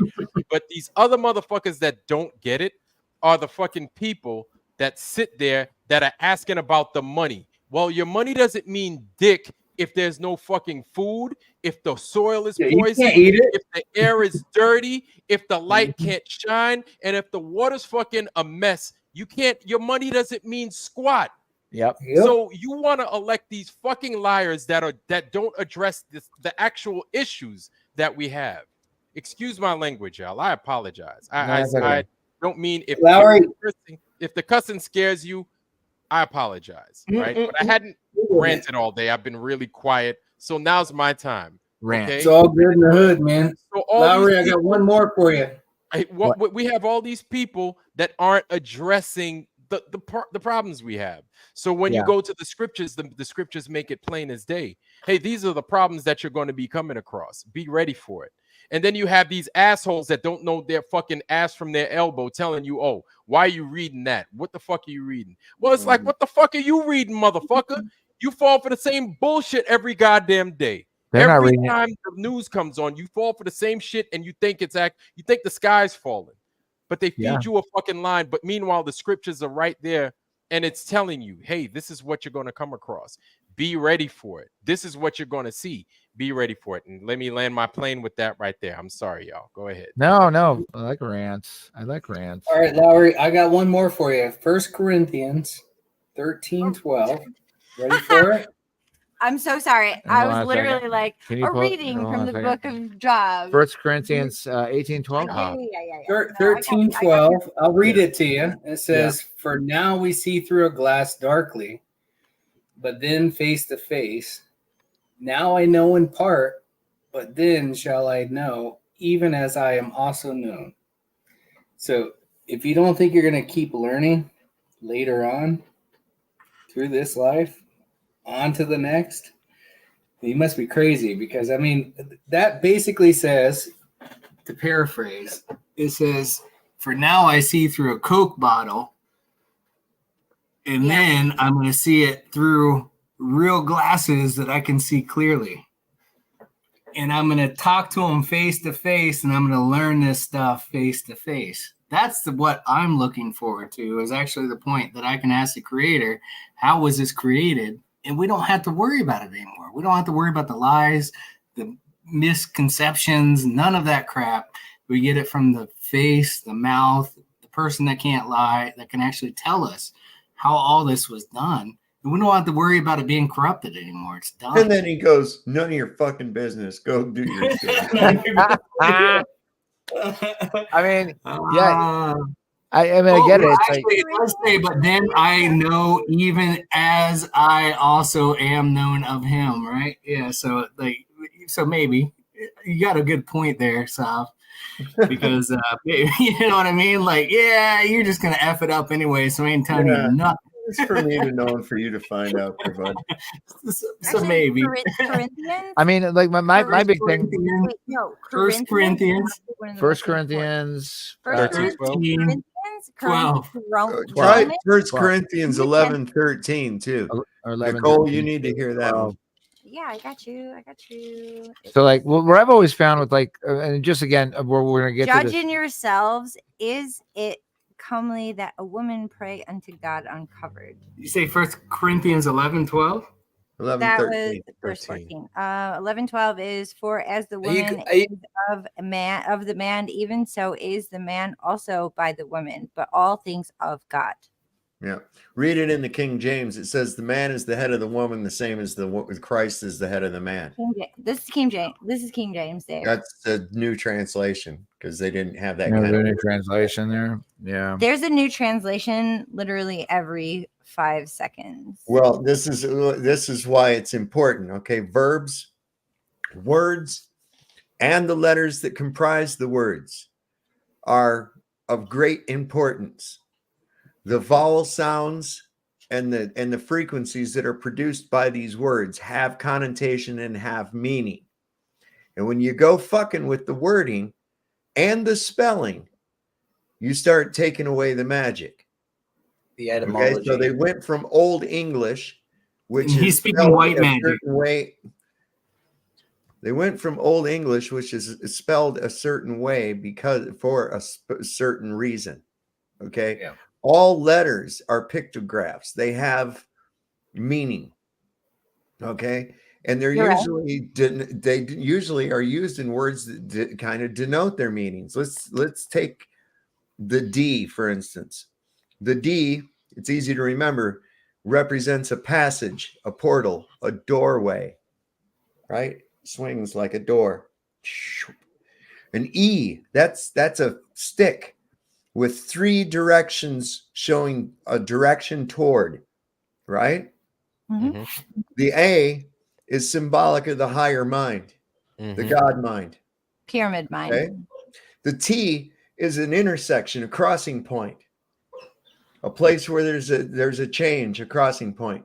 But it's also where your tongue meets the roof of your mouth to make that noise. Now an H, if you look, there's 2 sticks with a line between them. That's the breath of life being passed from one to another.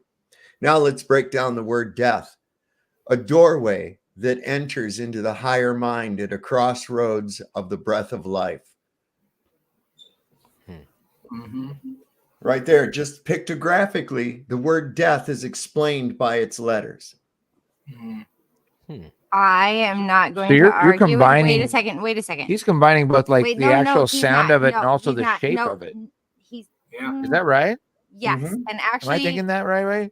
You are the shape of the letter, but the sound of it. From a Catholic perspective, think about entrance, exit, egress. Yes. But can I say something from a Catholic perspective, especially because of Corinthians?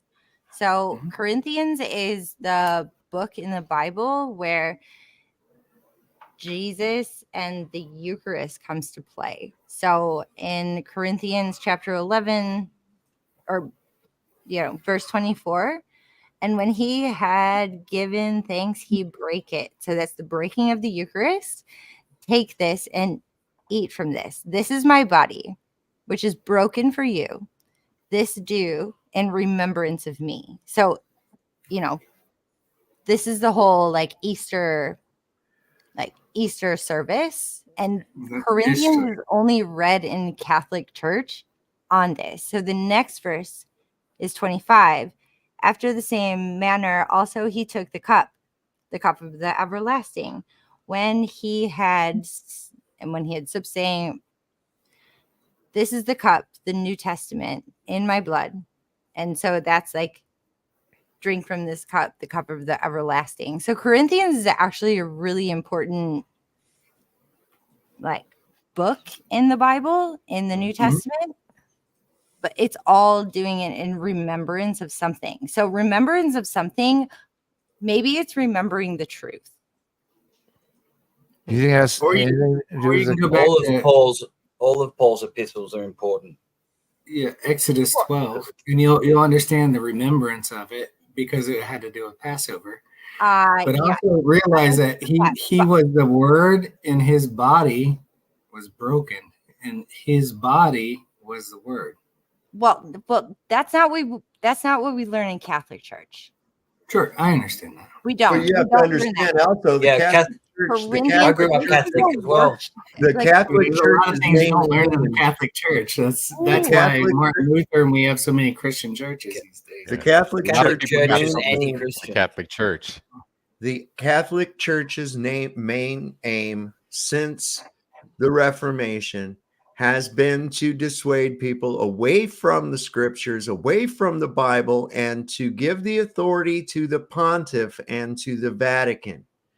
Okay, that's fine. Dave, I love you. Thing. I love you. But like, when you're like, were you raised in the Catholic Church? No, I was. I was. Oh, what does that matter? What does that matter? Does one have to be in the Catholic Church in order to understand the doctrines of the Catholic Church? I say no. No. All right. I agree with you. I agree with you 100%. But the way that I learned this shit is different than other people who are talking about it. Right. You know what I'm saying? Like, you can talk to me. Weird. I learned about it. I had all my sacraments: baptized, communion, reconciliation, confirmation. I went through all that. Yeah, I did too. And it's weird how we were learned in Catholicism differentiates from all the rest of everybody else's quote unquote indoctrination. You mean everyone else's Christianity? No, I mean indoctrination. Yeah. Do you know when the Catholic Church was formed? Yeah, a long time ago. How about the century? No. Was it through was do it I know through when the Catholic? So from what I learned, Jesus and everything, the Catholic Church, Byzantine era, and it was like Catholicism was started as a cult. It wasn't. It wasn't a good thing. Okay. Yeah, we weren't taught that. We weren't taught that in Catholic school, though, were we? No, we were not. What we were taught is that we had good old Saint Peter, who was Jesus's favorite apostle. After Jesus, died and rose and went to heaven, is that then that was when the Catholic Church started, and Peter was the first pope of the Catholic Church. Mm-hmm. But that's not true. That wasn't when the Catholic Church started. That was when Christianity started. But the Catholic Church didn't start till 300 years later. 326. Yep. Now that was because prior to that time, with Constantine's age, the Romans were killing Christians. They were heavily persecuted. And there was even a couple of Christian popes or bishops, what they were called, who were martyred. They were killed by the Romans. So this idea where that Christianity is conflated with the Catholic Church is totally false. It got to about the year 300 or whatever it was, AD, and Christianity was so popular that the Romans thought, hang on, we're going to get in on this, and they co-opted it. So Catholicism is a mixture of pagan rituals and multi-theism, which ancient Rome had, and they took Christianity and they bastardized a lot of Christianity and changed things. Like, for example, like Christ's birthday, where mainstream says that that's the 25th of December. Yeah. From the research I've done, it was way too cold to be out in a manger the 25th of December. He tabernacled with us, right?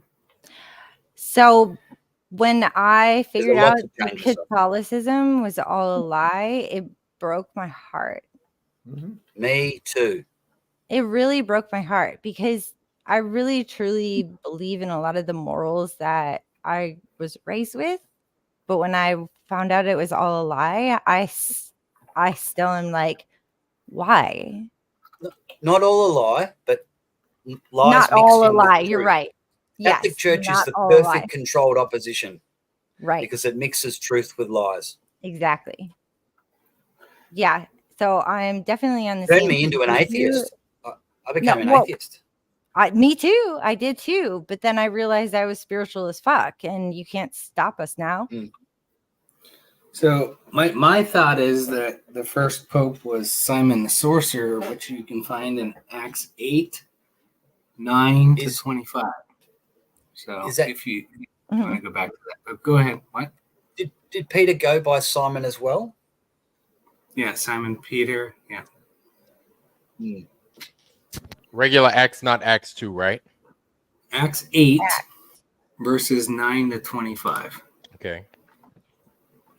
Look at all of us. Welcome to Bible studies right now, guys. Yeah, I know. I'm sorry, guys. Are you guys aware? Ironwork. Are you aware of the Mandela effects around the Bible? Yes. Well, now check this out. I do know. I am. I didn't know, but I do know that they're changing the words in the Bible, and they're also introducing AI into the Bible. That's one. Two, I also know that like things like there was a guy that got on the Facebook channel or the Facebook, it's like the Flat Earth channel on Facebook and stuff, and he's showing these verses in the Bible that says, see, God doesn't say the tent, I forgot which, it's describing how God laid out the skies, and he calls the earth the globe of the earth. He says the ball of the earth or the globe of the earth. So they've deliberately changed these things. Are you referring to that Mandela effect or something different? No, there's other ones. I hadn't heard of that, but I heard that planets had been added because I remember listening to an RV video years ago, and he talked about how planets wasn't in the Bible, and I looked that up, and he was right. But planets have since been added. Yeah. Really? But what's a real interesting one is Isaiah 11:6. Okay. You guys heard of this? Mm-hmm. Do you remember, or do you know this verse where something laid down with the lamb? Mm-hmm. Yeah, Alex and I just went in. You know this of? Yeah. Oh yeah, I'm well one? aware of this. I've got a whole marked up Bible full of Mandela effects. Do you remember what's your best guess as the animal that was lying down? Been a lion. Oh, it's the lion that lies down with the lamb, right? Yeah. So now that says that's changed to the wolf will dwell with the lamb. What? Now, the KJV still says a leopard shall lie with the kid. No. I'm looking at the KJV. It's KJV original is, I just looked at it 5 minutes ago, unless it's changed in the last 5 minutes.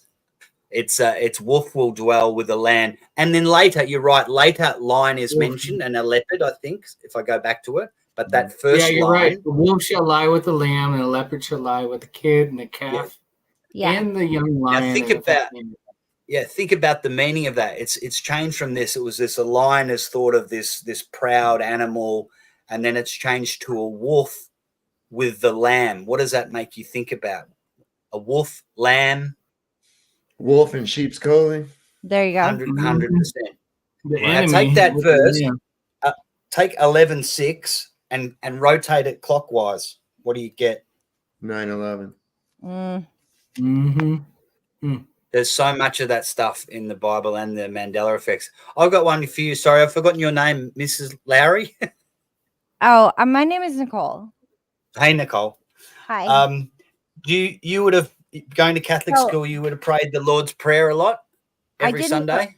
I didn't go to Catholic school, but I grew up Catholic, and I studied the Bible. So Isaiah and Alex and I just actually the other day went down this whole lion lamb rabbit hole. But Isaiah 11:6 reads, "The wolf also shall dwell with the lamb, and the leopard shall lie down with the kid, and the calf and the young lion and the fatling, thank you, together.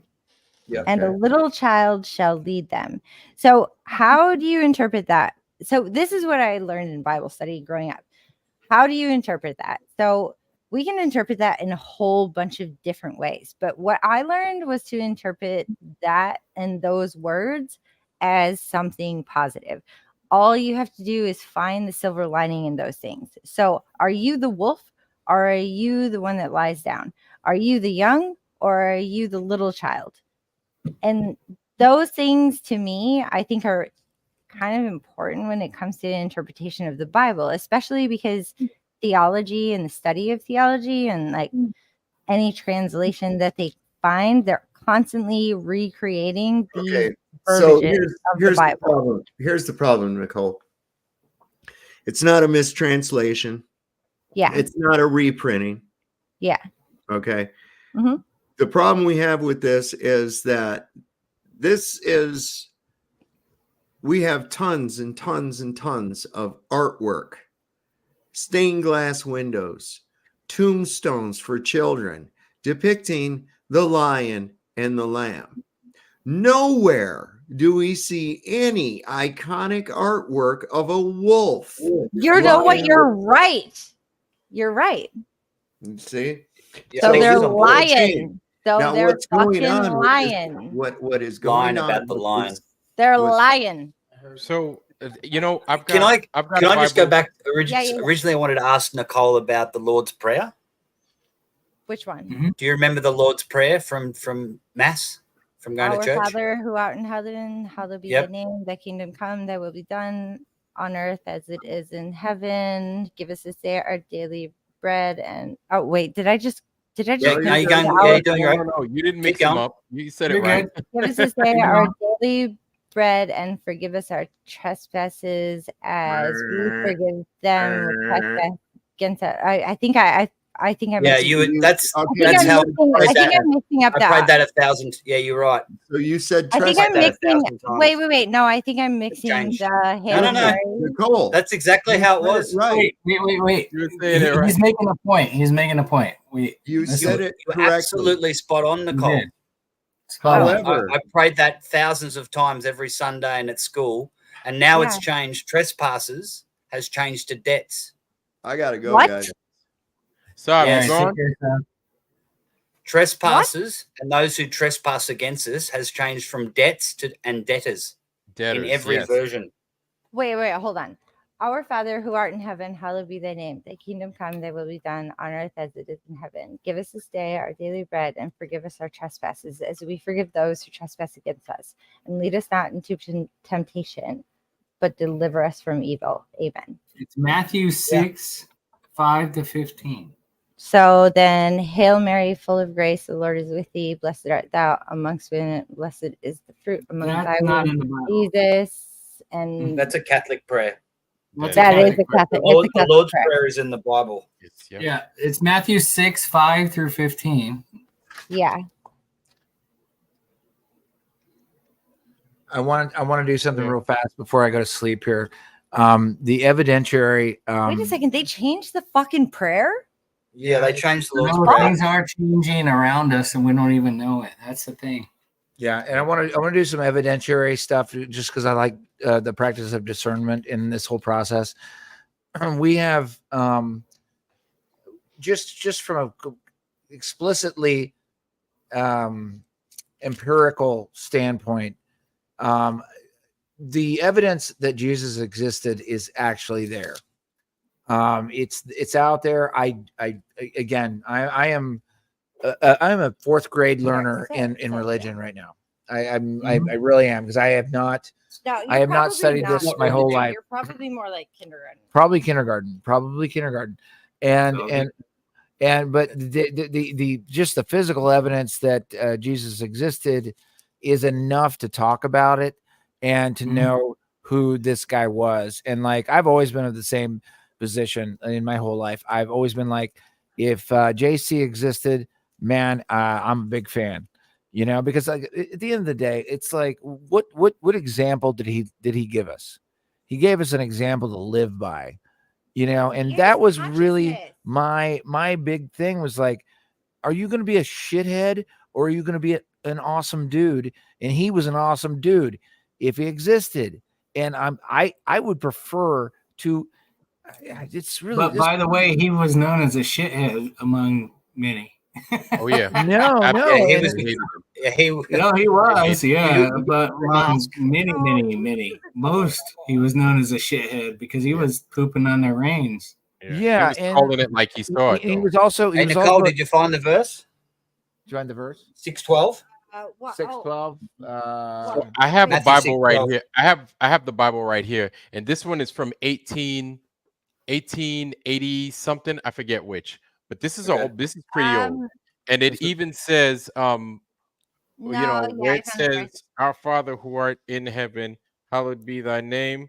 Thy kingdom come, thy will be done on in earth as it is in heaven." So in earth as it is in heaven. And then in earth as it is. So it doesn't say on earth, it says in earth. I think I made a video on earth that. Hallowed be thy name. Right. In earth hallowed be thy name. Seriously? Yeah. And it in says earth hallowed. Are we living in a hallowed earth? In 5:12 it says and forgive us our debts. Earth. It says and forgive us our debts as we forgive our debtors. So this is this is like freaking 200 no this says the same thing. Some odd years ago. Is this one say the same thing?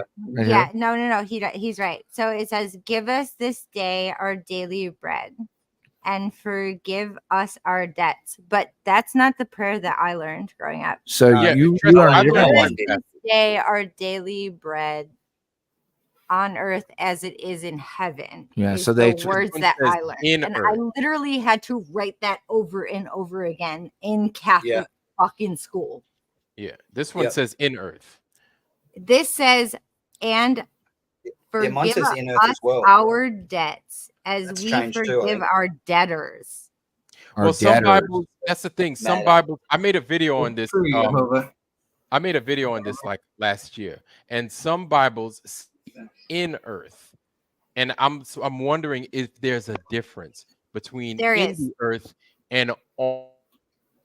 No, there is, because it's supposed to in earth. It's supposed to. Chapter 6:13 of the Our Father prayer says, "And lead us not into temptation, but deliver us from death." This says, "But deliver us from evil." Wait. For thine is the kingdom and the power and the glory forever. Amen. Okay. So like what's the difference between deliver us from death and or deliver us from evil? It's kind of the same thing, right? So when the fuck did the Our Father, hallowed be thy name. I'm sorry for saying bad words, but deliver us from. So if you're being delivered from death versus from evil, I mean, like there was a priest that he'd be like, deliver us, God, from every evil and blah blah blah blah blah. Like there are things that priests say, but the Our Father prayer was kind of like Rosetta Stone. Like it wasn't, it didn't change. Like Our Father. And it says debts. And it says debts. But I don't remember debts being in the Our Father. I don't. Do you remember Nicole? Do you remember that part of the Catholic Mass where you stood up and you said the Lord's Prayer? No one was reading off a book or a sheet of paper. You just knew it off by heart. Like we knew the whole Mass off by heart. Yeah. Oh yeah. Yep. I'm sure That's right. Let us go the mystery of our faith. Yeah. Do you remember, like, Catholic Church is very like. Can I do just a quick outro before we pop out of here? I think the red letter language and of JC, to me, like I really appreciate the position and the position that he gave to all of us to behave the right way, and that's the only way I know how to do it. I don't know how to do it any other way. Pontius Pilate. I know. I haven't. I don't know a lot about this shit. But it's like if you chose the way that he behaved versus a bunch of other assholes in this story, I'd prefer to behave the way he does. And that's really all that matters to me. It's like that's really the story. It's just like, just don't be a shithead. I have a controversial question. Don't be a shithead. It's like, it's really that simple. It's don't be a dick. Wait, I have a and like don't fucking steal people's money, and don't fucking do usury, and don't be a shithead. What? And it's like I'm sorry if that's me fucking ranting, but it's like that's what it is. Just don't be a fuck off. Is that it? Is that am I fucking offside on that? I mean, I'm no, not at all. I have a question. You have a question? Yeah. And Nicole, I still wanted you to read that Acts 8:9-25 to see what you think about that. Wait, Acts hold on. 8. Acts chapter 8, verse 29. No, 9-25. 9-25. So understand that Simon is also known as Peter. Okay. Mm-hmm. Peter. Correct. You agree with that? Right. If I read it for you, you won't get it. If you read it, maybe it'll catch. That's why I'm asking. So Acts 8, chapter 8, verses 9-25. Got you. And that's a little bit long, but this is the whole story of. And then what I want you to do is imagine the Pope in your mind on how he pretends or acts. Okay? All right. So, but there was a certain man called Simon. Is that the one you're talking? Shimon. Well, it says Simon in this Bible that I'm reading. So, but there was a certain man called Simon, which before time in the same city used sorcery and bewitched the people of Samaria, giving out that himself was some great one, to whom they all gave heed from the least to the greatest, saying, "This man is the great power of God." And to him they had regard, because that of long time he had bewitched them with sorceries. But when they believed Philip preaching the things concerning the kingdom of God and the name of Jesus Christ, they were baptized, both men and women. Then Simon himself believed also, and when he was baptized, he continued with Philip and wandered. You're right. Wondered. You got it. Beholding the miracles and sins which were done.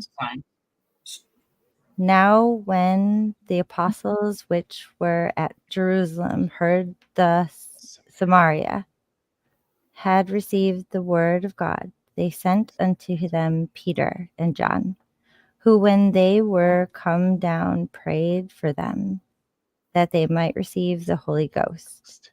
For as yet he was fallen upon none of them, only they were baptized in the name of. Wow, I remember that verse being in thy name of thy Jesus Christ. Then laid they their hands on them, and they received the Holy Ghost. And when Simon saw that through laying on the apostles' hands the Holy Ghost was given, he offered them money, saying, "Give me also this power, that on whomsoever I lay hands, he may receive the Holy Ghost." Oh, wait, this is Simon the Magus, right? Yeah. But Peter said unto him, "Thy money perish with thee, because thou hast thought that the gift of God may he purchased with money. Thou hast neither part nor lot in this matter, for thy heart is not right in the sight of God. Repent therefore of this thy wickedness, and pray God, if perhaps the thought of thine heart may be forgiven thee.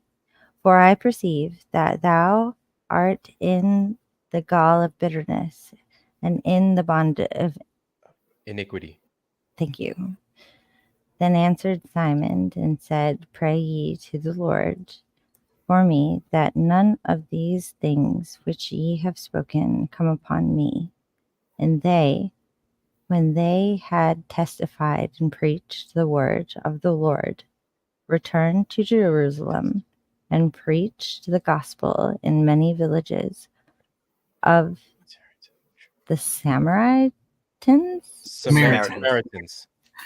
So what are your thoughts on this? Should I break it down for you? So Simon, which is also known as Peter, Simon Peter in the Bible. The Samurai. Oh my gosh, wait a second. Hold on. So Peter the Samurai. Oh, they did not teach us that in Catholic school. He was baptized. Do you see that? He was literally baptized by Peter. And he saw the miracles. It looks like he saw miracles. Yeah. And he saw that there were going to be miracles. And he was like, how can I pay for this? Yes. So now you think of indulgences. Now you see why indulgences were an issue. Do you see how this is a reoccurring theme? So he's like, okay, well, if they can have this power, I was baptized. And if I was baptized, now I can get this power. So if I can pay for it and I can lay hands upon people and give them the Holy Ghost, and I'll pay for it. And the guy's like, your heart's not right, man. Yes. Oh my gosh. Philip's like, look, your heart's not right. You can't do this. And he ends up asking Philip for a blessing. Do you see this? Yeah. The blessing can't be cursed. Once you receive a blessing, the blessing can never be cursed. Therefore, he received, as Simon Peter, do you understand? The Pope, the papacy. So now he's able to be the Pope and say whatever he wants, and whatever he says is correct. He got the power. Now he has the power. He got the power. That's what he claims. That is what the Pope claims. I actually said this earlier. I was like, when you're baptized as Catholic, you're baptized.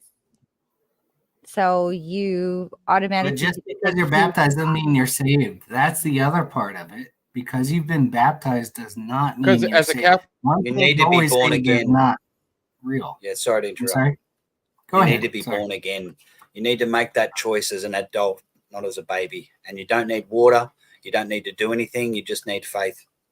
Yeah. As a Catholic, I can speak to that. Like the whole thing you just said about like it's your journey. It's everybody's journey in this. Like you only come to your faith or your journey on your own. If someone else guided you there, that's help. But at the ultimate time, you have to make your own decision with your heart. There's one, and someone will probably remember this. No, please let me talk on this one.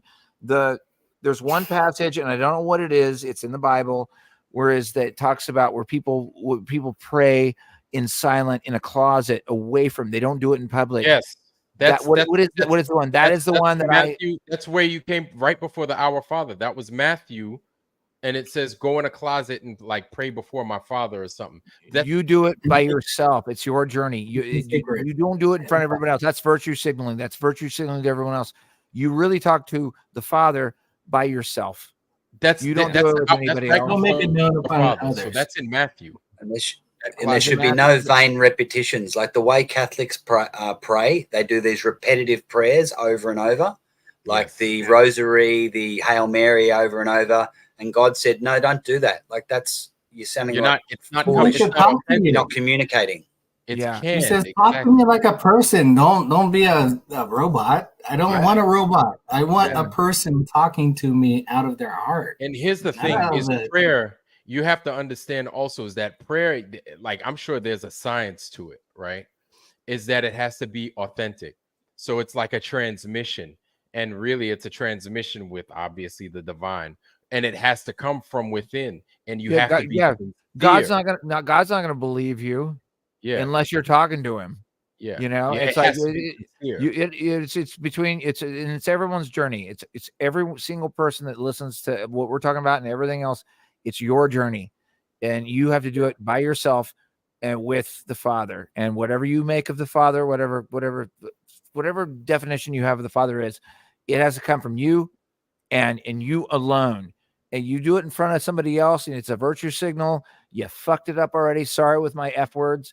But it's just your own journey, you know. It's just that's all it is, and you do it on your own. It's like it's the same thing. Why I've never gone to a building that has a bunch of people doing churchy things or dogma.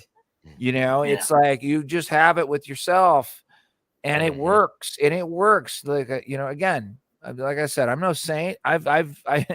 We're all of us are going through this journey together, right? But it's like just have your little connection with the big guy. Yeah. And you know what's fun about going to a church though, Lowry? What's that? Do you know what's fun about going to a church? Singing is really fun going to church. I love gospel churches. That shit's fun. The other thing is actually meeting people and just finding one or two other people that are actually there.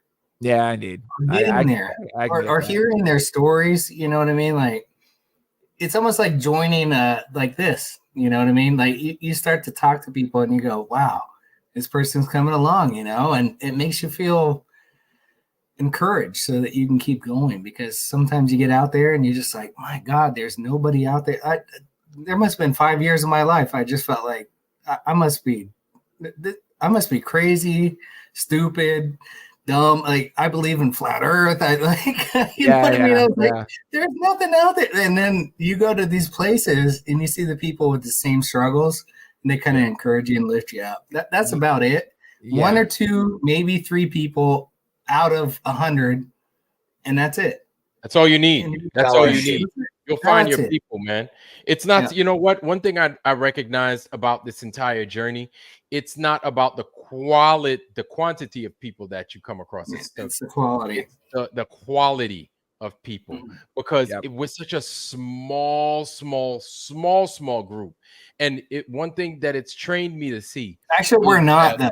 That's a deception. I mean, in the relative, we're much larger than we ever think we are. But there's a difference. What I mean by the difference is, Butters, is that we're not afraid about it. Like we come out and we say it as it is. You have those that kind of think how we think, but you want to know something? They're scared. They're scared. So they're gonna go out and they're gonna go along just to get along. Right. But you know what? They'll come to us in secret and then they'll be like, hey, man, I hear what you said. I agree. I just didn't want to come out and fucking say anything. Like I hear you, and people are ready when they're ready. But at the same time, I'm like, you're still of that life. You're still of that life. And so to me, what I recognize is that, like, I look at the big crowd and I sit there and I observe. Because usually when I see in the big crowd is there's a lot of bullshit and there's a lot of incorrectedness. I'm not saying that I know everything. I'm not saying that at all. But when I look at the big crowd, usually the things that follow the big crowd is they're all wrong. Yeah. They're all wrong. And whatever their motive is, they want to stick by them. There's strength in the numbers. But when I see the numbers, I usually see there's a lot of insecurity. Not so sure, right? So yeah, insecurity, and it's like the power is in the small group. That's another thing that I see. I was like, these guys have it. Like, it's not that I'm crazy.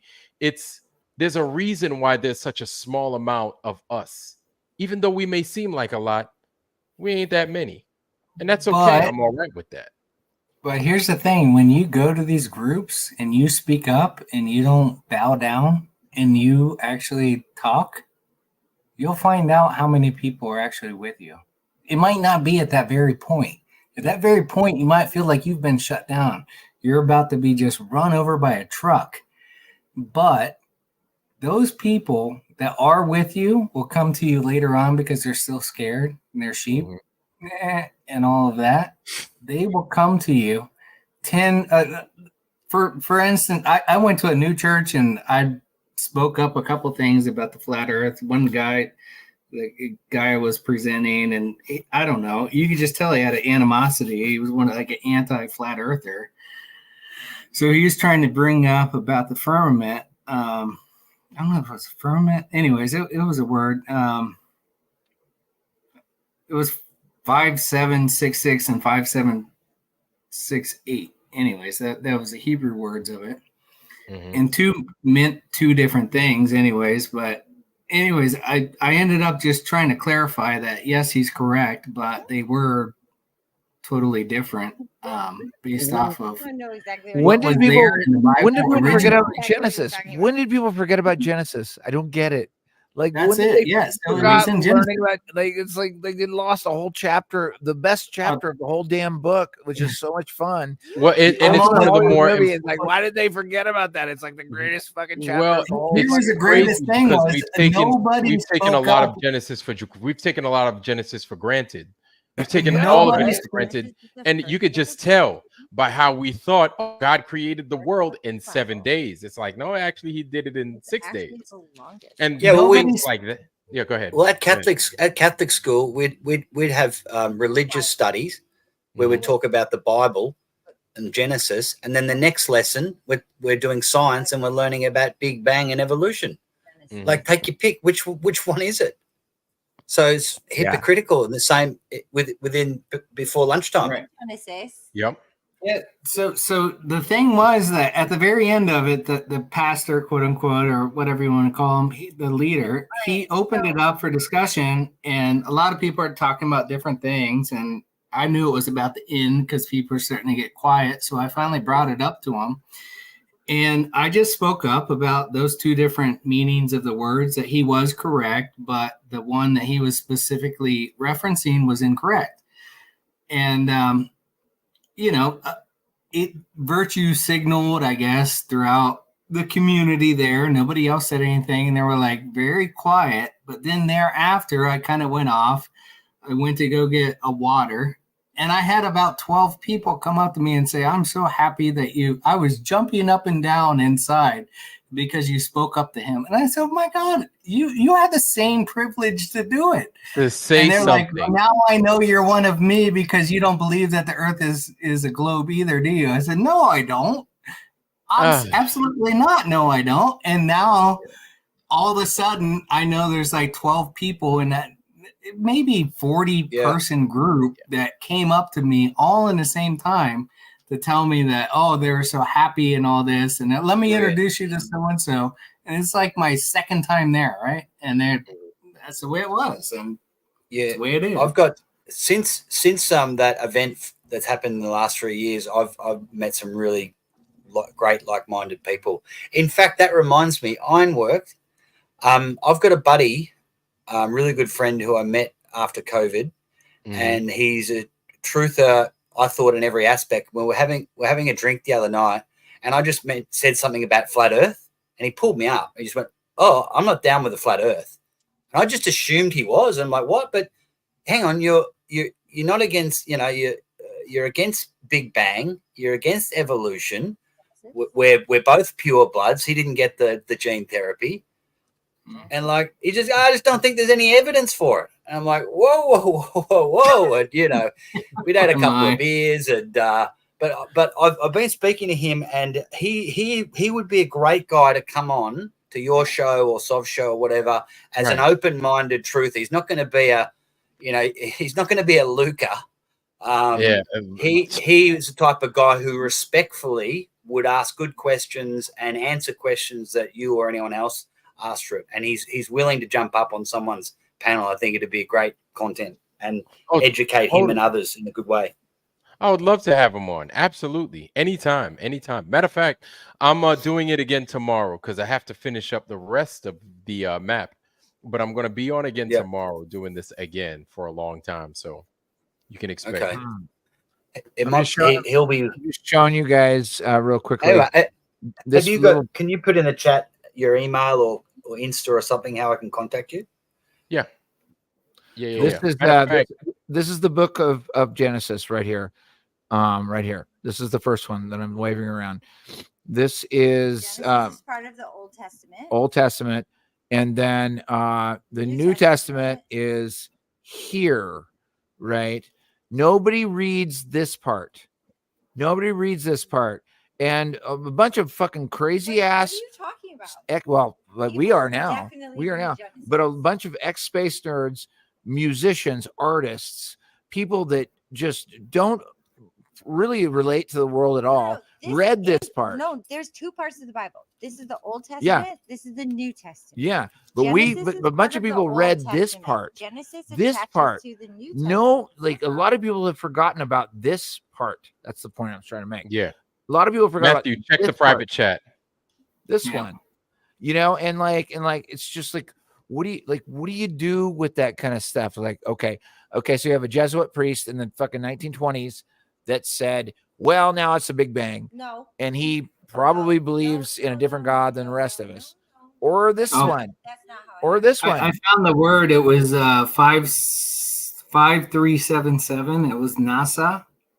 And the first time, it was really interesting because this pastor was going into first time when a word is first introduced in the Bible, that's where you should lead your entire story.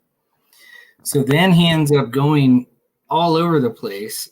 And then this itself was, and the Lord God said, this is Genesis 1:13.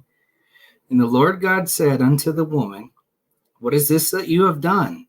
And the woman said, the serpent beguiled me, and I did eat. Beguiled me is H5377. H5377 is NASA. Wait. Where's this? Where's this?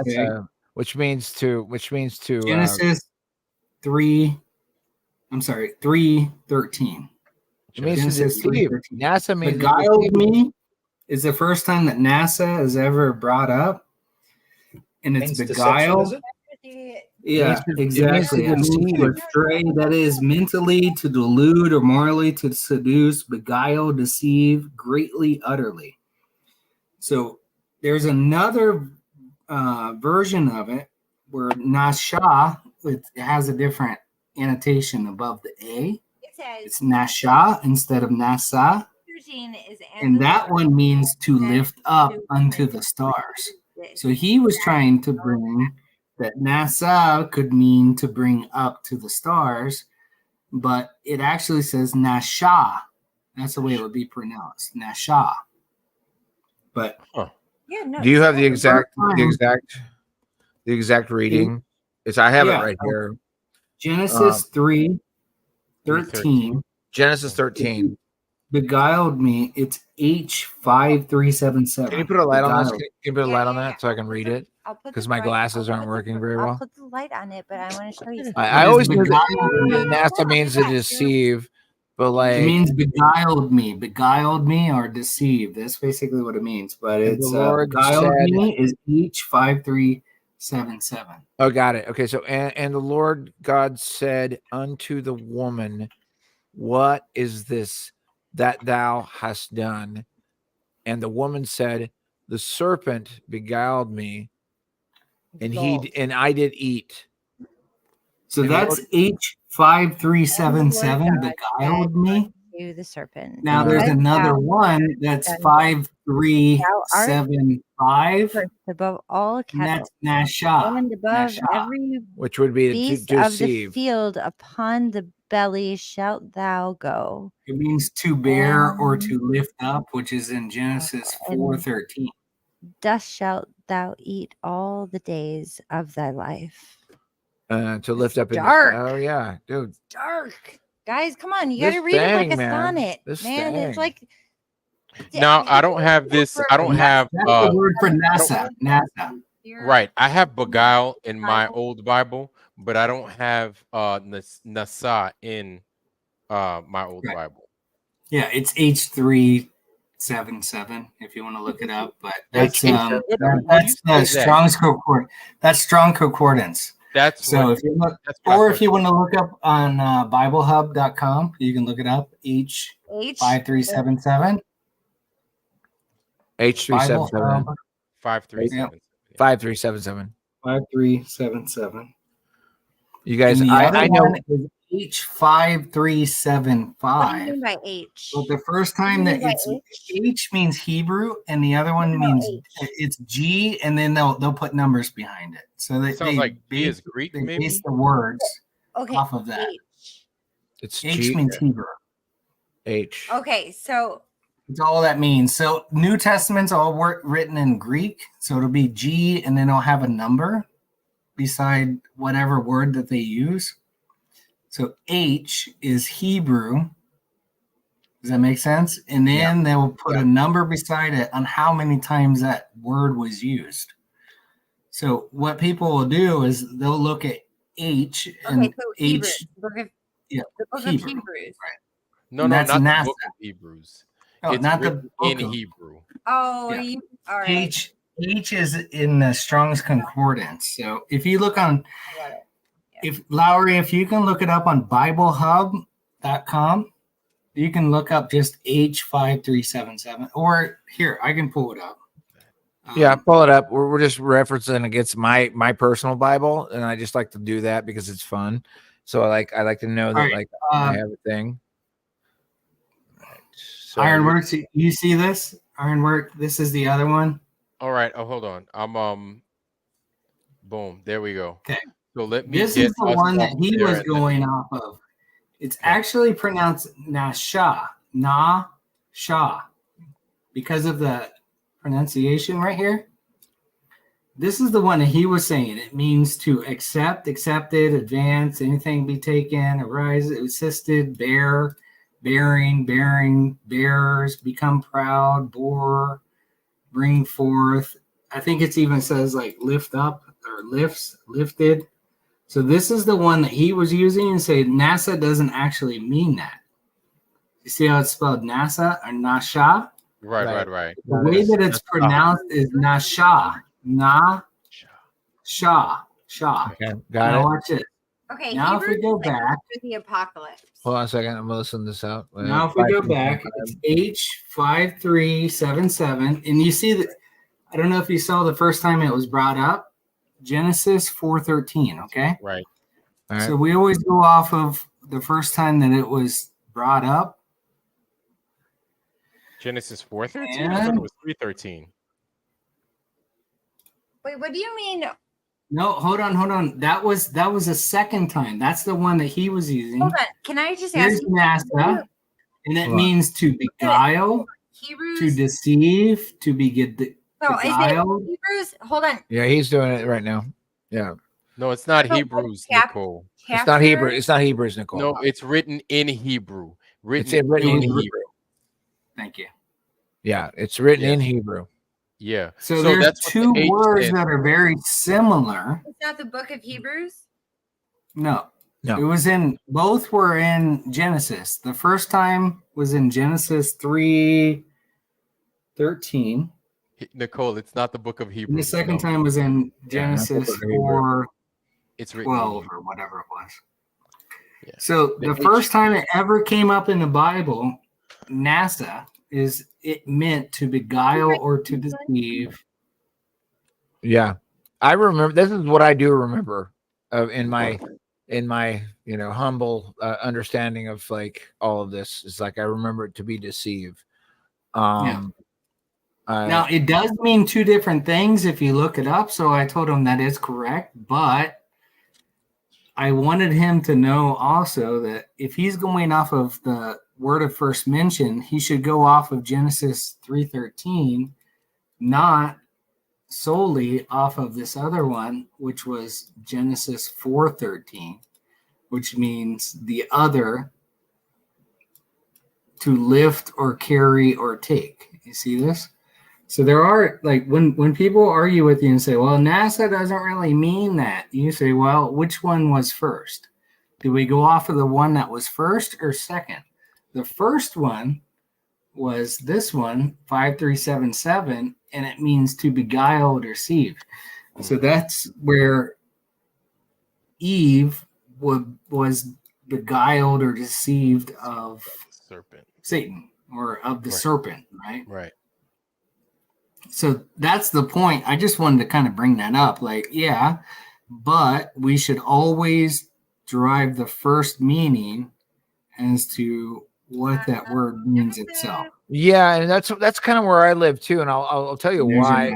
It's because I've always lived under the because it's always been an inversion, right? The idea of the deceiver is to invert, and that's what we're looking at. So like, yes, I get that. I'm like, geez, what are you looking at? But like, if you're just basically like it's the yin, the yang, the inversion, the everything, right? And the deceiver, the liar, the murderer. This is the guy that the rest of us are up against, right?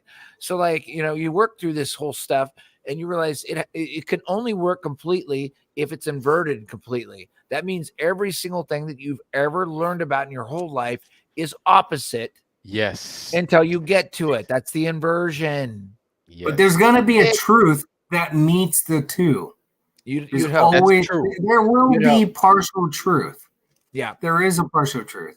But it's what it is I hear what Lowry's saying is that inversion is once you grasp onto it, you go down that rabbit hole. And then that's where a lot of people are, Butters, right? Is that there are a lot of people that can't stop because this is okay. So people get a better understanding. I equate it to this. I equate it to this. You could be going down Right Street, or let's say you're going down Left Street. And then they say, keep going down Left Street. You're going to come across a McDonald's in a mile. You go down for 10 miles. You don't come across a McDonald's. Meanwhile, everybody is in Left Street and there's hardly anybody in Right Street. And you're like, you know what? Let me try getting into Right Street and seeing if there's a McDonald's down there, because these guys said that there would be a McDonald's after a mile. I've already covered 10 miles. You get onto Right Street. You go like a few miles, 15 miles maybe, because you had to double back and do your 10 miles that you already missed. But then you come across the McDonald's. You're like, wait a minute. I came across the McDonald's going in the opposite direction where nobody was going. Why is everybody on the wrong side looking for McDonald's on the wrong side of the street? Why is it that I'm the only one that's here? And then people start picking it up and start seeing that you're on the correct side, on the right side, as opposed to looking for McDonald's on the left side. The problem is, Butters, honestly, you should be in the middle. Is that so? But yes, but that so many of us, we've gone down a rabbit hole with the lie that we can't see it, and they find it impossible to see it any other way. And what's worse is the people that get the doctorate's degrees and have to teach the shit, right? And all this other bullshit. They're like, I've been doing this for 48 years. Are you kidding me? There's no way in hell that it could be a ball. There's no way in hell that it could be flat. It's been a ball the whole time. No, I'm not throwing away all that education, and I've got a doctorate. So I know you're wrong because I've got this thing. There's no way in hell you could be right. You know what I'm saying? I've got a book that will blow your mind. I'm gonna go grab it. It's called The Pilgrim's Progress. You guys heard of it? John Bunyan? No. That was written in 1678, supposedly. This brother spent he was in jail for like 15 years and wrote this. Right. But I mean, people are so caught up, they can't. And these are the people that are smoking every day, drinking every day, fucking off every day, watching football, watching cartoons, playing video games. They can't see anything outside of that kind of life. They can't see that there's something greater and that there's something more and that there aren't space aliens as they think. You know what I'm saying? They can't see it. Aaron, are you talking about the allegory of the cave? I think you are.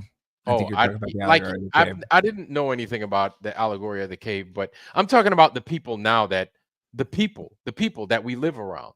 That if you start mentioning the stuff that we're talking about now, they'll look at you with a blank stare on their face. They of the fluoride stare. Yeah. Like they're the people that are that you find they're abundant in your family and amongst your quote unquote friends group that you don't even want to fucking hang with them. Yeah. Because they're just such a drag to be around and they're just such a drag to talk to, because the things that you're now interested in conversing about, like it just doesn't mesh well with them. It doesn't stick to their bones. So they're absolute, like, it almost, I hate to have to say it, but it, when you're new to something like this, or once you've come into this and they can't see it, it almost makes you detest them. You almost feel like you have like you're like ill. Like I can't fuck with y'all no more, man. Like you're the people that we talk bad about. Like now I see you for who you are. And this is part of what the Most High says when he says, hey, I'm coming to separate y'all. I'm coming with a sword, but it's not to kill. I'm coming to separate you. And this is where the great separation is. This is where it's happening. And it's unfortunate that we have to call it like this. And it's unfortunate that those that we've grown up to love and we've grown to appreciate, that now we have to like kind of distance ourselves from. So you think that's what we don't want their stink on us. If they don't want to get with the program, we don't want their stink on us. I hate to have to say it like that. Actually, you're totally right. Yeah. And here's the thing. Like, hold on, wait a second. Can you hold, please? Yeah, we're working on the allegory of the cave right now, because I think you're exactly right on this. On the allegory of the cave. Can I just say something? Yeah. What you just said about that is really important, because it's an awakening and a separation at the same time. Mm-hmm. Can you expand on that a little bit? I don't have to, because she's totally right. That's more important. So I'm doing I just did a screen share. I don't know if that actually worked. Do you see it? This is like exactly what you were saying, Aaron. This is the allegory of the cave. So like you can see the average person sitting down looking at the reflection on the wall. You've got another class of people putting a projection on the wall as a shadow against them. They'll never know getting outside of that thing that they're in, because they're looking at a shadow, which would be a different dimension of someone else that's presenting them. That is propaganda. That is how power works. That's how everything works. Just those of you who don't know the allegory of the cave, you might want to take a look at it. I'm gonna stop screen sharing now. But that's the thing, guys, and that's where we're at. And I have a brand new appreciation for spiritual matters these days, and God and creation and everything else. I think this place was created, and we didn't come from a big bang. And I think the allegory of the cave is a really good thing to like understand how power structures work in the world. If you can't get up and see the shadow behind your head and get up and walk around and look at actually what's going on, or ask a question about what your situation is, you have to get up to that. You have to like strike a fire under your ass and like start thinking for yourself, and this isn't about the fact that you don't have the intelligence. You just have to strike a fire under it and do it. I'm sorry. I'm ranting a lot. Aaron, I'm just like doing my thing. No, it's totally understandable. But it's those that actually want Bunyan's Pilgrim Progress. That looks like an old book, like the damn 1910s. Indeed. Yeah. It's like it could be shown better, but that's kind of that's the old. Hey guys, I gotta go. I gotta shoot. Hey guys, thanks for having me. Hey, Luke 23-43, brother. I appreciate you, man, and thanks for being here. So you check the thing. Make sure to email me, man. Yeah. Hey, before I go, can I just give you a really quick Bible verse? Yeah, sure. Do you guys know why Christ died? Why that had to happen? He had to fulfill prophecy, correct? Yeah, but what did it do? What did it do for people after that? It reestablished the covenant between man and God, correct? Well, I'll give you the Bible verse. Okay. Ephesians 2, 8 and 9. Ephesians 2, 8, 9. What? Ephesians 2, 8, 9. Okay. Fucking thing. Yeah. Ephesians 2, 8, 9.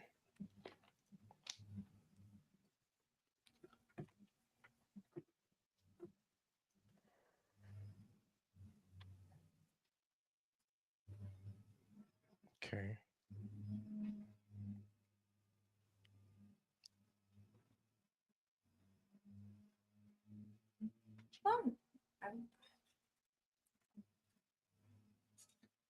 suspenseful. I want to see if my mine reads the same as everybody else's. Okay, so I'm in Hebrews, James, Peter, Lord, Revelation. No, Revelation is like the end of the road. Philemon, Timothy. Why can't I find Between mine? Galatians and Philippians. Ephesians what? Ephesians what? All right, there it is. There it is. What was the Ephesians again? What was the Ephesians again? Chapter 2, verses 8 and 9. Yeah, Chapter 2, verses 8 and 9. For by grace are you saved through faith, and not of yourselves. It is the gift of Yah, not of works, lest any man should boast. Chapter 2 what? Chapter 2, 8 and 9. Yeah. 8 and 9. Oh. For by grace are ye saved So, through faith. So, Luke, have you read this before? I have. Onions? Yep. So Have you read the original though? Because it has been changed. Like, You have a light on this? I want a light. every time I read that book, it gives me a different point of my life as to what character I've been. Do you understand what I mean? Just read it. So Before we get onto that, let's see if the guys what their interpretation of what that means. Verse 8 So let me 9. see. It says, "For by grace are ye saved through faith, and that not of yourselves; it is the gift of God, not of works, lest any man should boast. Lest any man should boast." Yeah. So don't be fucking. Don't be an asshole. Egotistical It's so simple. about the shit that you It's know. not about simple. yes. No, Don't it's about putting your faith in the blood of what God died on the cross for us. Yep. And if you have faith and believe in that, and then He did that, yep, you're saved. Not of works. So the Catholic Church says we've got to jump through all these hoops and be a really good guy and go to mass and say your rosaries. No, we're all sinners, and we put our faith in the death and resurrection of Christ, and we're good. But should we still follow the commandments or no? Absolutely, but that doesn't save you. It did before. It did in the Old Testament. It did before Paul's time. So something changed. Yeah. Okay. Gender. So what about this part? Gender that changed. For we are this workmanship created in Christ, Jesus unto good works, Wait, which hold on. God. I'm gonna jump off now, guys. I might jump a bit later. Hold on. Thanks for having me, mate. Yeah, You got it, man. Thanks for coming Ciao, on, bro. mate. You got my email. Sorry, Yeah, I thought no we were worries. still on. It's all good. God bless. I'll try to come back on later if you're still there. Yeah, absolutely. I'll be on tonight. Yeah. Bless your heart, guys. We're gonna pop off too. This has been absolutely excellent, and I love all you guys. All right, peace. We'll see you soon. Okay, Matt. All right, Lowry, you have a good night. Nicole, you guys have a good night. Yep. Cheers. See y'all. Amazing. Butter, you getting off too? Family? Shit. Y'all know what it is. Hey, man, I'll stay on as long as you want me to, but tomorrow I'm going to Ohio, man. You ain't going to hear from me for a couple of days. I got you, man. I got you. So, family, we're going to go ahead and we're going to wrap it up for tonight. It was an amazing night. It was an amazing True Earth Tuesday. We did a lot of discovery with the map, of course. The map, and again, we're going to get back and we are going to complete that quadrant, and then we're going to pick it back up until we have the entire pie, right? So, family, before we roll, yes, I know we were supposed to discuss the things of a health meaning wealth, right? Health is wealth, but let's not forget that in order to have good health, you got to have it up here too, right? You have to think it. You have to think it totally. You got to think it. But we will discuss that tomorrow. We'll continue on with the map. We'll finish up with the Bible today as well. Tonight or today. We'll finish up with that today. But before you guys leave, I want to leave you with my blessing and my words and my truth. And I wish you guys nothing but the best: health, wealth, love, joy, prosperity. Butter, do you have anything before we roll for the night? Brother, I got so much, but no, I'm gonna hold my peace. I have one last thing. If you guys do want to, remember I brought up the hydrogen machine. Yes. I finally got mine worked on, fixed, whatever you want to call it, from the guy that I purchased it from. Right. I went out of my way about an hour and 20 minutes yesterday, each way, to go get that work done and have him work on it and whatever, and talk to him about it on top of that. So I would be more than happy to show you a little bit about it. Okay. I get nothing, period, nada, zero, no money, no nothing out of it. Okay. I just want to go ahead and show it to you because I haven't been on it for a little while because it's been down and not working because it got a little bit clogged up after I think I've had it from them for about 5 years, so it got clogged up.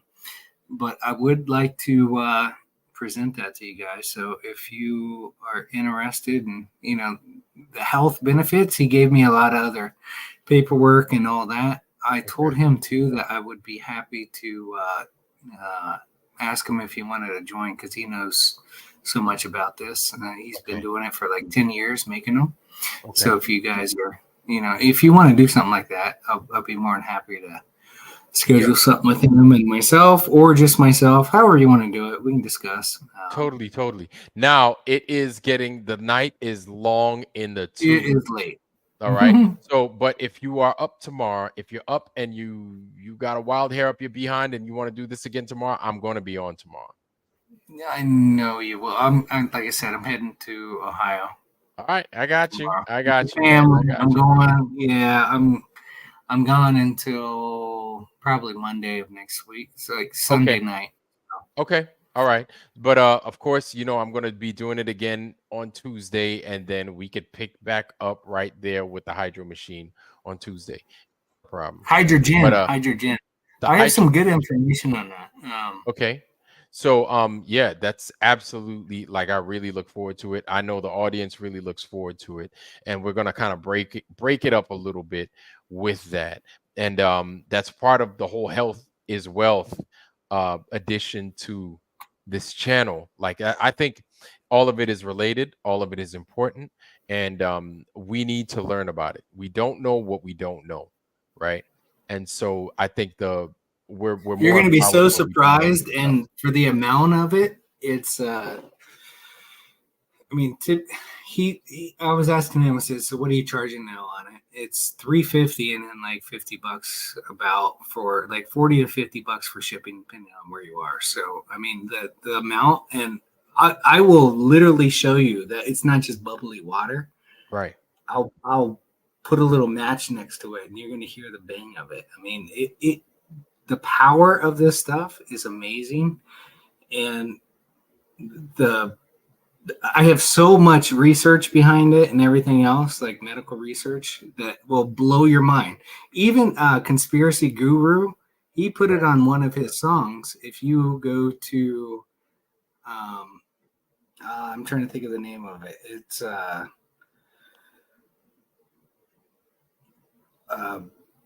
no amount of evidence will ever teach an idiot. Have you ever seen that video? At the very beginning of it, he actually puts a hydrogen machine as a thing. At the very beginning. I'm gonna check that. No amount of evidence will ever forgive anything. It's something like that. But anyways, I was trying to think of how it goes. You've got my email. Send me some info on that so I could do my due diligence and like look into this thing before we start talking about it, before you come on Tuesday. So at least I'm properly armed and I'm not looking like a total dumbass when you're talking about it.